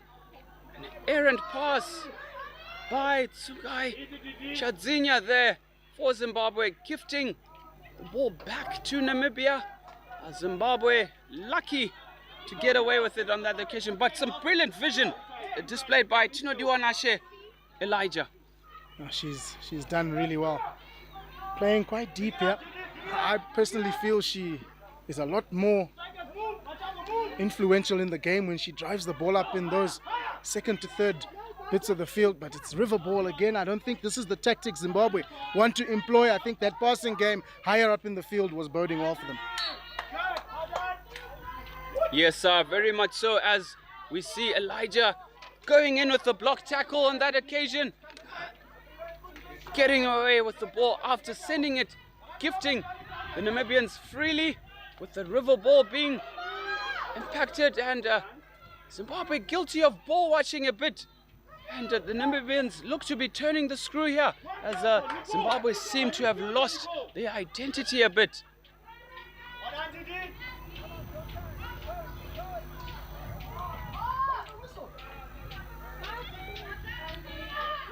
Well played here by, this is Nicole Nyamapeka with the ball here.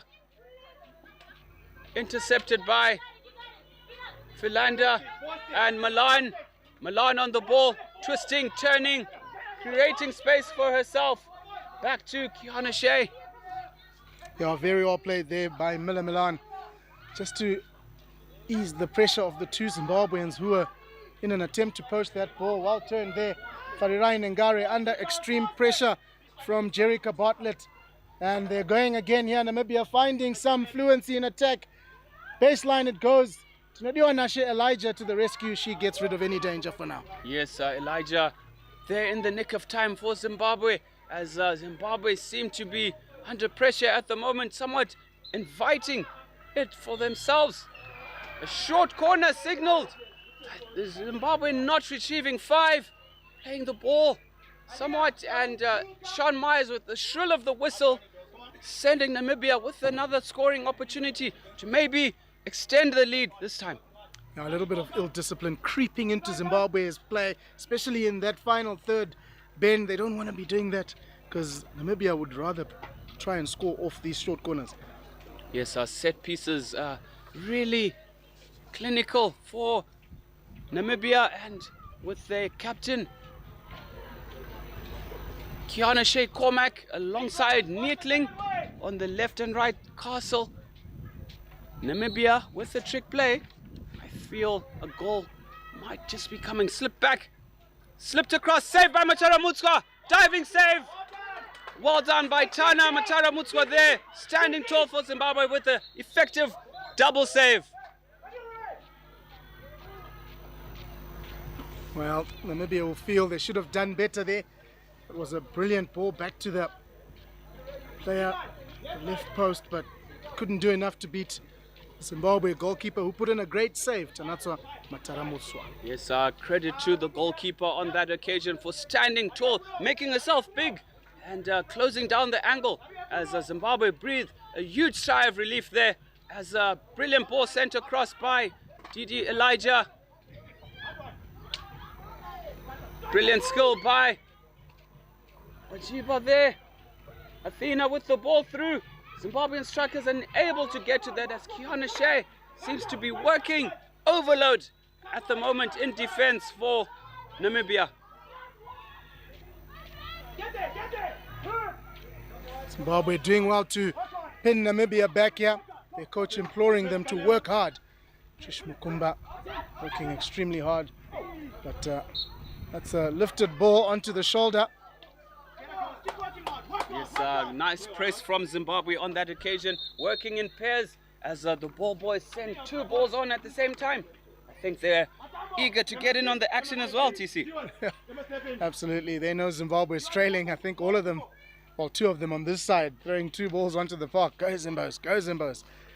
But, yes, some nice work being done all round by the ball boy, ball girl team, and well marshaled and coached by Cliff Kaseke, who's heading the ball controllers, as they call themselves. Credit to Cliff and all the little boys and girls who have helped us out tremendously throughout the tournament. Absolutely, and they get to watch international hockey, and I'm sure they would have picked a skill or two, and they'll be going to try it out next when they have their academy practices or in the garden at home.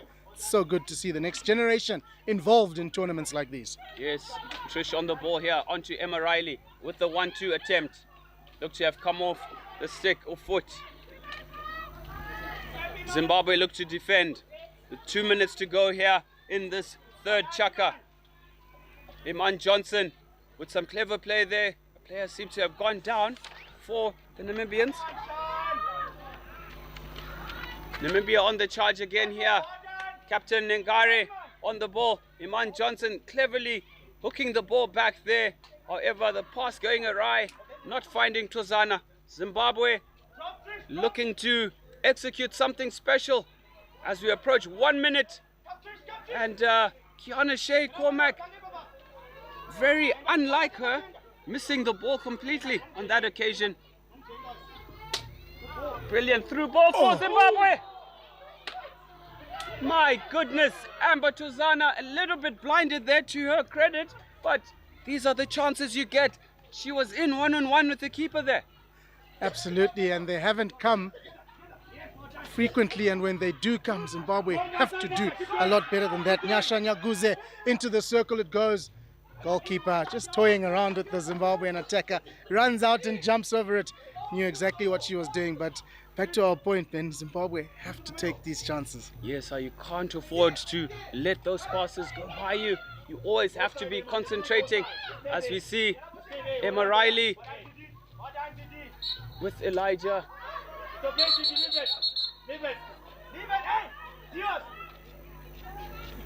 Yes, Diwaz looked to be in the more advantageous position in that effect, and not sure why umpire blew against her to the shrills, but she quickly trots back with about 30 seconds to go. No way! What? Zimbabwe coaches not happy with that call, but the short corner will be played, and that's a very interesting call there, and Trish Mukumba has been given a red card to add on to the woes for Zimbabwe.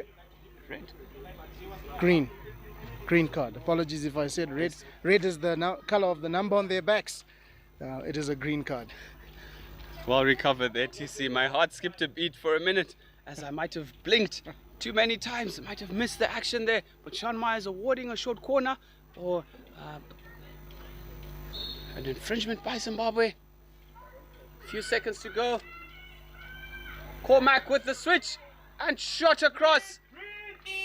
Looks like a long corner, and that signals the end of the third chukka.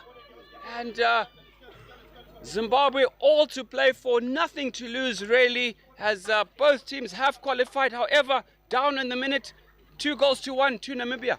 Yep, Namibia getting the goal to go ahead in that third quarter, but 1 goal in it. A quick drink for the players, and we'll be back with the fourth and final quarter just now.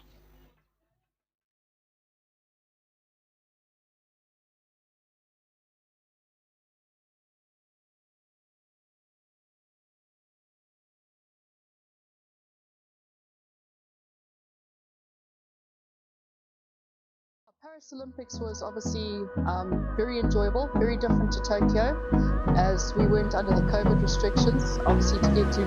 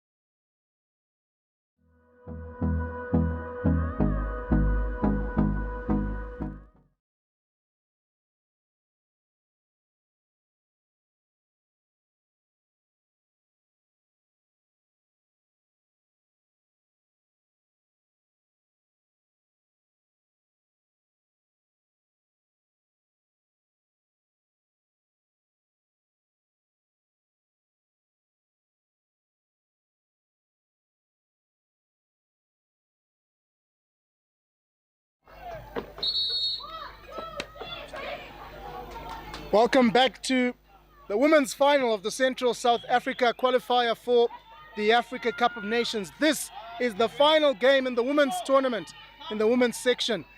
And Namibia take a slender 2-1 lead into this fourth quarter, and they kick us off. Then 15 minutes to go for Zimbabwe to come back. Yes, all to play for here. A questionable call there, which looked like a deliberate stick block there.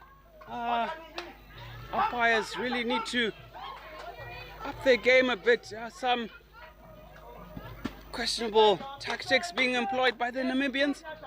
Well, you know, yes, the umpires have the final say, but some of these decisions, we almost can't explain them in the commentary box as to why they're going against either side, actually. Not only the Zimbabweans, but the Namibians at times, but they have handled this game well. Some brilliant 3D dribbling there. But Zimbabwe, this is the kind of field positions they want Namibia to be in. A brilliant pickup by Nyasha Nyaguze there. From sustained pressure by Amber Tuzana with the brilliant 3D skills, as you duly noted. Nyaguze jumping onto the ball, flicking it onto the foot of the Namibian defender. Short corner Zimbabwe, a lifeline. It is a lifeline celebrated by the crowd, but they have to convert. You can celebrate a penalty corner all you want, but it has to be converted. This to make it 2-2. Yes, Coach Tendai Maredza licking his lips as Emma Riley trots to the top of the circle and looking to conjure up a very special play for Zimbabwe. Injection comes from Zimoto, stopped by Emma Riley. Out to Mujiba. Mujiba, unfortunately, with a very passive attempt at goal.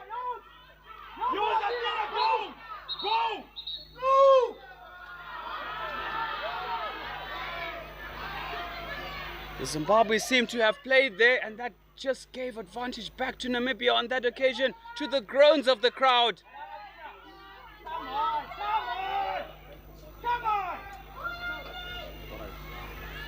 Well, it's all happening out there. Yes, coaches, both sets of coaches on the sideline appealing for consistency from the umpires as they look to exercise a free-falling game as Elijah's on the ball here. Looking for an outlet. Dribble once, dribble twice. Turns the defense inside out. Brilliant skills by Elijah on the far left touchline. TC. Oh, she's an exceptional player, isn't it?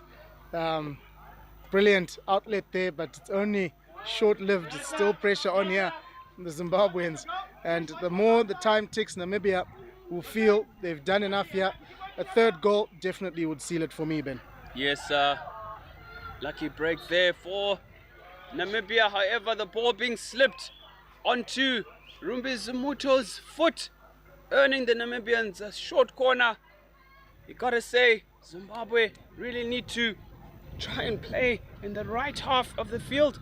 Namibia also pouncing on those 50-50 calls, continuing with play, and have earned themselves territory in Zimbabwe's half, and resulting in a short corner from that piece of play. Absolutely, and Zimbabwe continue like this, they're going to end up being so desperate to score, and that's not the best way to approach it. But their defense has been inspirational, and I'm sure they're going to continue in that vein to keep Namibia out. Quickly! Quickly, Titi! Quickly! Yes, right call from the umpires there. Tuzana on the ball. Quick turn as she goes past captain Keonshea Cormac. Turned inside out. The Namibians ganging up. Brilliant stick work from Tuzana. Tuzana turning the defenders inside out there. Looked like... It's a lot of advantage played there for the Namibians. I mean, 20 meters of advantage for the Namibians. Umpires really need to, Maria Lee's swat there really needs to try and do better for the spectacle of the occasion, TC. Yeah, I recall one earlier in the game where Zimbabwe ball traveled a similar distance and they were adjudged to have had enough advantage, but not the case on this occasion. So there's the inconsistency that both the coaches are calling for. Can they be consistent? But nonetheless, Namibia still leading 2-1 in this encounter, being asked to take it quickly.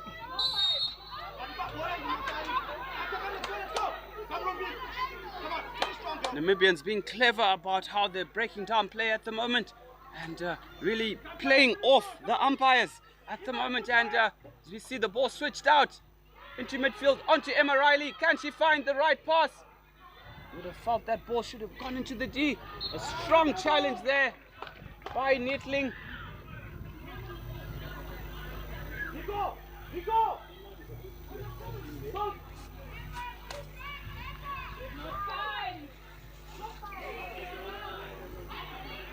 Yes, Zimbabwe guilty of throwing it away a bit there as they look to reset. And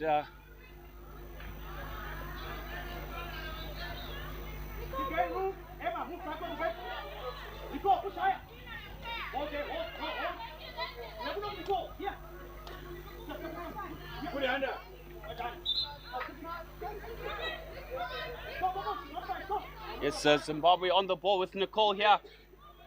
Brilliantly picked off by Jerica Bartlett for Namibia. Yeah, and under 10 minutes to go now. Still plenty of time for that comeback that Zimbabwe need. But you don't want to get to a point where you're being desperate. And yes, Elijah on the ball here for Zim.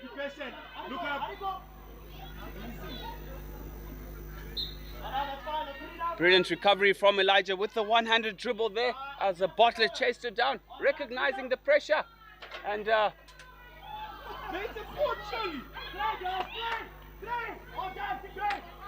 unfortunately, umpire not picking up the foot there as the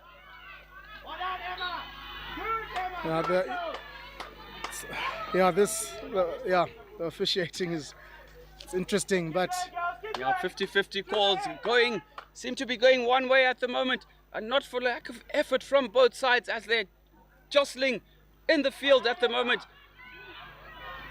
Brilliant turn by Fari Mingare onto Emma, onto Trish, back to Emma Riley. Emma Riley on the ball. Blocked out by Emma Riley as both sides look to Brilliant composed play by Captain Cormac. Breathes a sigh, takes in the deep breaths there. She's worked tirelessly for her side in the back line. Yeah, they have worked extremely hard. Both teams actually. Maybe I wouldn't have seen this, a contest of this magnitude coming their way. I mean, Zimbabwe have brought their A game. Namibia, who are unbeaten in this tournament, and were trailing for the first time. Zimbabwe getting the opener early in the first quarter, but now Namibia playing that possession game because I think they feel two will win it for them. Zimbabwe guilty of not taking chances, which they had. They could easily have been in the lead here. Yes, very much so. And we see Namibia on the charge here. Zimbabwe desperate for possession. However, Namibia really jamming them back at the moment with Philando on the ball. Landsberg forced out wide by Elijah, and an errant pass from Landsberg offering Zimbabwe a way out. Right. Forward and here, right wing.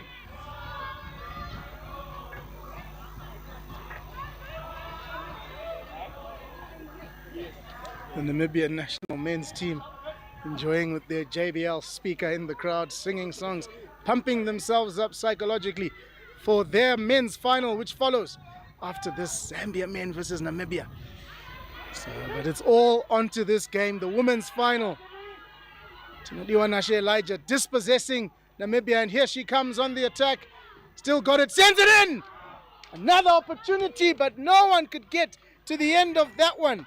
Yes, Aliyah Musukaruka was in the circle. Just a little stick there, Ben, just a little stick. This is where you implement that TV dive TC and you really go, give it your all, just fling yourself towards the ball in an effort to try and get something on it, at least a shot on target. But Zimbabwe trying. We applaud the ladies for continuing to push as this game is still hung in the balance. They're still in it.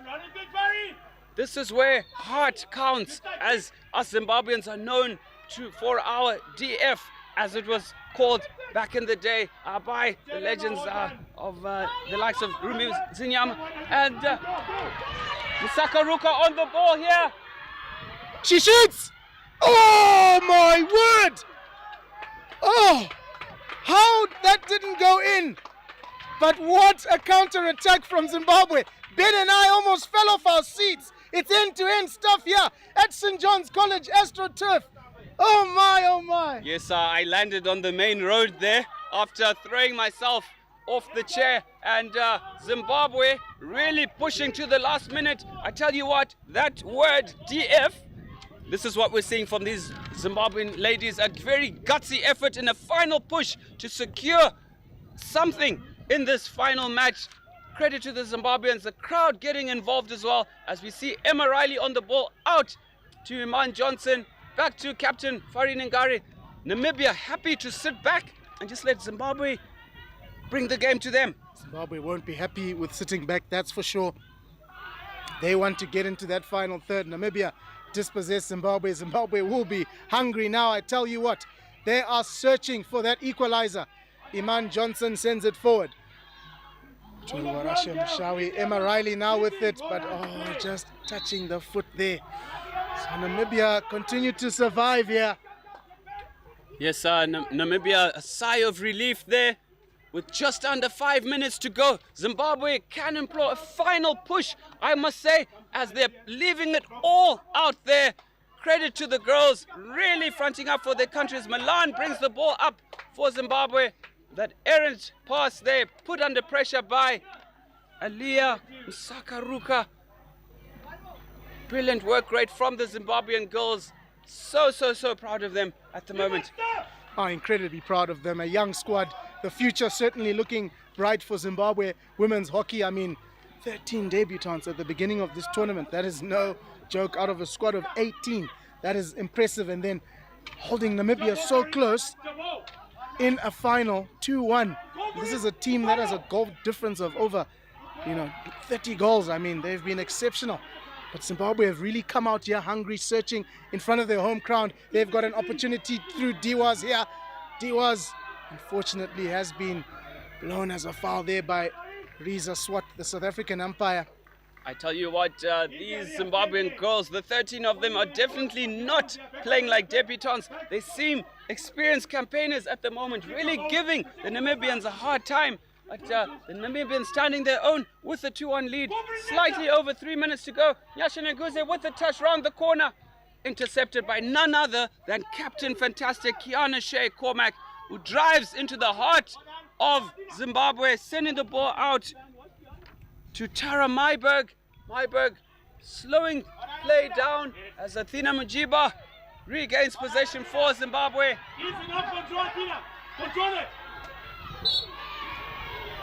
A bit of a rush of blood to the head by Mujiba as she had multiple players around her. They could have built that up with clever 1-2 play, TC. Yeah, clever 1-2 play would have done the trick there, and they have done that clever 1-2 play a lot in this game, I guess there, and I think it's that desperation I spoke about. They're now, clock is ticking, it's going, we're down under 5 minutes now, they're desperate to score, they're trailing, and here's another opportunity lifted, but the umpires say play on. Pressure on the defender, that was certainly a nudge there. Yeah, clever defending by the experienced Cormac. They're just running a clever line, inviting the contact from Tozana. Intercept by Trish. That looked like a deliberate block on that occasion, as Namibia come away with it again.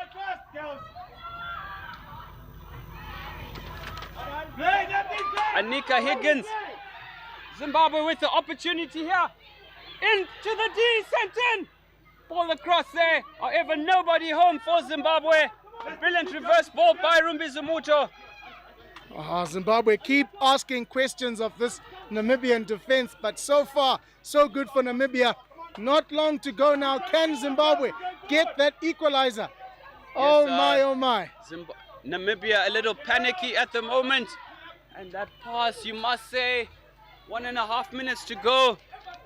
Captain Ngare gifting the Namibians back possession. You must say that must be Zimbabwe's chances gone. TC, as Namibia look to close out this match in the last minute or so.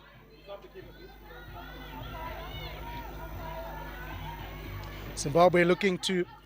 A chance here for Namibia in the circle. Swivel there. Namibia look to score. And the ball is swatted in.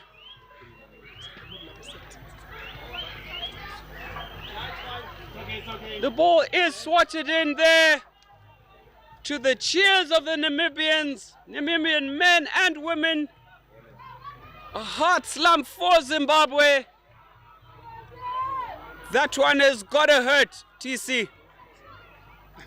Yeah, Tara Marie Myberg there, getting Namibia's third goal.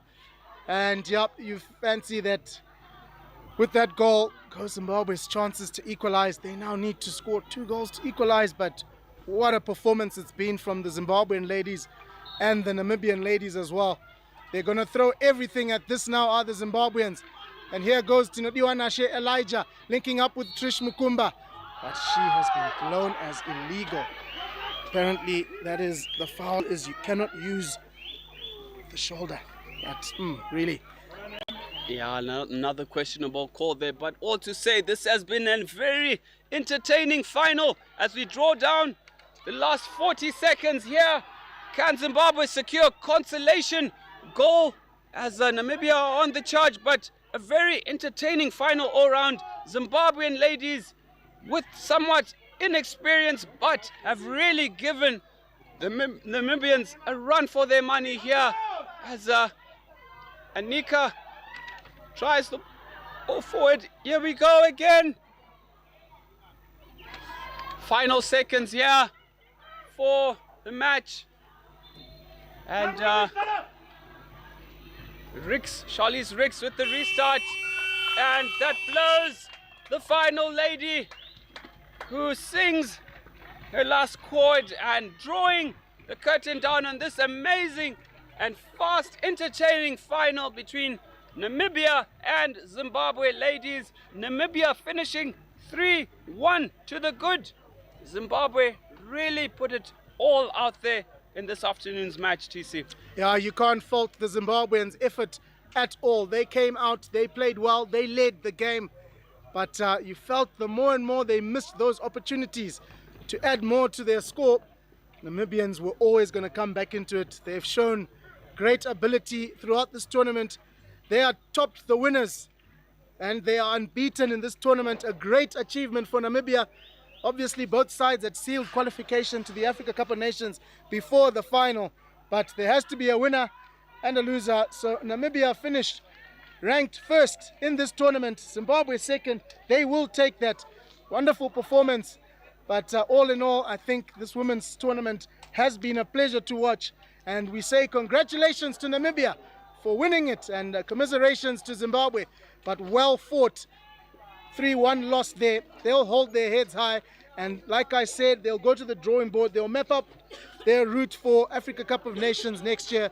But Ben, an incredible final we had. Yes, the Namibian ladies really came to the floor, showing their experience. They came over to Zimbabwe. I had the pleasure of meeting them as they arrived at the airport. They meant business and have delivered, not going down in any one of their matches, scoring goals galore.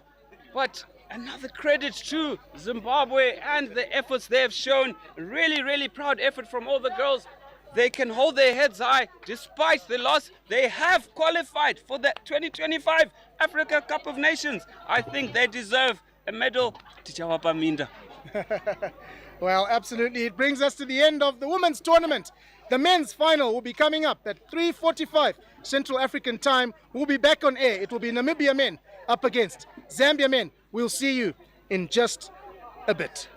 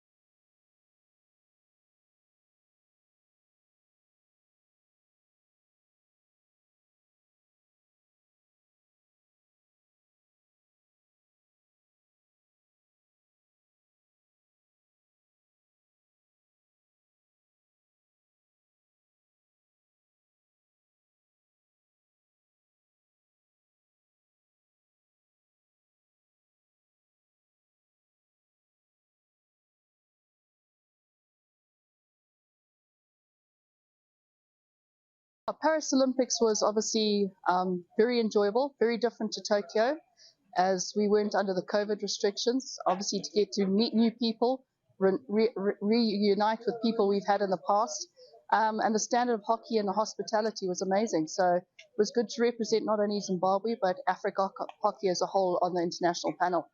Obviously, as the Hockey Association of Zimbabwe, we're focusing on development and our junior age groups, with the picture of going forward the 4-5-year program going into our senior. So you'll notice with the ladies setup, there are 13 debutantes today out of 18 players.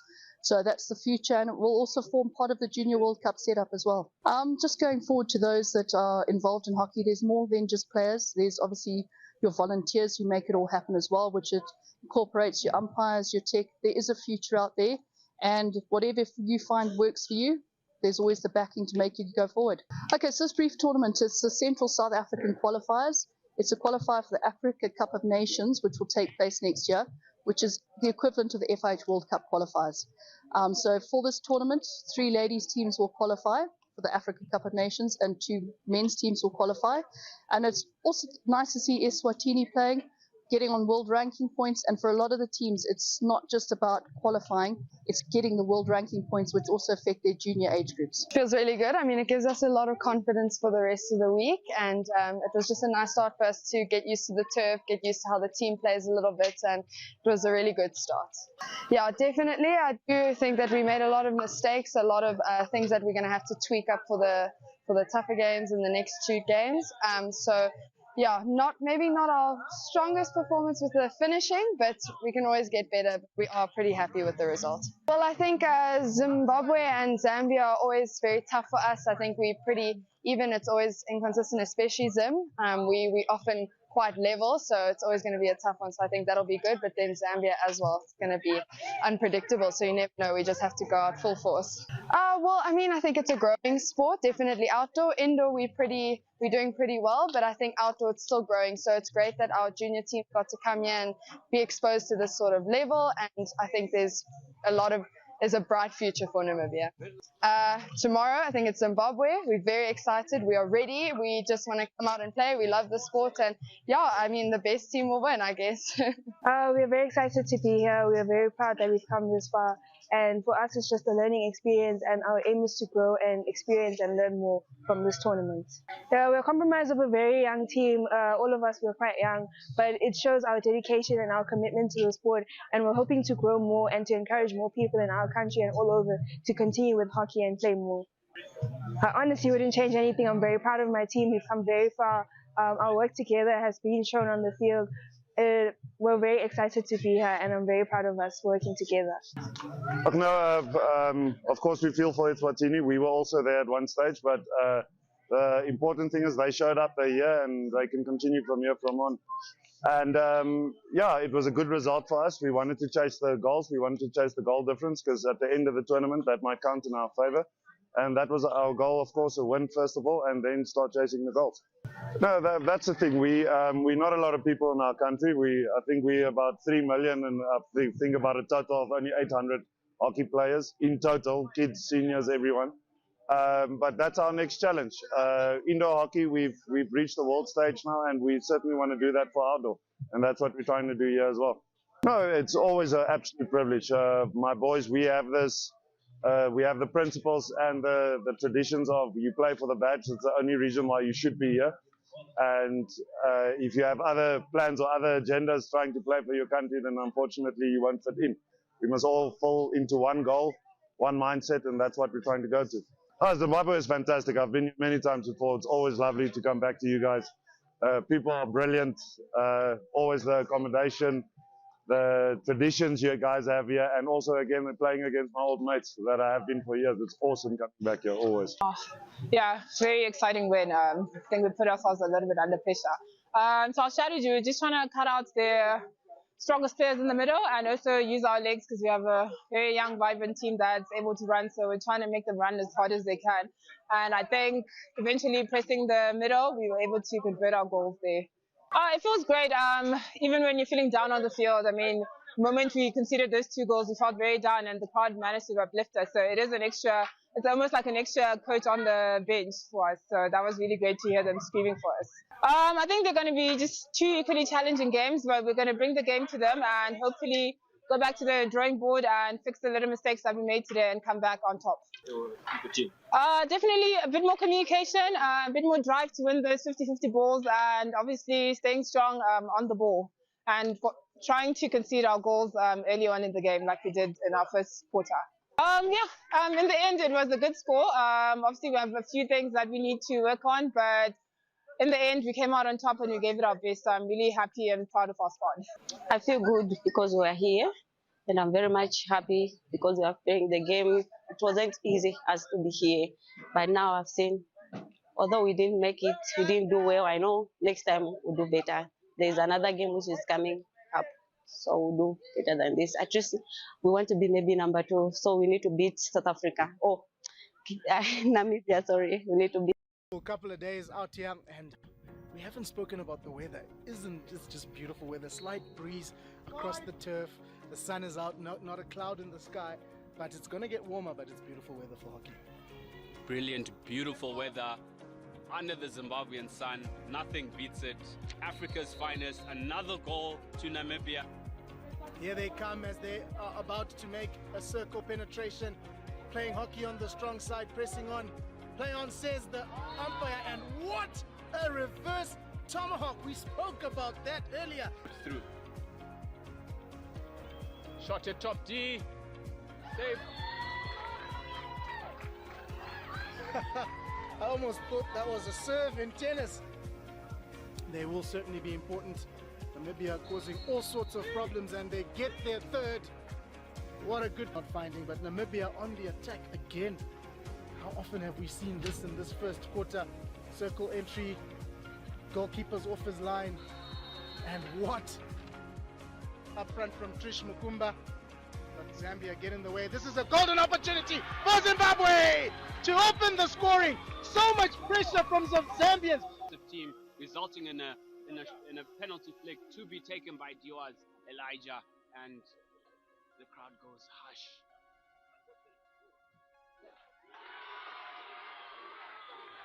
And Diaz sends it into the bottom left-hand corner with a cheer from the Zimbabwean crowd. Command in this game.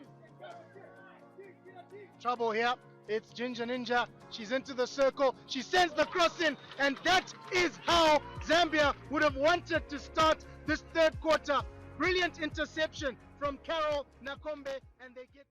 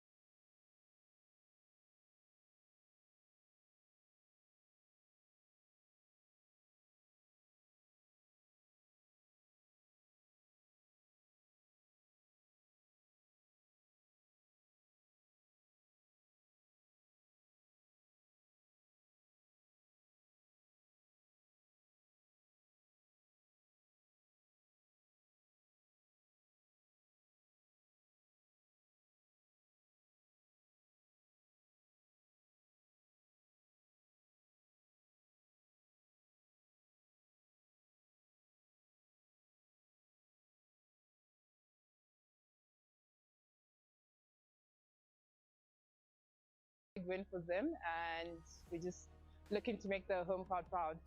We have a very young squad. It's nice that we're rebuilding, and they have a lot of energy, they have a lot of talent and skill, so we're looking to use that to our advantage. And obviously our main goal is obviously to win the tournament, but also we want to play some good hockey and have a good base to rebuild for the upcoming years. Definitely shout as hard as you can so that we can hear you on the field, and we're just looking to make Zimbabwe proud.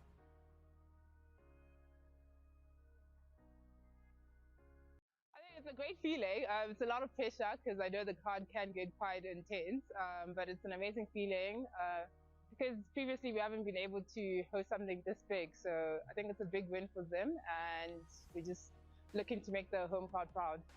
We have a very young squad. It's nice that we're rebuilding, and they have a lot of energy, they have a lot of talent and skill, so we're looking to use that to our advantage. And obviously our main goal is obviously to win the tournament, but also we want to play some good hockey and have a good base to rebuild for the upcoming years. Definitely shout as hard as you can so that we can hear you on the field, and we're just looking to make Zimbabwe proud.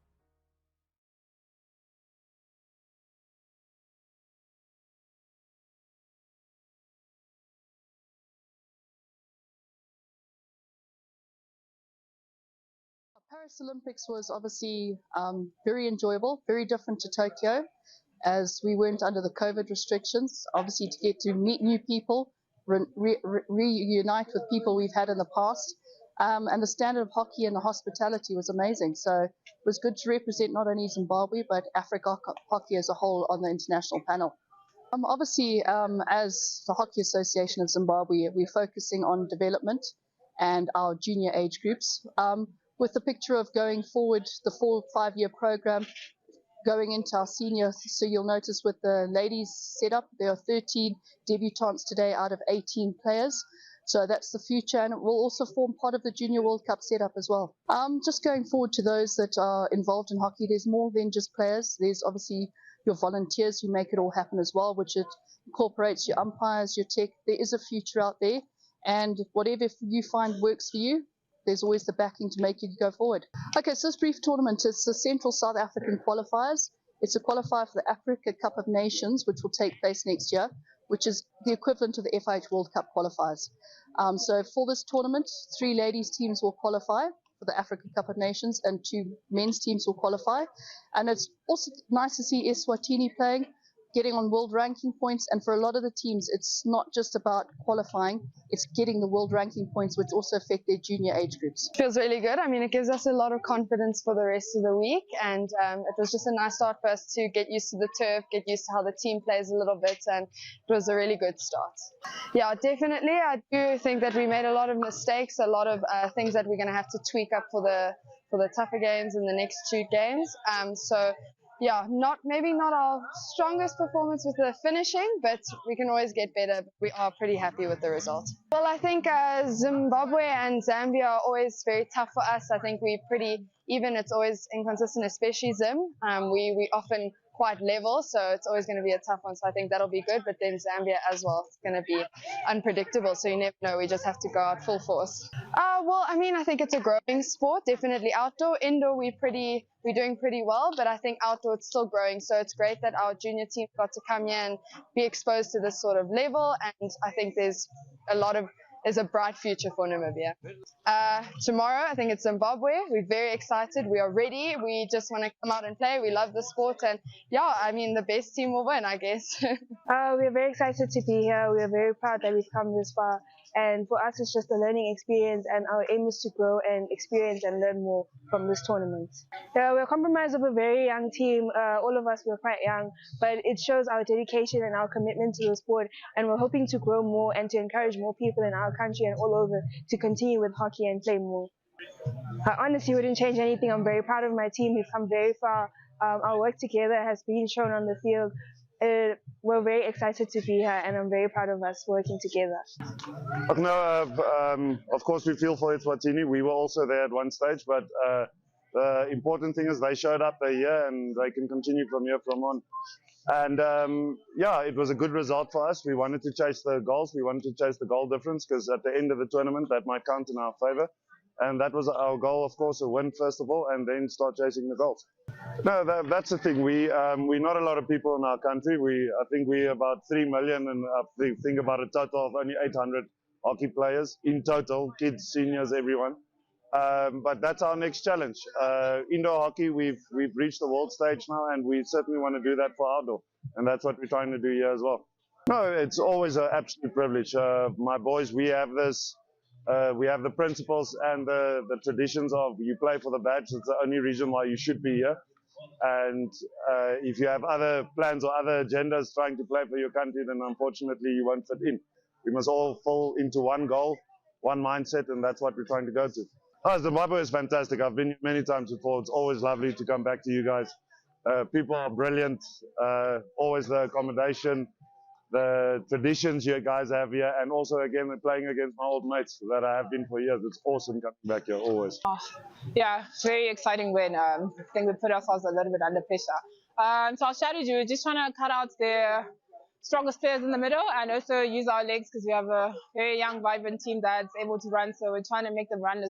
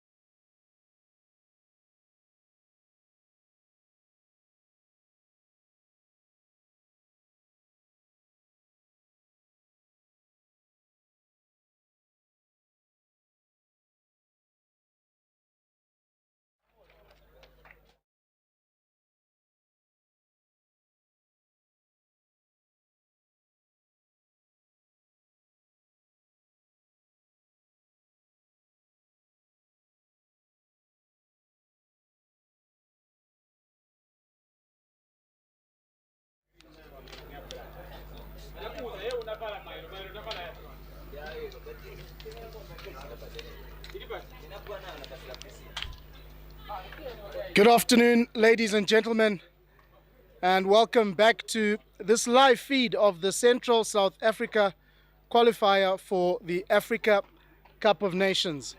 It is the final game of what has been a 4 days of absolute top draw hockey. We've seen many goals scored.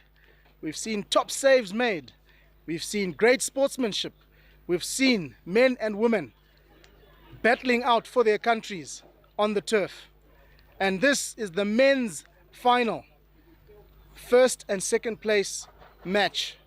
We saw Namibia defeating Zimbabwe, the game prior to this one, 3-1.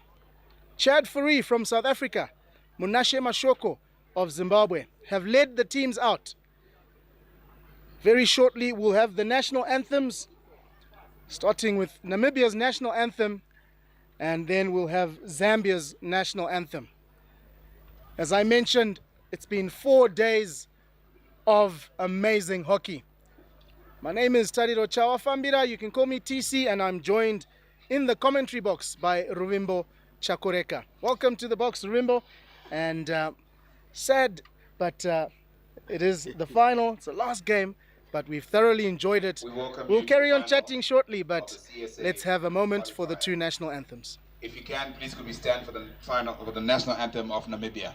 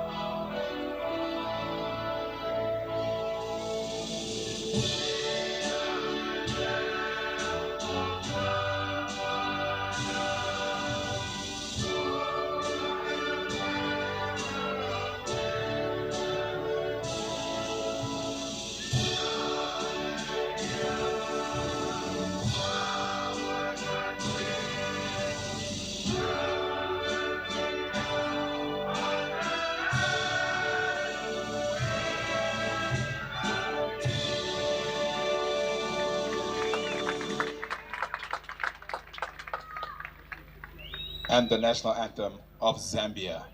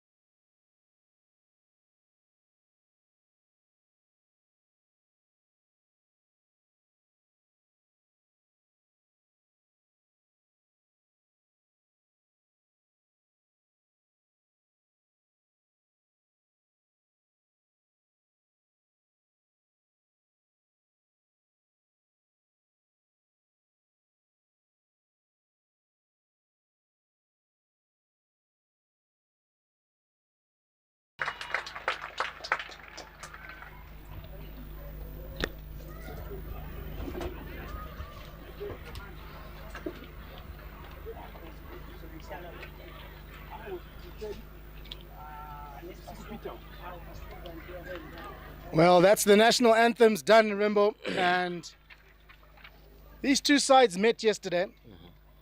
Zambia losing 5-0. How much do you think Namibia will look into that game, and how do you think that would have or has affected Zambia looking into this final? Well, definitely gives a lot of confidence to Namibia. They will feel that they may have an upper hand over Zambia. But look, a final is always a final, and definitely the temperament will change from Zambia. They will also believe that they deserve to be here and will want to stick it out. But I think just taking a look at their team sheet and how it's going to stand, we look at Zambia with Robson Kunda, who is in goal, while Samson Tembo, Simon Banda, Philemon Mbwali, Alfred Mpande, Joseph Mulolo, Andrew Ngulube, Dominic Mulenga, Richard Banda, George Jerry, and Kennedy Siwale will all be in the starting lineup for Zambia. Talking about Namibia, I mean, talk about the towering figure of their captain, David Strauss, in goal. I think it's very hard for you to get any ball past him. And then you've got Liam Hermanus. We spoke about him, how dangerous he was, in particular in the game against Zimbabwe. David Brits, Fagan Hansen, Jean-Paul Brits. So we've got similar surnames there. Percy Bartram, Dakota Hansen, Peter Jacobs, the experienced one. We've also got Kavi Kairua, and then we've got Jack Furry and Bryn Cleek. So that is the starting lineup for Namibia, and those will be the ones that will start to do business. What is the expectation that you have here, particularly for Zambia, if they want to be in this match and remain in this match? I think they need to start well, try and get onto the scoreboard as early as possible, because Namibia have proven throughout this tournament that they can score goals, plenty of them. So Zambia have to start well, and they seem very fired up. Doesn't look so far like that 5-0 defeat last night has affected them much. They'll be raring to go and hopefully come out on top here. All right, and more importantly, TC, this is coming to the end of this particular tournament. In terms of the men's section, the general output and performance of all men's teams? Yeah, I think Namibia have been a cut above the rest. Obviously, this final might be a telling one, but they've played good hockey. They're unbeaten, yet to be beaten. They conceded against Zimbabwe, which was quite good to see the Zimbabweans putting the ball in the back of the net. Otherwise, they've dominated Zambia, obviously beating Zimbabwe. Zimbabwe is always a clutch match, but Zimbabwe coming out losers on that one. So I think Namibia and Zambia, deservedly so, they've qualified for Africa Cup of Nations next year, and both will be going back after this tournament to map a way forward. Oh yes, and now talking about mapping a way forward, that's exactly what Namibia are looking to do right now, and making use of Hansen on the far side, but Zambia able to just nick it off the toe end of the hockey stick and start an attack of their own. Alfred Mpande driving forward, cuts back inside, looking for that pass on the outside, and maybe the cut back inside a little bit too early as he was looking to release the ball to his running mate. Yeah, Zambia starting reasonably well here, managing to turn over in their own 25, but Namibia do the same, and they're charging forward now. Both teams wanting to start very well in order to get the goal. David Brits sends it up, but well intercepted there by Namibia. But it will be another opportunity for Brits. This time he throws an overhead. And it's that all-round game they play. The first shot at goal. But that is so close. What a save from the goalkeeper. Oh, yes, definitely. He had to nick that one away from goal.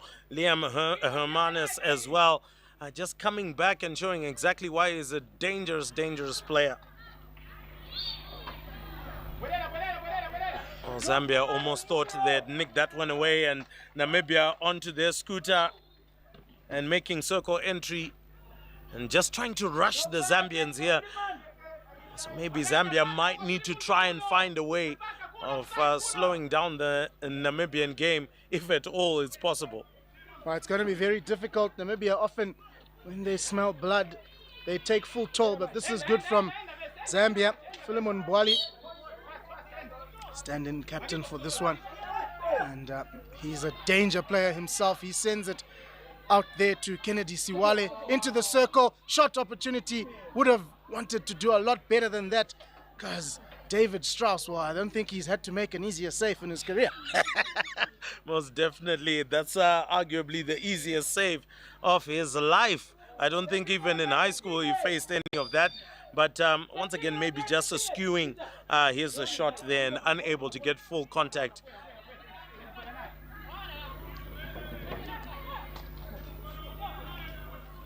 Namibia playing it around at the back. Zambia looking to have a high press here, wanting to shut them down in the final third. And this is good pressure being exerted there by Dominic Mulenga. But Zambia do well, but only as far as Joseph Mulolo. And they've got the ball. So this is good from Zambia. Definitely keeping Namibia at bay. Well, the question is, can you do this for 60 minutes? I think it's very difficult. 60 minutes of playing time. Some legs will get a little bit weary. We know they haven't been playing too many games in a day, but of course, the toll of a final, the toll of playing for 4 days will begin to take its toll. Yeah, it will indeed. We saw in the women's final earlier on today, Zimbabwe really doing their homework, starting well, scoring first actually. So I went into the first quarter break at 1-0, Zimbabwe up.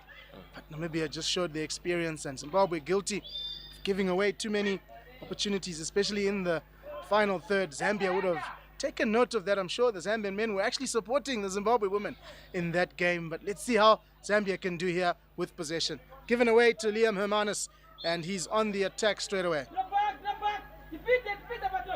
Well, always easy to coach from the outside and expect the team that's on the park to do better. But I think for now, Zambia doing themselves a decent favor, moving the ball around quite nicely. And I think you did mention it again, even in the Zimbabwean game, that you would expect Namibians to be pushed around, tossed around in terms of moving the ball. And maybe you might get them weary and tired earlier than usual. And hopefully from there, be able to build some momentum to score goals of your own. Yeah, absolutely. But that only works if you actually then do utilize the circle entries to score goals, get the penalty corners. Otherwise, you can make them run around and stretch them as much as you can. But if you don't convert when it counts the most, it all ends up to nothing. Oh, yes. Love the way you put it, run around. All it would do is add to their strength and conditioning. But here comes a Zambia full tilt. What a carry from Zambia. And that against them possession just outside the D there. But what a run from Alfred Mpande. Yeah, Alfred Mpande, he's had a fantastic tournament. Really, really done well. One of the senior players and more experienced players in that team. And he shows it on that occasion. Trying to get a flick into the D, and unfortunately Zambia loses out possession on that particular instance. But I'm sure Namibia right now have had a little bit of a telltale sign of how Zambia is going to go about business. But the question is, can Zambia maintain the intensity that they have right now? They have to if they want to just pin Namibia back. A great carry we saw there from Kennedy Siwale. Fortunately, in an effort to find Philemon Bwali, just going beyond the baseline so Namibia can outlet. But even Stevens at the moment, I think they've shared the possession as it stands and still feeling their way into this one. Wow, decides to go for the good old-fashioned golf swing, and that one goes straight out for a Namibian hit out. Jacobs looking for options, decides to sweep it out, and Zambia causing all sorts of problems. But luckily for Namibia, they don't concede possession. Well, they concede possession there, and it makes life very, very difficult for Kavi Kairui. They are great interception. They anticipated that pass very well, managed to close down Kavi Kairui, and he couldn't do much about that because Zambia was very strong. It's now with Simon Banda. He's looking for a bit of help. It's a high press from Namibia here. It's Bryn Cleek and Dylan Finch. This is good to Philemon Bwali. Here comes Zambia. He's very dangerous. They don't want to give him too much space. That's off a Namibian stick. That'll be a long corner. Good play from Zambia. Oh yes, it was supposed to get to Andrew Ngulube. There was waiting in the wings. And to consider that he was all alone, surely Namibia were in serious danger at that point. But Zambia continued to probe along. And unfortunately, that one goes straight onto the foot. And a counter-attack immediately being launched. Well, great control into the D. Goes for the shot. And the keeper does fantastic to stop that one. Also anticipated that counter-attacking move. Yeah, Robson Kunda, he's made some telling saves throughout this tournament. Remember, he has really, really done well to save his team from conceding many a goal. Oh yeah, and he's already done his fair share in that particular instance. Now the question is, what will Namibia do next? I'm sure right now they'll be looking to try and force a short corner. We know how lethal they are from short corners, having buried many of them during this tournament. Oh, well, that's an intercept. Can he get the shot off? Oh, well, he does, but that one goes away over the bar. Maybe a little bit too ambitious from the angle that he had gotten to. Well, we saw earlier in the tournament Dylan Finch scoring a ridiculous goal, almost no angle to work with, and it was a reverse stick tomahawk, and he got it into the corner. Ben and I were in commentary at the time. We just couldn't believe how he had worked an angle like that. So I'm not surprised that the Namibians are attempting to score from an angle like that. That was actually Jean-Paul Brits who attempted that. They do know how to go for goal. Oh, yes, indeed. Now Zambia on the charge, on the attack. Ball stolen by Namibia. And Zambia decides to just touch that one out of play. Richard Banda there just losing out on possession. Yep, good intercept there, but the under-18 coach is on the ball now. Dakota Hansen. Oh, did see him in the Zimbabwe Junior Development Series. And the Namibian side was also very good.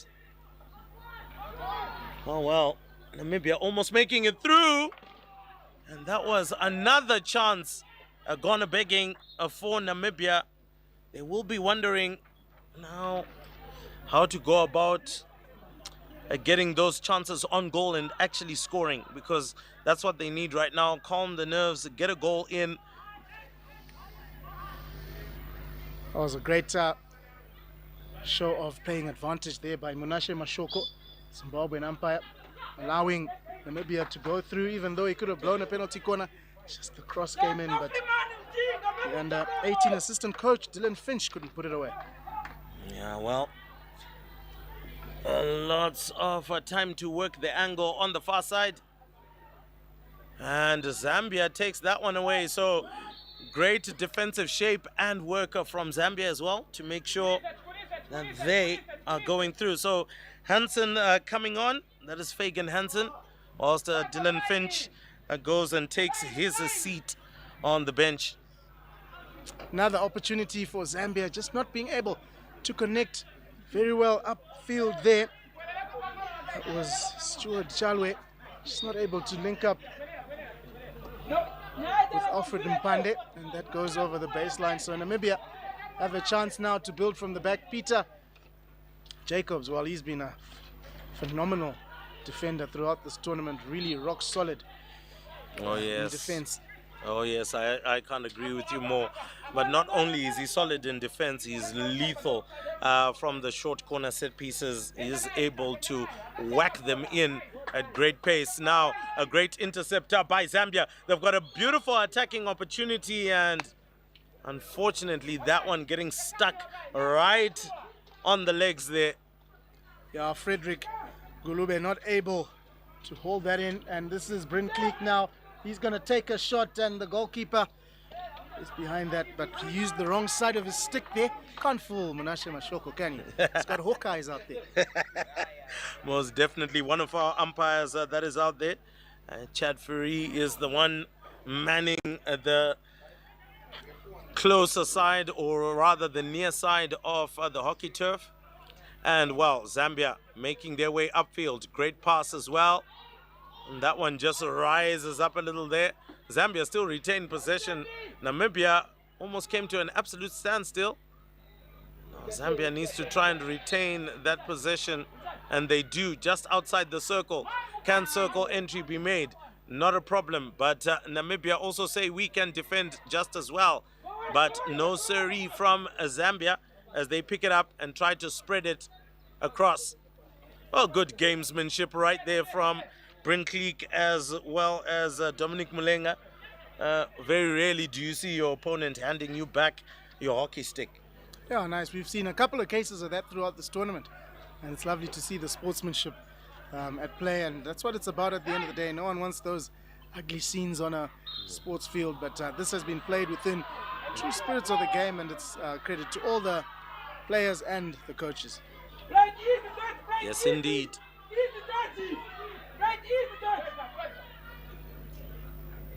And Zambia deciding to maybe build from the back. They decide to toss it over, but no one in that pocket of space that was aimed for. I think one of the things that I must commend Zambia about is the number of turnovers effected in this particular quarter have been awesome. Oh, what an attempt. A reverse tomahawk shot. And it is a long corner, actually. So, wow, what an attempt. Yeah, great communication between the two umpires, Chad Fourie and Menashe Mashoko. Chad had initially signaled for a 16-yard, but Menashe had seen come off as Namibian stick. So Zambia continue to pursue the attack here. Simon Banda, he sends it forward. Coaches are asking for him to put it in. He sent it to Joseph Mulolo. Namibia do well through Bryn Cleek to steal possession. Bryn Cleek takes it quickly. Cleek still going. Well, Cleek runs into a bit of traffic, but he still retains possession.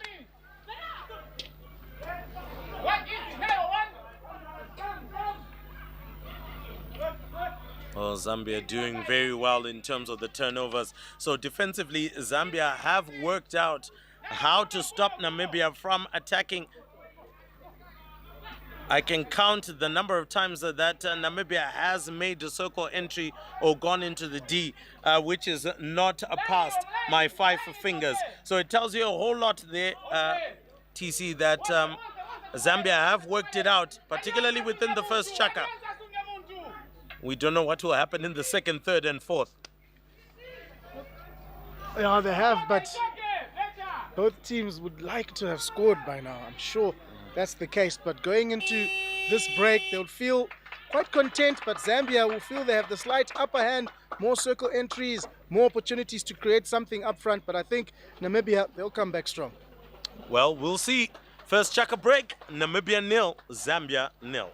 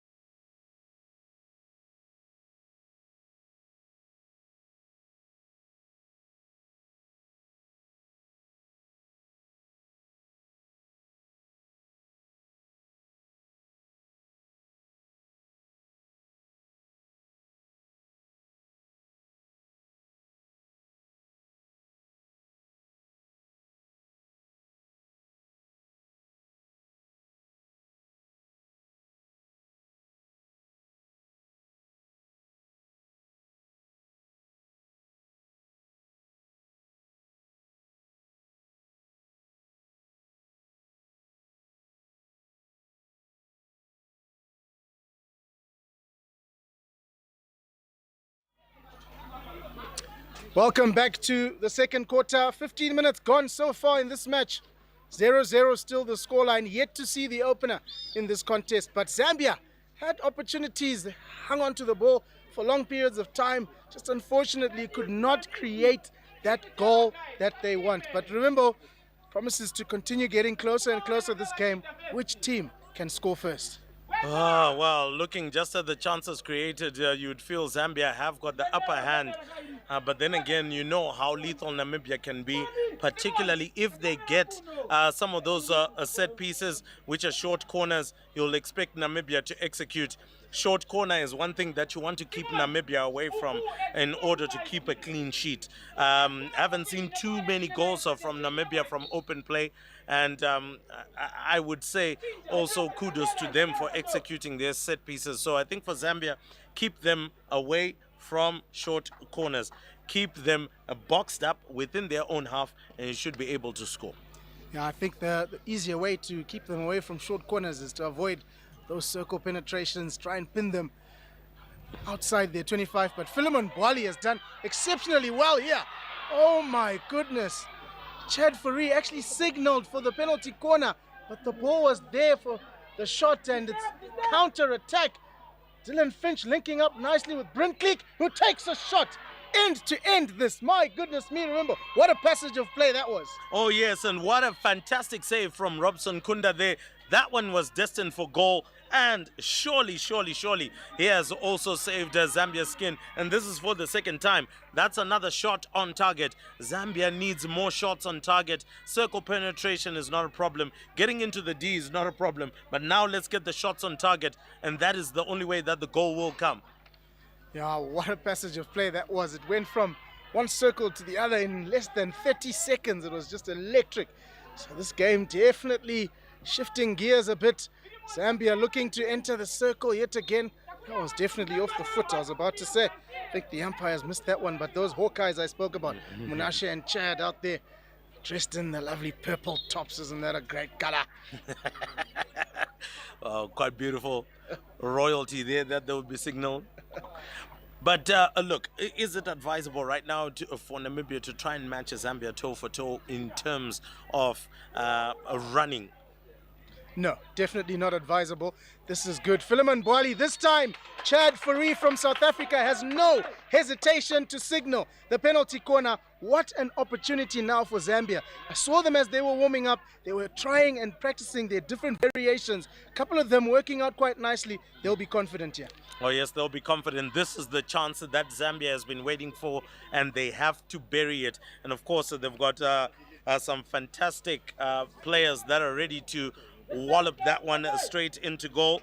Looks like Dominic Mulenga might be the one who will be receiving it, whilst the likes of Philemon Bwali, the captain, will be standing at a particular angle. Many variations are possible, and it looks like they go for the variation. What a shot! And well, that one going just wide.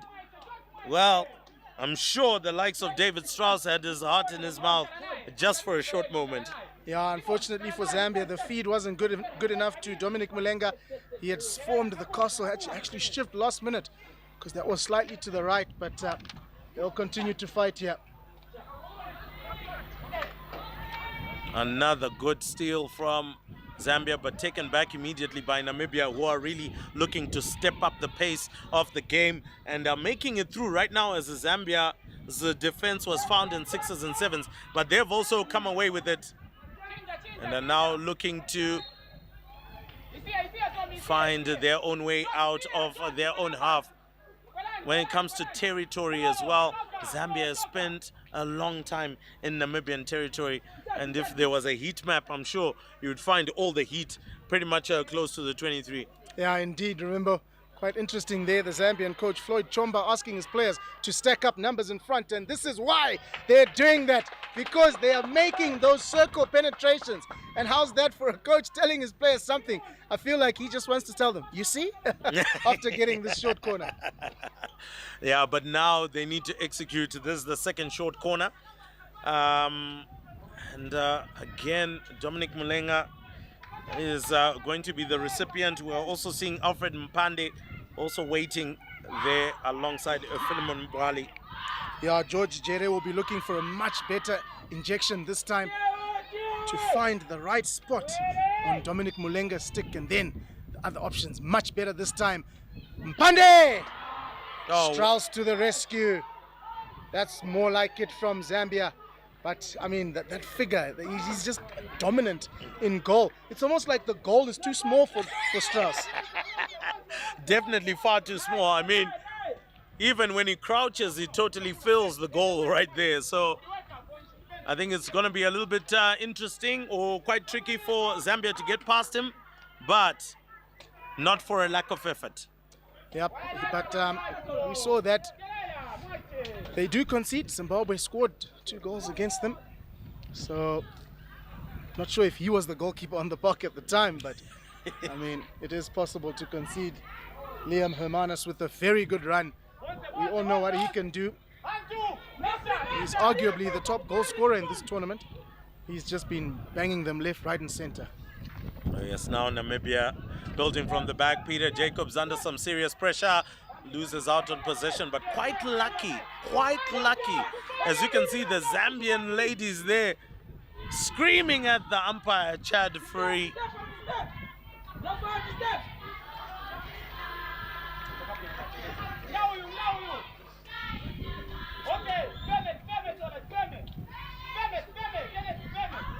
So the ball being switched, changed. Namibia looking for a circle entry. They are in the D now. Can they get the ball away?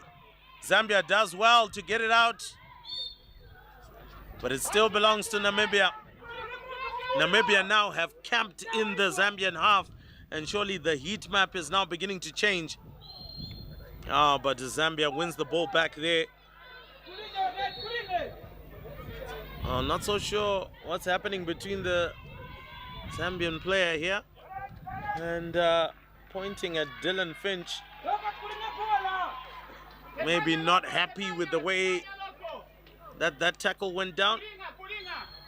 Yeah, bit of backwards and forwards there between the two players. Umpire Mashoko coming in just to intervene to say, guys, it's been a good final so far. Let's not mar what's been a great game. No, yeah, definitely now Namibia on the charge. Another great intercept and turnover from Zambia. Oh, beautiful switch into the middle of the park, but maybe got a little bit too happy before passing the ball. Anyway, he's saved by his teammate, Philemon Mwali. He cuts through into the D, and well, Zambia still retained possession at top D. Looking for that pass in, flicked in, and that's another short corner. Now, this is the third short corner for Zambia. What is this beginning to tell us here, TC, particularly for Namibia, who have kind of struggled to get more short corners on their end? They've only got one. Means Zambia dominating the game. Means Zambia making more circle penetrations. It means Namibia being found wanting in the circle, but it's the conversion of these short corners into goals that's hurting Zambia at the moment. They could easily be 3-4 goals up right now. Most definitely. Let's see if we get a better injection this time round. George Jere, he finds the castle. Mpande takes a shot, but it's off a Namibian foot, so that'll be another penalty corner, but that's a very good first rush from Namibia. Anything, just get your body there, just keep it out, but this time there, it's another penalty corner. George Jere will look again for Dominic Mulenga, and I'm sure Alfred Mpande will give it another go. Here comes Mpande. He passes it to Philemon Mwali, but Philemon overrunning a little bit. Another chance gone without converting. I think that was an undiscussed or non-discussed move right there, and that's why that one went astray. But because I do believe if they had actually discussed that, that most probably would have found a Zambian player waiting and ready to pounce onto it. But this time, Owen Hatton, and he's still on the far side and loses out on possession, and as Zambia begin play again. So looking to run Namibia into the ground. A great pass, good control. Can he go for it? He doesn't. Oh, just over. Stuart Chalwe. What an overhead from Philemon Mwali though.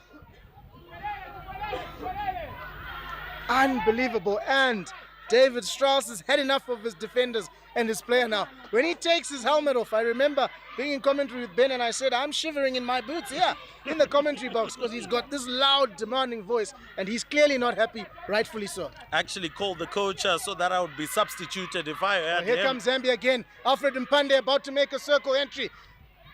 But Namibia, this time, David Strauss will be a lot happier. Much, much happier. And Zambia, particularly within the midfield, have been imperious. They've been phenomenal. The turnovers effected in the middle of the park have been quite good. And Namibia still will retain possession. We can see ready to come on Delron Handura for Namibia. Waiting in the wings as Namibia goes about business. Great intercept once again, as I mentioned before, that in the middle of the park. Zambia have been phenomenal, cutting out all of those passes, covering the entire turf. I mean, really, it's a phenomenal performance from them so far. Absolutely, and I really like how Philemon Boali is marshalling things in the midfield there, distributing well, checking overheads, passing left, right, bit of skill as well when needed.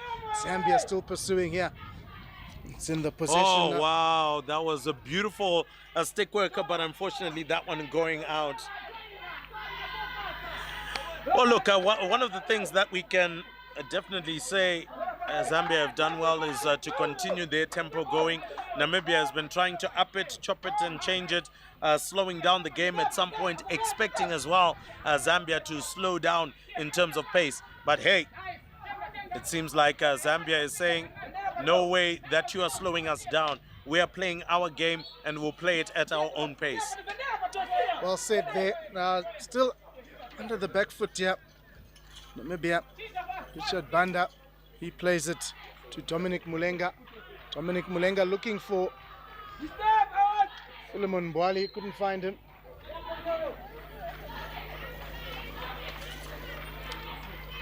Van der Merwe as well as Lecoq also ready to come in. Oh, the likes of Brinkleek and Peter Jacobs, who would look the more mature of the Namibian side, have been holding fort so far under this rampant Zambian attack. Yep, they have indeed. Richard Banda thought he had it there, but unfortunately Chad Fourie, too good. Philemon Boali channeling the defender nicely there. Alfred Mpande causing a little bit of alarm there for the back three of Namibia, but they do that so well. And good straightening here to find the gap, but that is not a good pass at all. And here comes Philemon Boali. He's got good 3D skills, but he's tackled well. Very well tackled. I think he ran out of options there, did Philemon Boali, and it was down to his skill set, but he was marked well. Oh yes, marked well, and it was always going to be very difficult to get out of that very, very congested D. Another long pass upward. Namibia slowly getting into the Zambian half. Just a false touch there sends Namibia all the way back. Jacobs sends it right through the middle. A decent pass out wide on the far side. And Zambia are just dogged in defense. They are not allowing anything to pass through. And I think that was most of the discussion for them yesterday. Don't allow any passes to go through, particularly the midfield. So Namibia have been forced out wide and have not been able to actually get the balls in. But that's some great stick work, but only to meet a green and copper wall. Well, that penalty corner we have been praising Namibia so much for throughout this tournament, that they've been converting well. They have their first now, and against, the run of play almost, because it's been all Zambia in this quarter, and this is where Namibia hurt you. They get an opportunity, they've buried it so far in this tournament. Let's see how they do now. Oh yes, and as I mentioned before, the likes of Peter Jacobs, all of them are coming in. Have got an interesting way of waiting for a short corner. They lean on their hockey stick, on their tiptoes. Tell us a little bit more about that particular technique, TC. Well, it's usually the drag flick as well. gearing up because they want to try and get as high as they can to get low, get the power. This time it's just a nice flick there. The rebound comes off the shot, but it's incredible defense from Zambia.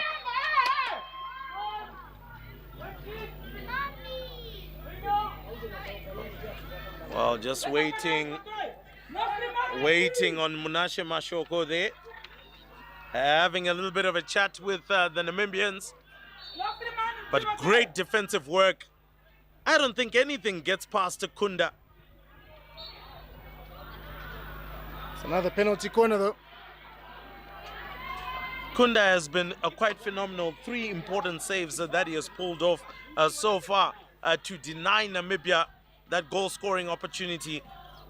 Great defensive work. I mean, if there's anything that Zambia can come out of this one with, is the fact that they've been fantastic in defense, fantastic in turnovers, and great in terms of executing their play. Yeah, they've done that well, but these are dangerous signs for them. Namibia, short corner.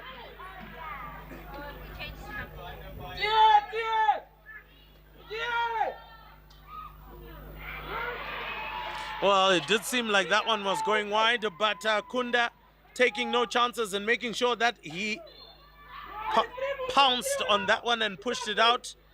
But it's still Namibia's ball, and they decide to build from the back once again, and Namibia pressing up front and making sure that they apply that press.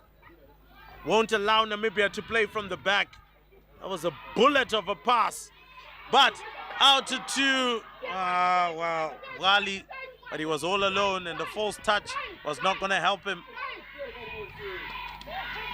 That's well played there by Dakota Hansen to find Brits under the attention of Philemon Bwali. Very nearly got away with that one. I'll tell you what, this Namibian defense, it's the first time they've been tested to this extent throughout this tournament. Oh yes, Philemon Bwali looks like he is going to be staying in. Looked like he was going to be substituted, but they've decided for him to stay in. I'm sure he wouldn't mind a bit of a rest. Has been putting in a heavy shift up front. Yeah, he has. He's really working hard. It's the engine room of this Zambian team. And it looks like he was a little disgusted that the coach is asking him to come off. He just doesn't want to sit any second of this game out. Oh yeah, and understandably so. The feeling will generally be around the fact that they would want to bury some opportunities out there, but finally Bwali is coming off, and coming on for him is Wisdom Simwanza. Yeah, he's really not happy that he's off the field, but I guess the coach will have his reasons for that, being consoled at the moment by Dominic Mulenga. I'm sure he'll be out there soon. Look, I think also the coach needs to save some legs. It's not going to be easy. We are in the second quarter only. We've got a third and a fourth quarter to go, so you need your best players on the park as fit as possible, and especially with this amount of pace being used in the game. I wouldn't think that Bwali would last for too long if he played the entire match. Yep, well said. He's taking a well-earned breather. Not long to go in the second quarter, and it's still 0-0. Can you believe it? We're almost at the half-time break, and it is still goalless. Definite foot there.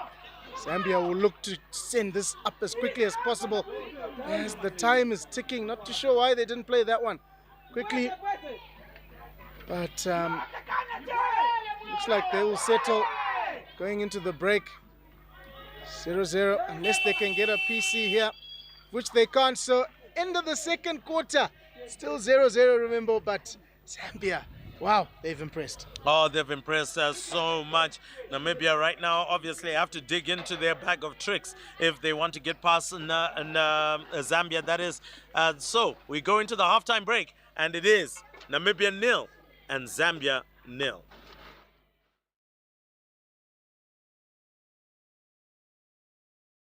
Paris Olympics was obviously very enjoyable, very different to Tokyo.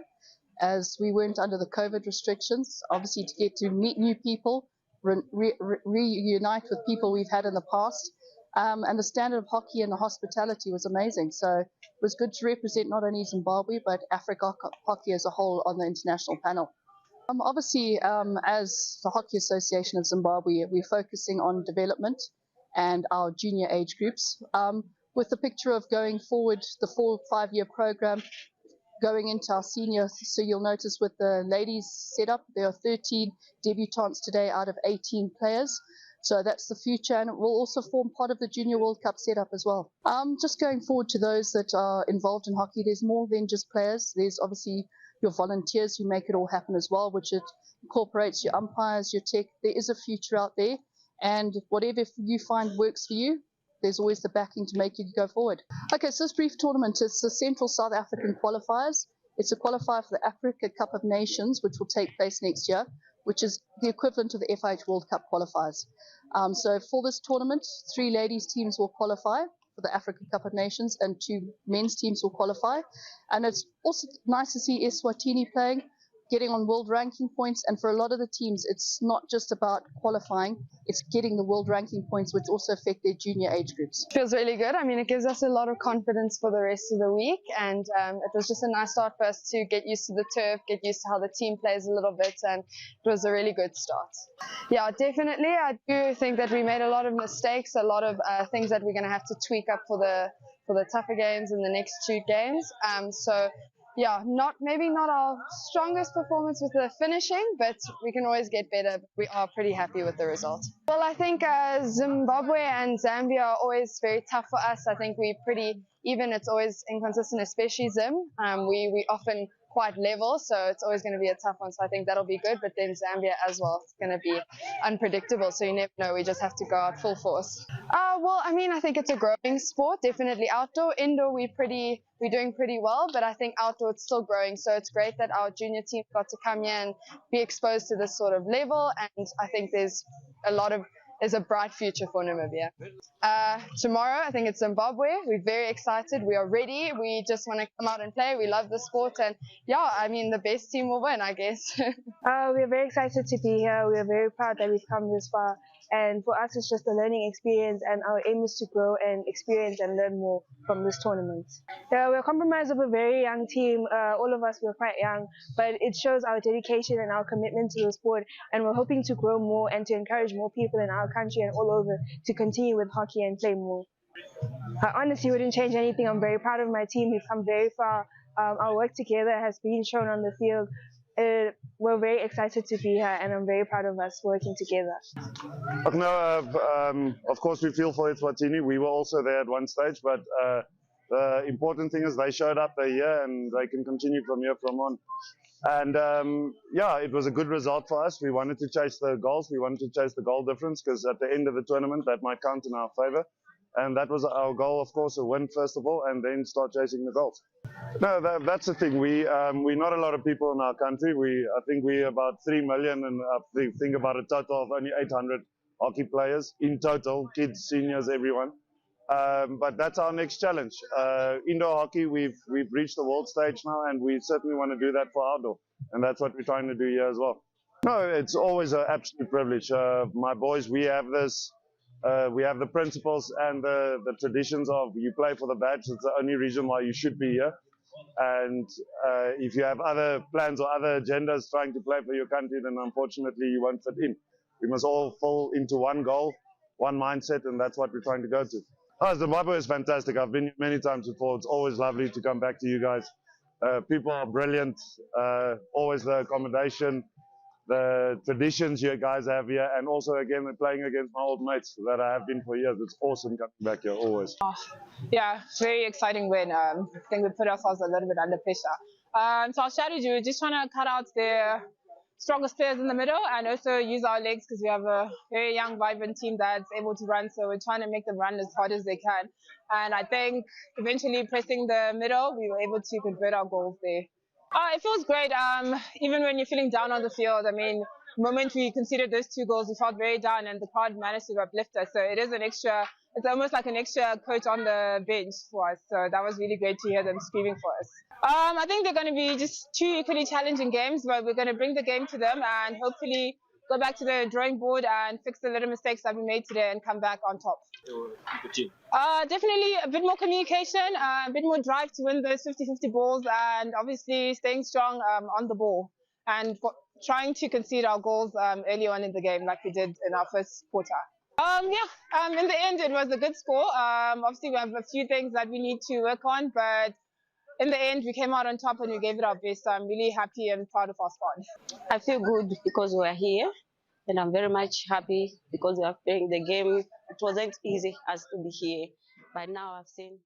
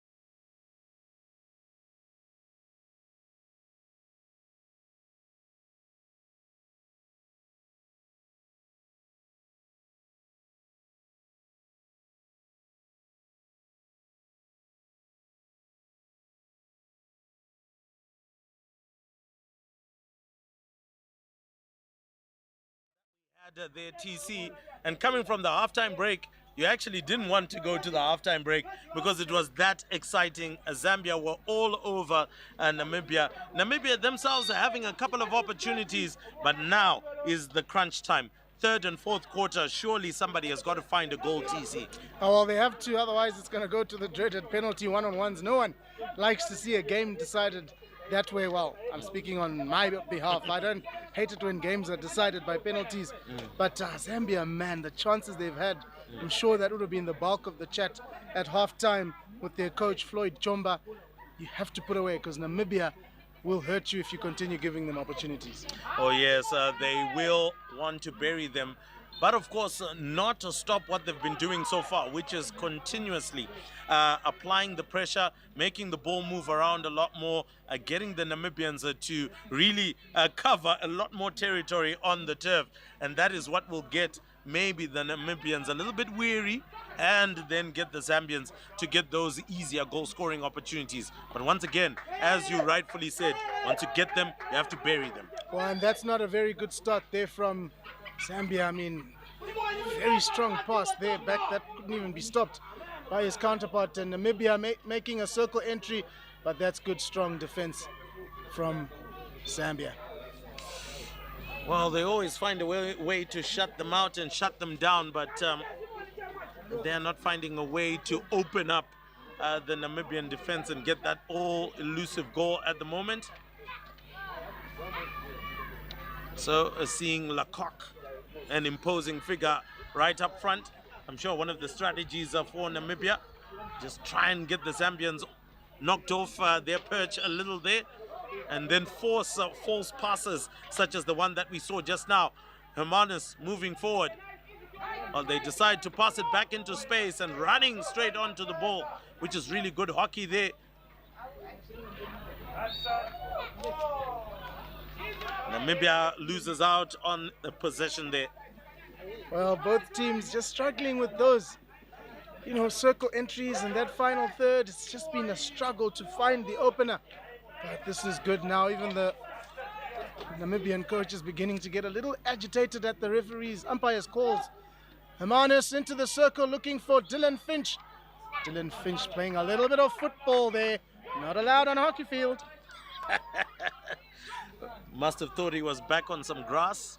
And not sure that you can actually kick this hockey ball, but nonetheless, that's why you're given hockey sticks to make full use of that. And Zambia now continue on the charge into the half, looking for that shot, and was hoping for a touch. And that touch didn't come in. Yeah, Stuart Chalwe was lurking in the circle, but couldn't get the stick to that one. And this is good play from Josh van der Merwe to send it all the way back to Kavika Riua, working it again to Dakota Hansen, Peter Jacobs to Kavika Riua, back to Peter Jacobs, and to Dakota Hansen. Finally, the three of them pass to someone else. Was a little bit of play in between them, looking for that space to go through. Namibia decide to start very quickly, and Zambia get all over them. And the dark arts of hockey, as were mentioned before, if in doubt, make sure you hit the foot and you get out of trouble. Yep, Zambia's turn to attack now, played straight up the line, but timely intervention there from Namibia. Well, I can tell you a person who's a happy camper at the moment, that's Philemon Bali, who had his a share of possession, and once again a non-communicated pass allows Namibia to get straight onto it. Hermanus was flat on the ground. Namibia have a chance, want to try and go for the shot, but that didn't work out for Lecoq. Well, Lecoq, I think we can safely say he threw everything at that one, including himself onto the ground. Well, he had to throw something at it.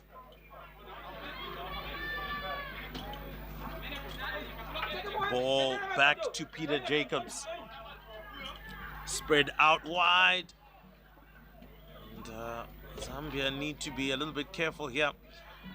But I think the same thing is happening that we saw in the first two chukkers. And we mentioned that Zambia is congested in the middle of the park. So Namibia having to try and find a space out on the wings and try coming up.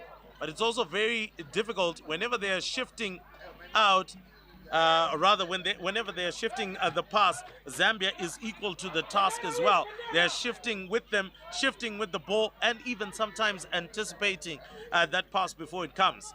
Some good pressure there from the Zambians, but the Namibians managing to hold on to possession. But this is good yet again from Zambia.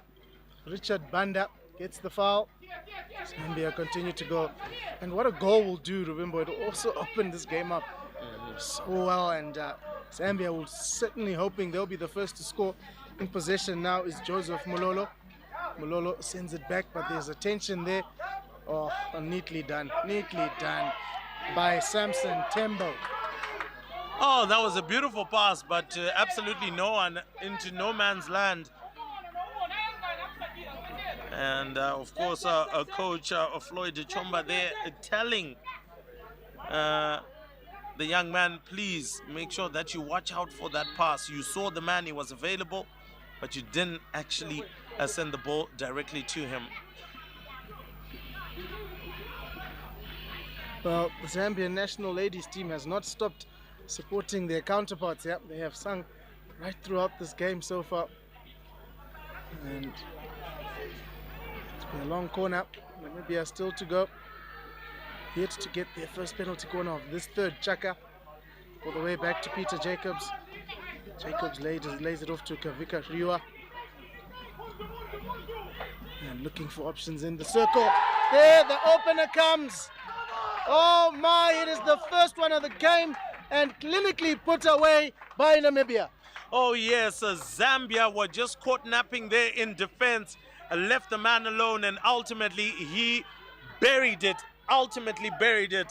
And that was really quick thinking, quick play by Namibia. And well done to Liam Hermanus. We did mention he was dangerous, and he showed his danger there. And Namibia leading now 1-0 over Zambia. Oh, Liam Hermanus does it again. He's an absolute goal-scoring machine. He just keeps churning them out. I don't know where he gets them from, but he drops them willy-nilly. Well, more of a grinding mill of hockey goals, and he's producing a lot of that. He has produced a lot of that throughout this tournament. It looks like we do have a little bit of an injury there. That might need some medical attention, but Zambian player does get up, so Zambia will continue. And this is the moment, unfortunately, at TC, where you would say, even though I know you're not that cruel, of course, you would say, I told you so. If chances are lost and missed, you tend to get punished. Yeah, I mean, they ruined all those opportunities they had. And at this point in the match, lactic acid is building up in the muscles. We saw their players stretching, probably beginning to cramp. You're getting tired legs. Well, Namibia are not getting tired. Liam Hermanus is single-handedly destroying the Zambians at the moment. Oh yes, and what a carry that was, literally all the way from his own half, and coming through and making sure that another short corner is gained. So now it's Namibia who are racking up the short corners, and this one will be the first one actually for the third chaka. But how instrumental it would be if they were able to bury this one. Yeah, you'd fancy a second goal, and this one would just put Namibia firmly in the driving seat. They would have a lot to do. Zambia to come back, score 3 goals in this match, which looks unlikely given the chances they've had. But see what they can conjure up here. Jacobs goes for the corner. The rebound is off his head. Unbelievable save here. My word. I've never seen a save like that. Robson Kunda, his head was at the right place at the right time. He didn't know much about that. He just felt it hit his head, and that was enough. Well, the most important thing is he was able to get back up. I'm not so sure how much he knew about that, as you said, TC, but well. And that is exactly why they wear helmets, goalkeepers. Would have shifted the angle of his jawline there if he had gotten that one straight on the jaw. Now Zambia, they're on the attack, on the prowl. And looks like Namibia will get a green card. And Van der Merwe has to take his seat. One down with the way that Zambia is playing at full tilt. Could be a problem here at TC. Yeah, well, they need to use this one-man advantage that they have to score a goal. Namibia need to now work on overdrive to cover up for those minutes that Van der Merwe will be off the field. Oh yes, so still retaining possession just outside the circle. A very quick pass, and Bwali gets a touch off a Namibian hockey stick, a long corner. would want to be further upfield, would the Zambians. Ball comes through and it doesn't find anybody. Very rushed there. Maybe would have wanted to have brought it onto the near side and looked for those holes. Yeah, what a waste of possession there from the Zambians. Right idea, but unfortunately no one at the end of that one. And Peter Jacobs finds Liam Hermanus beautifully, who turns well. And that's a bit too close for comfort there. Well, sticking tight to Hermanus there, and knowing that he is a danger after scoring that goal. So Alfred Mpande, a little bit guilty of sticking a little bit too tight to Hermanus.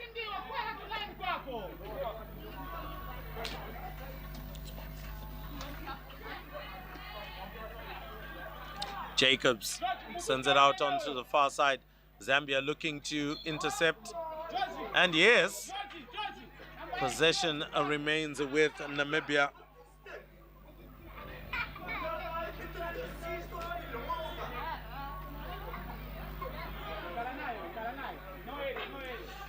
Well, lots of passion and emotion from the Namibian technical team.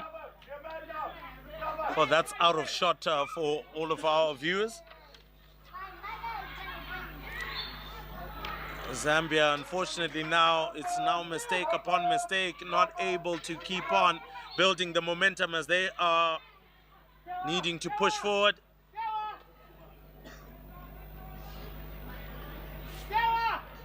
Zambia still in charge through Richard Banda. Tries to start play very quickly, told to restart. Swept to Simon Banda. And looked for a very quick pass, and now has allowed Hermanus. Well, that ball was stuck in his feet. He wasn't able to get it out. Great to get out of trouble. Coming on, Andrew Ngulube, who replaces Stuart Chalwe. Oh, that's a lifted ball. Angle of the stick wrong upon contact there, slightly backwards, and that ball shoots into the sky. Liam Hermanus now, we know what he can do from these kind of situations. What a pickup turn there, and that was certainly a penalty corner. Yep, and that is going to be a card. It's a yellow card this time shown to the Zambian player, and another opportunity Namibia to score. So also a man down now. Well, and now Zambia are the ones that have to keep on attacking full tilt whilst with the man down. Yeah, coming off there is Richard Banda. He's the guilty one, and he has to sit out now for 5 minutes. And how detrimental those 5 minutes could become if a goal is to be scored.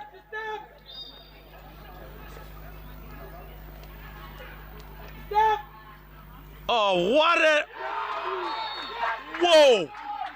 What a variation of note, and what a shot into the top right-hand corner. And we did mention that Zambia was going to pay for it, and they've paid for it dearly as Liam Hermanus gets onto the score sheet for the very second time. But what a variation that was. Worked out to the tee, just as they wanted it. Lovely little cut-back ball, and Hermanus caught that clean, sent it into the net, and he just stood there and admired the play. Well, what a celebration. Quite similar to what we would see from Jude Bellingham from Real Madrid. But anyway, this is not football. This is a Central South Africa hockey qualifier for the ACN 2025. And right now it looks like it is Namibia who are heading into that full of confidence, having defeated everyone in the Central and South Africa qualifier. But Zambia still have time, lots of time, a full chaka to go, and part of the third one. Yeah, but you can actually see in their play now that those two Namibian goals have really deflated them. The first and second quarter, they played some really good hockey, just lacking the finishing. And now, well, Namibia, they are full of confidence, definitely shifted into their fifth gear. Bryn Cleek has let that one roll away for a long corner. So Zambia firmly on the back foot here. Yeah, firmly on the back foot, and without a man in play right now, it is proving to be very difficult to shut Namibia out. Always need that extra man to be there to shut down the spaces which are opening up porously. But Zambia have got a counter-attacking opportunity. Oh my word. Oh, the ball has turned over.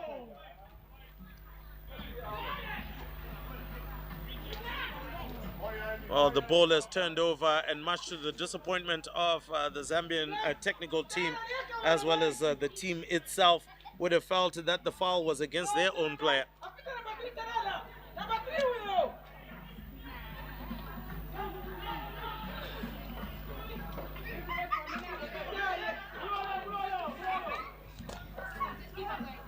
Into goal, but doesn't make it through, but it still remains in Namibia's favor. Now I have to come back. Jacobs. He's now got the captain's armband since David Strauss has come off. Peter Jacobs. What a tournament he's had there. Oh yes, what a tournament he's had. To talk about players of the tournament and maybe a team of the tournament, if it was to be selected, he will definitely be right in there. Oh, absolutely. He's been the rock at the back and penalty corner time. Well, we all know what he can do. Joseph Mulolo, he finds George Jere, but unfortunately he can't use that side of the stick. So maybe being a little bit too fancy there, TC. It needed to have just been basic, hold on to possession, find a better pass. No need to be fancy, and all this reverse tomahawk shots, which seemingly have come to the party in hockey in recent times. Yep, they have come to the party, but your basics are your basics.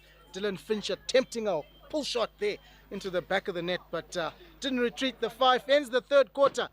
Namibia getting 2 goals. They sit comfortably, 2-0 up. We'll be back with the fourth quarter very soon.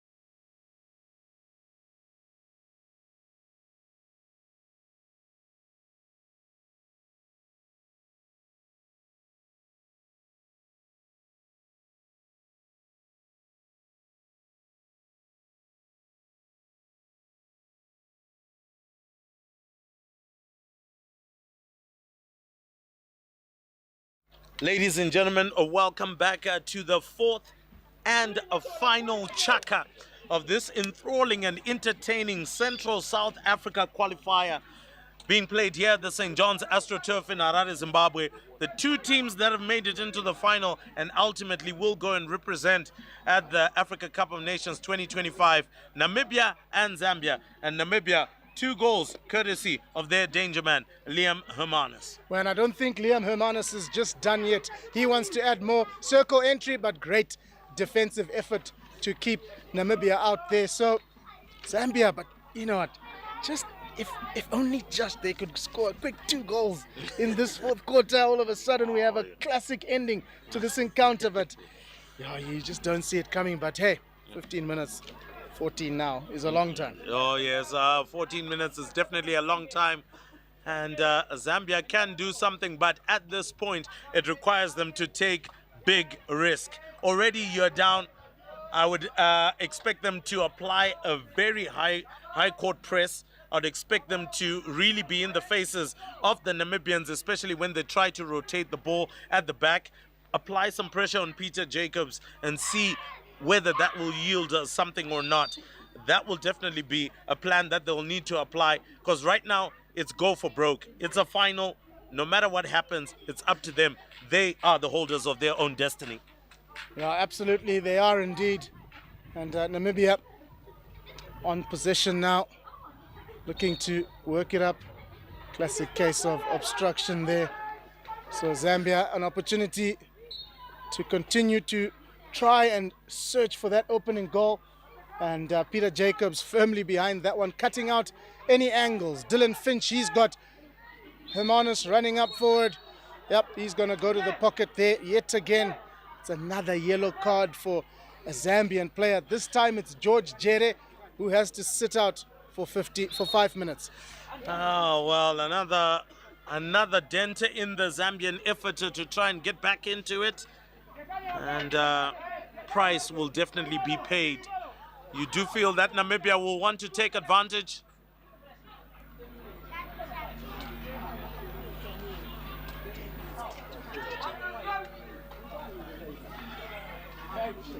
Oh my word, it's the same foul, second yellow, and for that, that's 10 minutes.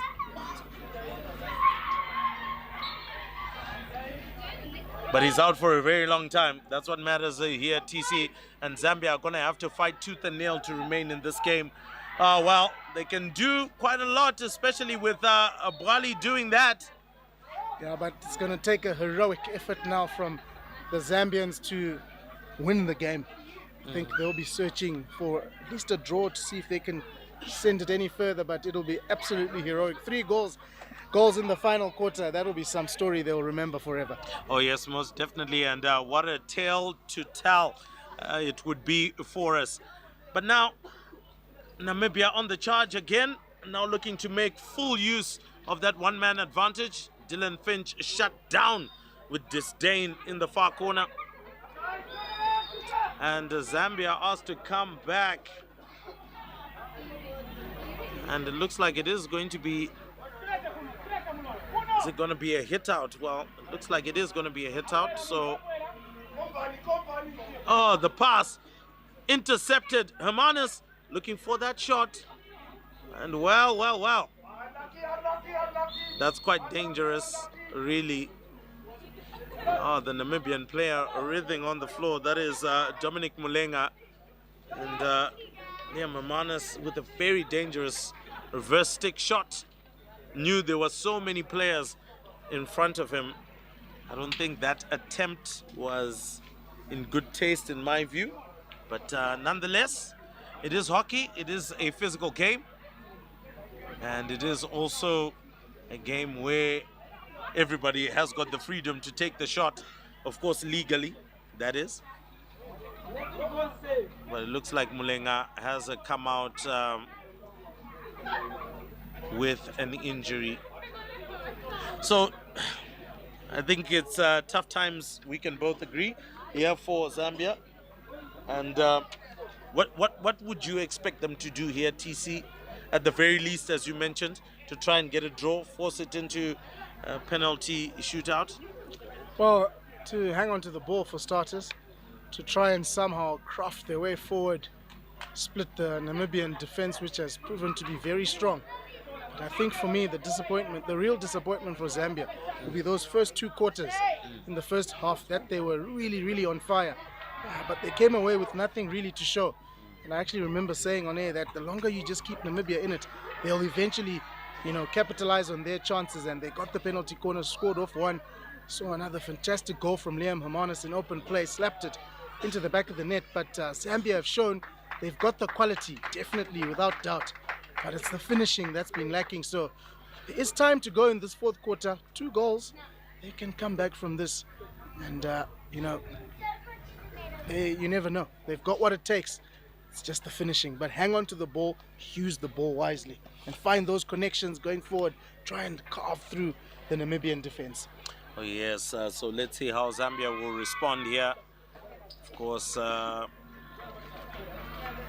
very touched by losing a player, but they obviously have to keep on going.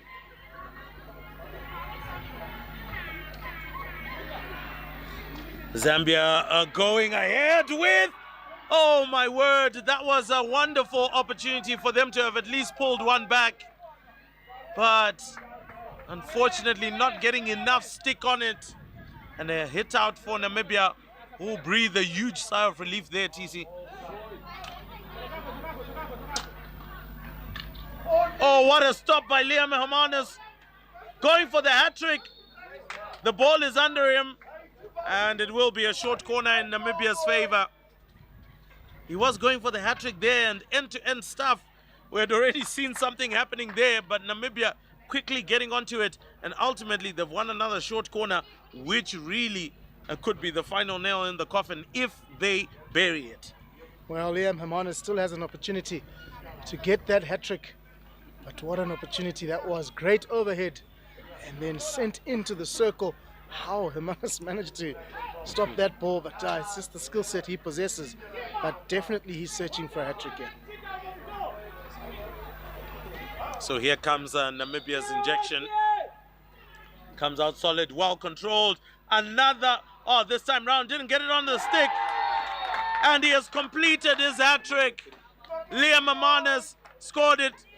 This one was maybe the uglier of the 3, but what's important is it went into the back of the net, and ultimately Namibia have surely put a lid on it. They've still got some nails to try and hammer in if they are to consider this done and dusted.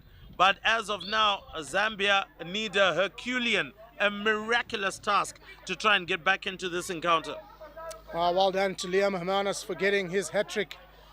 And Namibia seem to have got enough of a cushion now to just play the phase of just relaxing, sitting back, and just playing the time out now. Remember, 3-0, valiant effort though from Zambia. That can't go unsaid. I'll refer again to the first 2 quarters of the game. They really came out firing, but the chances that they haven't converted are the ones that are really hurting them. Not really Namibia outplaying them, it's those chances they haven't executed. Oh yes, most definitely. I mean, if you get 6 short corners, surely you need to bag at least 3 of them. And unfortunately, Zambia were not able to bag any one of them. As for Namibia, well, if you look at their short corner count and their conversion, it has been above 60%. So that's generally what you want. Now Namibia on the charge, looking to add more insult to injury. And it is going to be another short corner. Zambia feel a little bit hard done there whilst they were defending. Wasn't my fault, but well, the ball did ride up. And it does belong to Namibia. So another short corner here.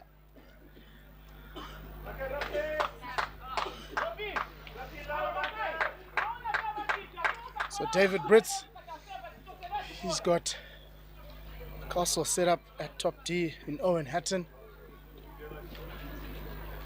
Jean-Paul Brits is there. Hat-trick man Liam Hermanus is there.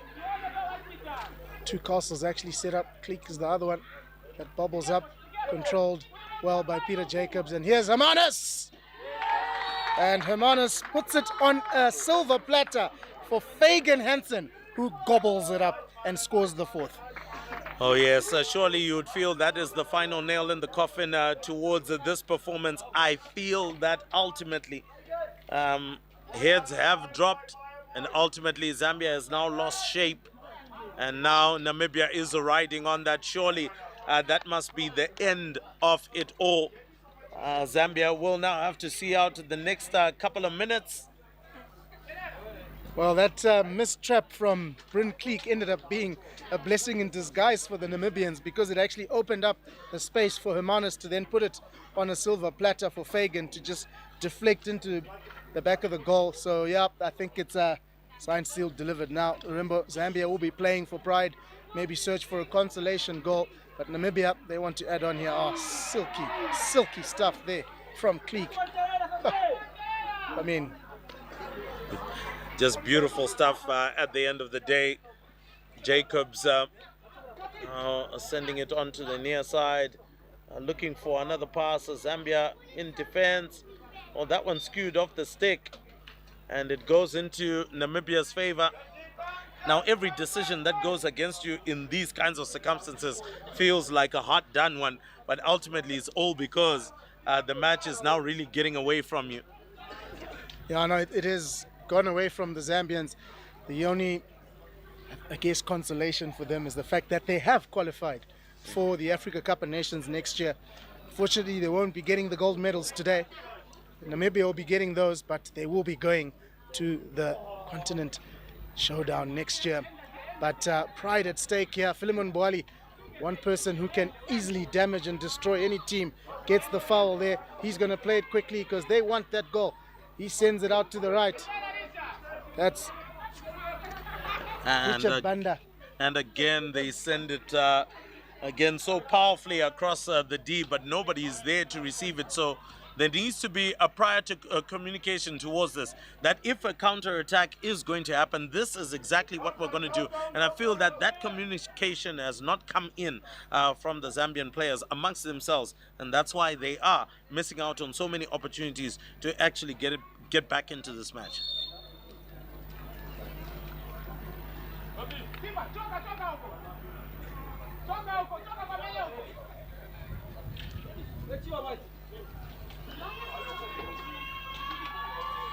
Oh, change in goalkeepers here for Zambia.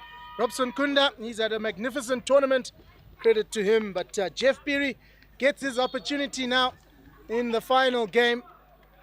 He'll be keen to follow in Robson Kunda's footsteps and make some brilliant saves. Those are big pads and shoes to fill as Namibia make their way through and, well, almost making their way all the way through and scoring that one. Namibia keep on piling the pressure, keep on coming strong.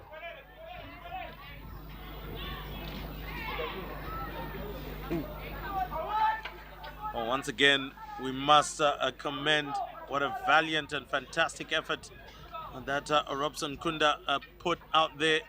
Saved so many shots that had come through from Namibia. But unfortunately, especially within this particular quarter, they have fallen apart, have Zambia. And that is all courtesy to that yellow card, which is still in effect.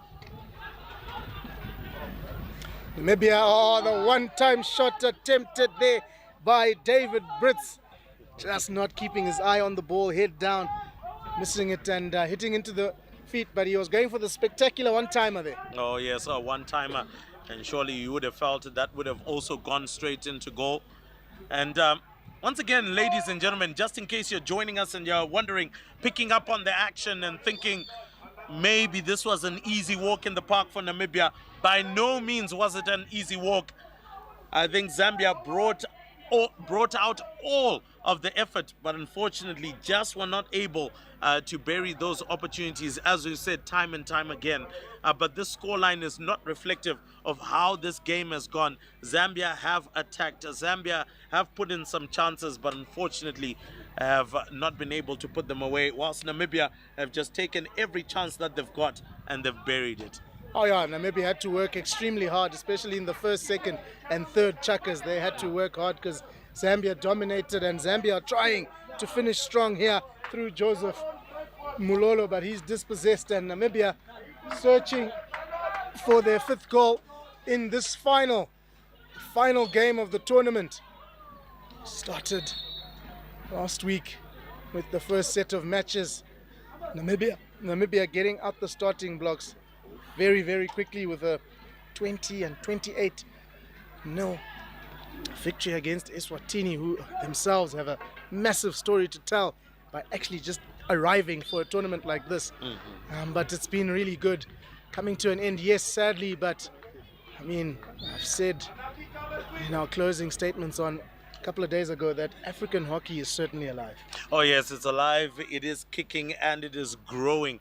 I think with what we're also seeing on the East African side, what the likes of Kenya are doing as well. Brali makes circle entry into the D, looking for a way to pass, but he held onto the ball far too long and dispossessed as well. So I mean, look at what is happening in East Africa. Then you've also got the giants in the likes of Egypt and South Africa right in there. Zimbabwe not too far off. A little bit disappointed that they were not able to qualify for the men's tournament. But again, a very strong hockey playing nation. Zambia has come to the fore in a fantastic way. Namibia showing that what indoor hockey can do for your skills and what we've seen on display here. So hockey is definitely alive and well, and would love to see the likes of Eswatini and the likes of Malawi, who are also involved in hockey, continue to improve for the sake of competition. Oh, absolutely. And so nice to see so many African countries playing, and so nice to see that a broadcast like this is on the African Hockey Federation YouTube page, brought to you by Rising Stars, proudly sponsored by Steel Center. You know, all the people working together for the growth of hockey. So we really appreciate Africa Hockey Federation, Steel Center for this production, Rising Stars Media. I'm sure all our viewers can agree that it's been a brilliant, brilliant tournament. Oh yes, more importantly, thanking the St. John's AstroTurf for providing a fantastic venue as well. I mean, a brilliant place where Zimbabwean hockey has found a home, and is fast becoming one of those places where you associate it with a Zimbabwean performance. So well done to them. Now Zambia on the attack, looking for a pass outside, but what a stretcher to try and get onto that ball by Van der Merwe. Great steal as well.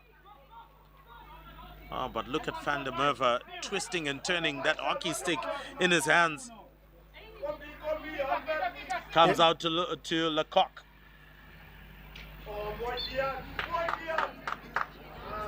Yeah, Dean Lecoq, you wouldn't believe he was a hockey player if you ever were to first meet him. You'd think he's in the Namibian national rugby team, maybe as a loose forward. But yeah, he's a hockey player, and he's a good hockey player at that. Well, don't you think that he maybe did brush shoulders with the Velviches as Wali comes and loses control once again? Maybe the support not arriving as soon as he would have needed it. But well done to Namibia for defending that one, and now quickly clearing their lines.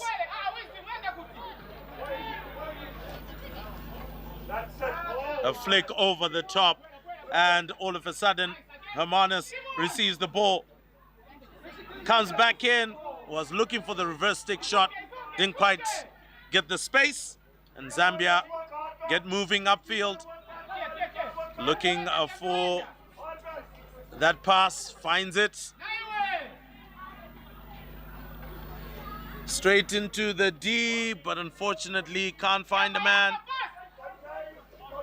Yeah, that just kept running away from Van der Merwe. He thought he would be able to haul it in, but it seemed to increase momentum as it was going along. So Zambia can still finish with a consolation goal here. Oh yes, they can if they do find the space, but it's just about a minute left on the clock for Zambia. Or just under a minute, actually, as I am reliably informed, for Zambia to find that equalizer. It proves all elusive at the moment. A long corner they will get. Can they bury it? They will try.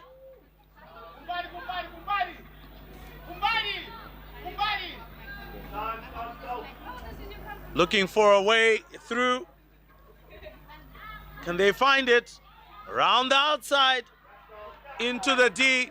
Stolen by Namibia. They will control the game and they will win this one.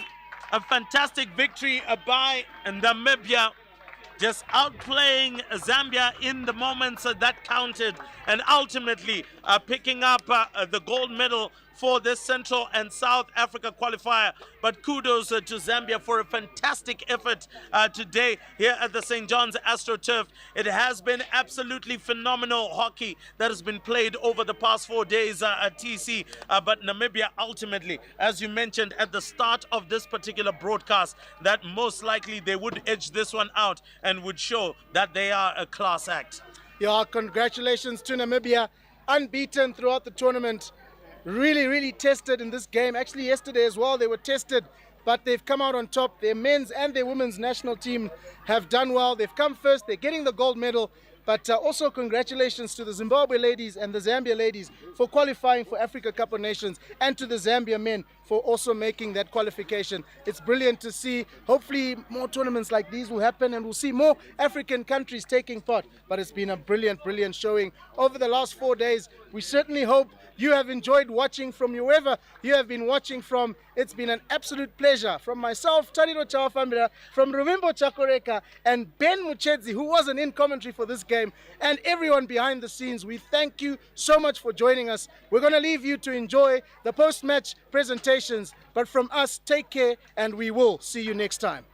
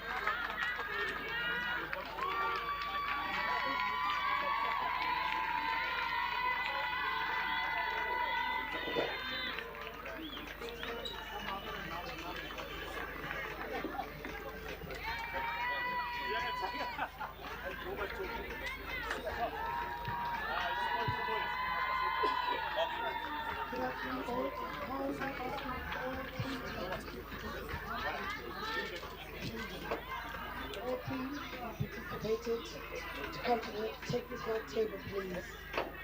Thank you.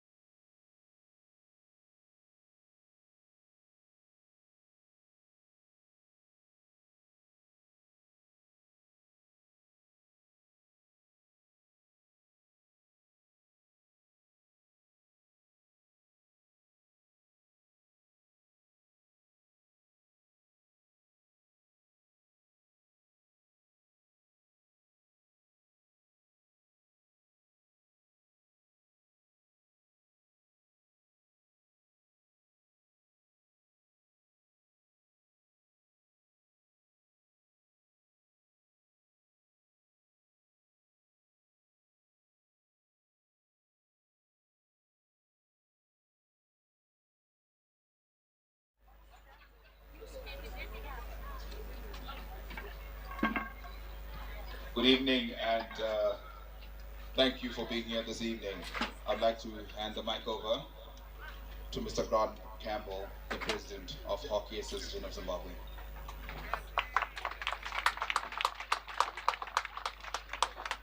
Thank you, Cliff. On behalf of the Hockey Association of Zimbabwe, I'd like to thank our local organizing committee for all their hard work in getting this tournament together and making it happen. All traveling teams from Zambia, Namibia, and Eswatini who actually competed in their first international tournament. It's great to have you here, and we look forward to having you here next year to participate in our junior development tournament along with the Zambian and Namibian and Zimbabweans. Thank you. It goes without saying, a tournament like this would not happen without all the officials and umpires, and without them, the games and everything would not happen. So can we have a big round of applause for all of them? In the background, some of you may not have noticed, but we've had team liaisons and obviously the ball patrollers on the edge of the turf. A big thank you to them. I would also like to take the opportunity to thank St. John's College for this fantastic facility that we've been able to use over the last few years to host these tournaments and others. Thank you, St. John's. A big thank you to all other volunteers that have assisted over the last week and prior to make this tournament happen. And finally, to the Ministry of Sports, Arts and Recreation and the Sports and Recreation Committee for their continued support to the Hockey Association of Zimbabwe and to hockey in general. Many thanks. I'll hand it back to Cliff now to go through the official prizes. Thank you, Grant. Without wasting much time, we'd like to call upon the officials for this event. If you could please come up. Our technical delegate, Mohlutse Tapelo.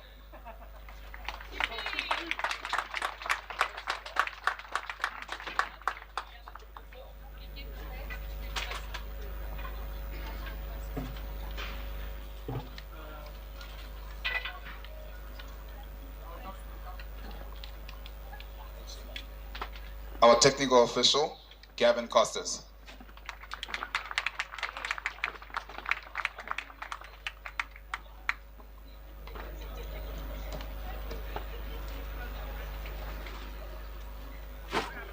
Honorable Linda.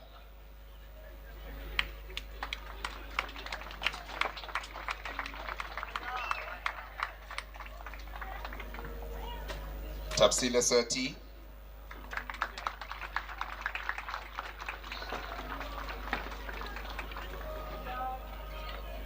And Valentine Ziba.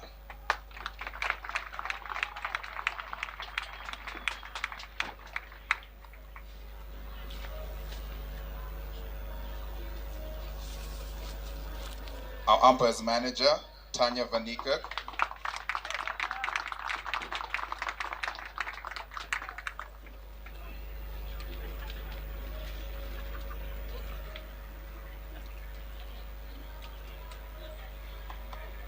Our neutral umpires, Chad Furey.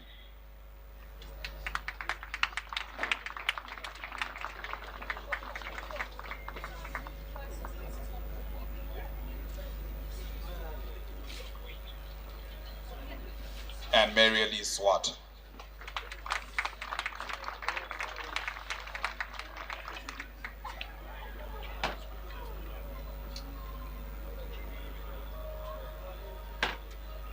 National umpires, Peter Chasusa from Eswatini.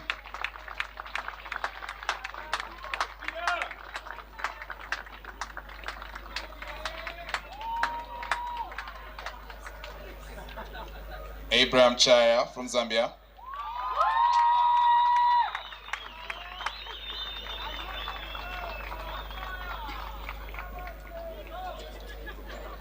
Irene Andura, Namibia.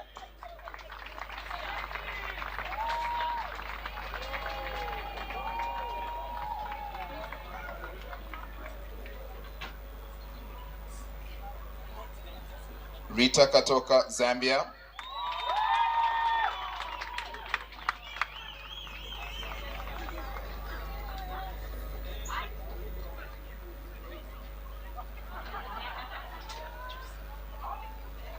Siyabonga Martins, Namibia.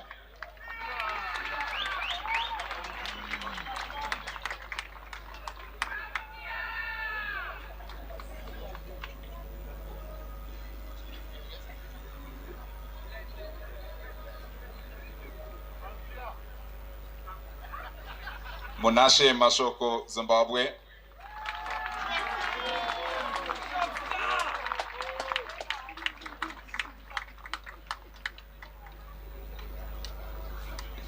Daniel Matavata, Malawi.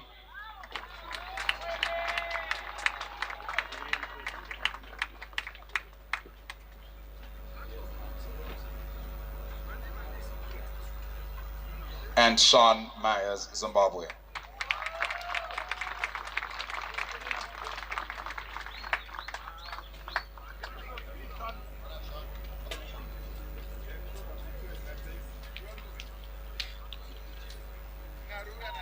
Another big round of applause to all our officials. Thank you so much.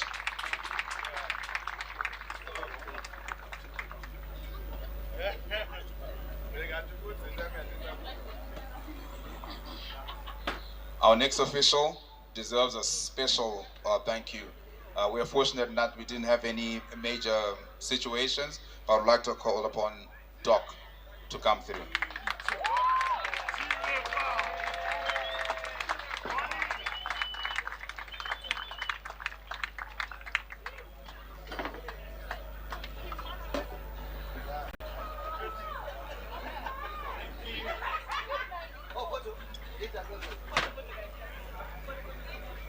Would like to call Tanya Vanikek to come and assist with presentation of medals for the bronze medals.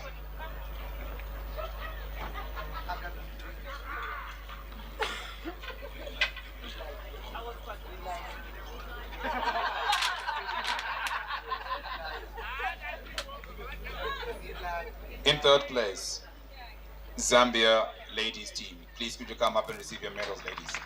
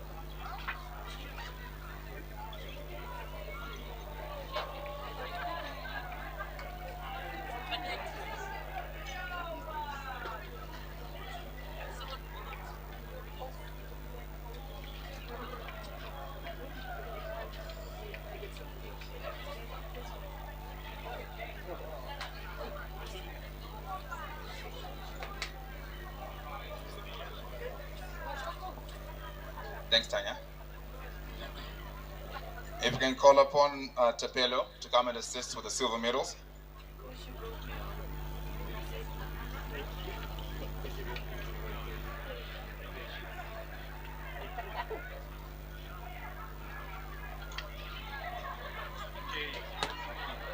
And silver goes to the Zimbabwean ladies team.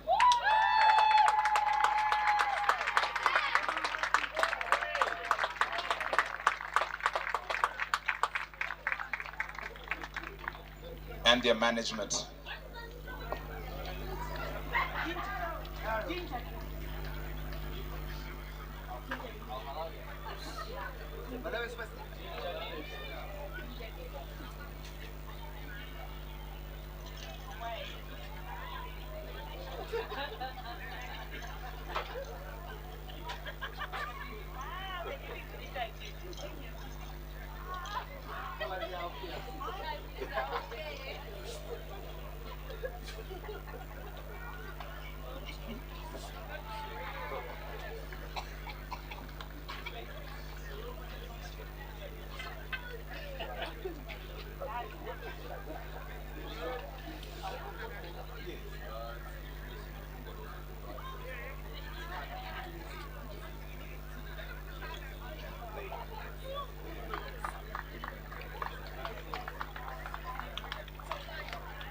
and would like to call upon the President, Grant Campbell, to present the gold medals and the winners in the ladies section, Namibia.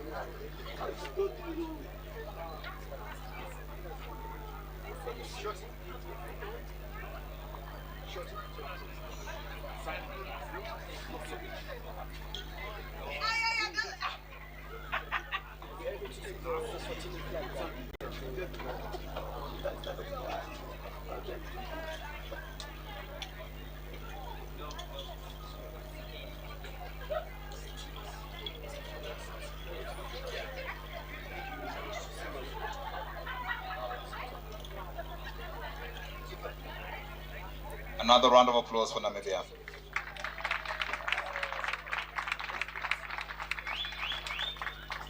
I would like to call upon Tanya to assist with the bronze medals. In the men's section, Zimbabwe.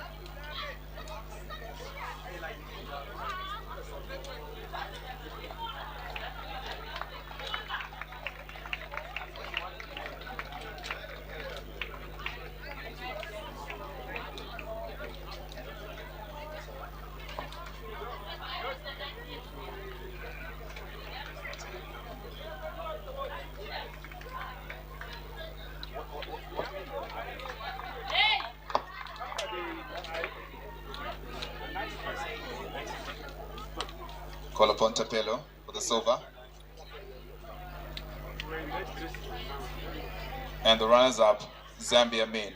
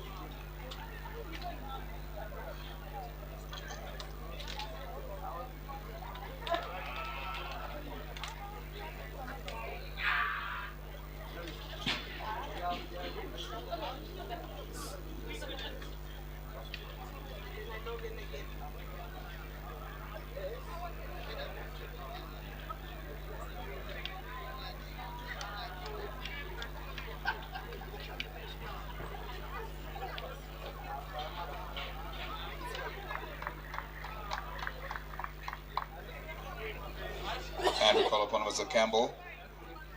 The gold in the men's section, Namibia men.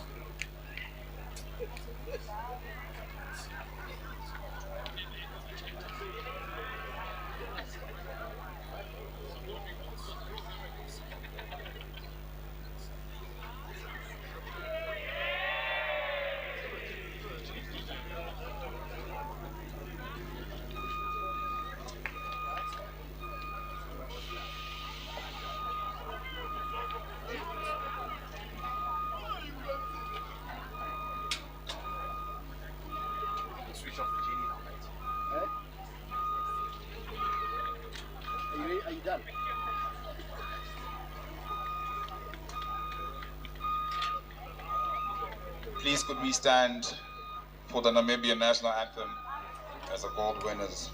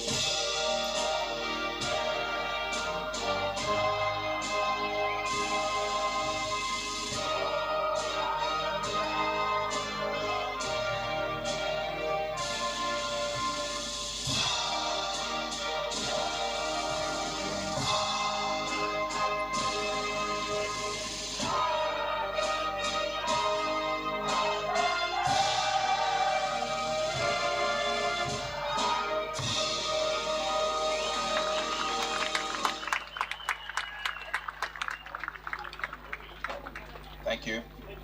We can please take our seat for the last bit of this.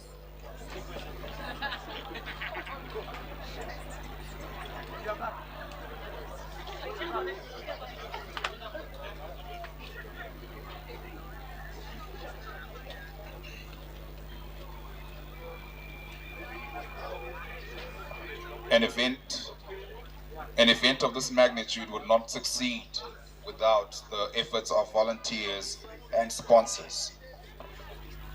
I would like to thank the following sponsors: Malcolm Lodge for accommodation for the Africa hockey officials, Packers Services for transportation of the teams, You Win for the officials' shirts, Garfunkel's for the neutrals' meals, Believe Sports for the match balls, RK Petroleum for the fuel for the volunteers, Excel Academy for the patrol ball t-shirts, Fat Cow for water for officials and teams, the winners' medals from Sean Mayer's dad, Nipi for the ice, St. John's College for the activates for the national teams, Health Point for the medical cover and the mobile truck, Steel Center for the live streaming cost, Rising Stars for facilitating the live stream, Hilton Transfers for transportation of the Africa hockey officials to and from the airport, Malden for the water and energies, Rooney's for the official tents, Mtotwe for the rehydrates for the boat patrols, and Area School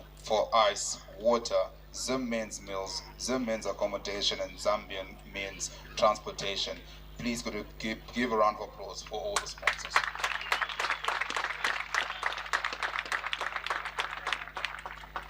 I think we shan't keep you any longer. We'd like to wish everyone a safe journey back, and we hope to see you soon. Take care.